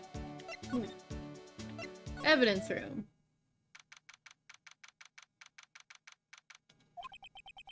Quiet. The investigation must be over here. So this is the evidence room. It really is kind of like a graveyard. Graveyards are supposed to have grass and trees. This feels more like a morgue. Nice try, Mr. Wright. You can't scare me. Eek! Whoa! Oh. Oh. Sorry, I thought you were a ghost. I wouldn't recommend going around smacking ghosts in the head, pal. So the truth of what I heard. Right, oh please, do I look like a selfish man? Heck, if anybody asks me, sir, can I borrow $50? I can give them 50, no problem. Blah, blah, blah. Yeah, it's true. So chief of police can't. We'll loan anyone 50 bucks, even me. So that's what you're talking about. Actually, I was put in charge of the investigation for today. Just for today. Boss for a day. But guess what? You got permission from the chief, so now you're the boss for a day. She thinks. First of all, I'll have this. Okay? Interesting. Boss for a day. That's right. It's an honor. After all, the murder took place right here in the police department. Are you here all alone? Or are your underlings? They're using yesterday's findings to prepare for tomorrow's trial. In other words, he got kicked out of the investigation again. I admit, though, I'm gonna take control and put this case to rest. My own evidence locker, pal. You have a locker in here too, Detective, I'm sure. Aha, of course. I'm a detective after all. They gave me a lock that I can only open, pal. Only you can open. I've always believed in Mr. Edward, no matter what happens. So, Mr. Edward's with the inquiry committee now, right? They're trying to figure out who's responsible for the mess up in court today. See, I guess this is what you call fate. Mr. Edward just can't get away from that case. That case? Yeah, the SL9, of course. That was the beginning of the end for Mr. Edward. Evidence lockers. This place is more high-tech than you think. Every locker is fixed so that only one detective can open it. Using their ID card. Well, that's the thing, pal. ID cards can be lost. Why, I'm on my third card since entering the force already. That sounds like a lot. Yeah, but even I can't lose my own right hand. Right hand? Oh, you mean your fingerprint? Exactly, pal. The lock for each locker is coded with a fingerprint. So the only locker we can open is our own. Funny, they look like normal lockers. These are the latest model. There's a trick to the handles, see? The handles. On the other side of the handles is a sensor, and if the wrong person touches it, you get a shock. If that's what happens, my hand would be black and smoking every day. In the case, the locks aren't that obvious. There are even some people on the force that don't know about the fingerprint locks. Fingerprint locks. Okay. Talk about present. Would you like to talk about the SL9? I bet Edward was the most surprised of anyone because of the SL9 connection. That was because Edward's first big case was, 2 years ago. That was the first time the world knew Edward was the man to be feared. Well, why would evidence from that case turn up? I guess it's not over, pal. Maybe there are some loose ends from that case. Interesting. Would you know about this? Would you take a look at this? This is the ID record of the people that came in on the day of the stabbing. Ah, I heard those rumors. So it was Goodman who came here at the time of the murder. Whoa! What is it? The second number. It's not your ID number, is it, Gumshoe? Mr. Edgeworth. What? The second number list belongs to Edgeworth. Huh? Interesting. Why would Edgeworth have to come to the evidence room?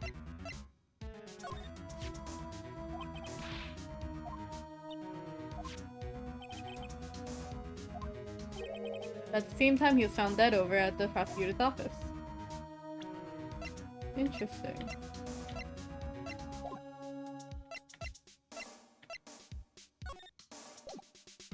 Examine.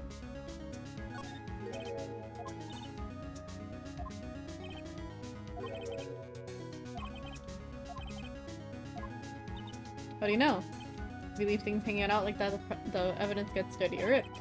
The guard checks on that kind of stuff and notifies the detectives responsible. How many times have I had him breaking down my neck about some silly evidence? Sounds like a detective. I'm sure there's a lot of evidence hanging out too. I bet he doesn't tuck in his shirt under that trench coat either. If you're going to talk behind someone's back, don't do it right in front of them, pal. Alright.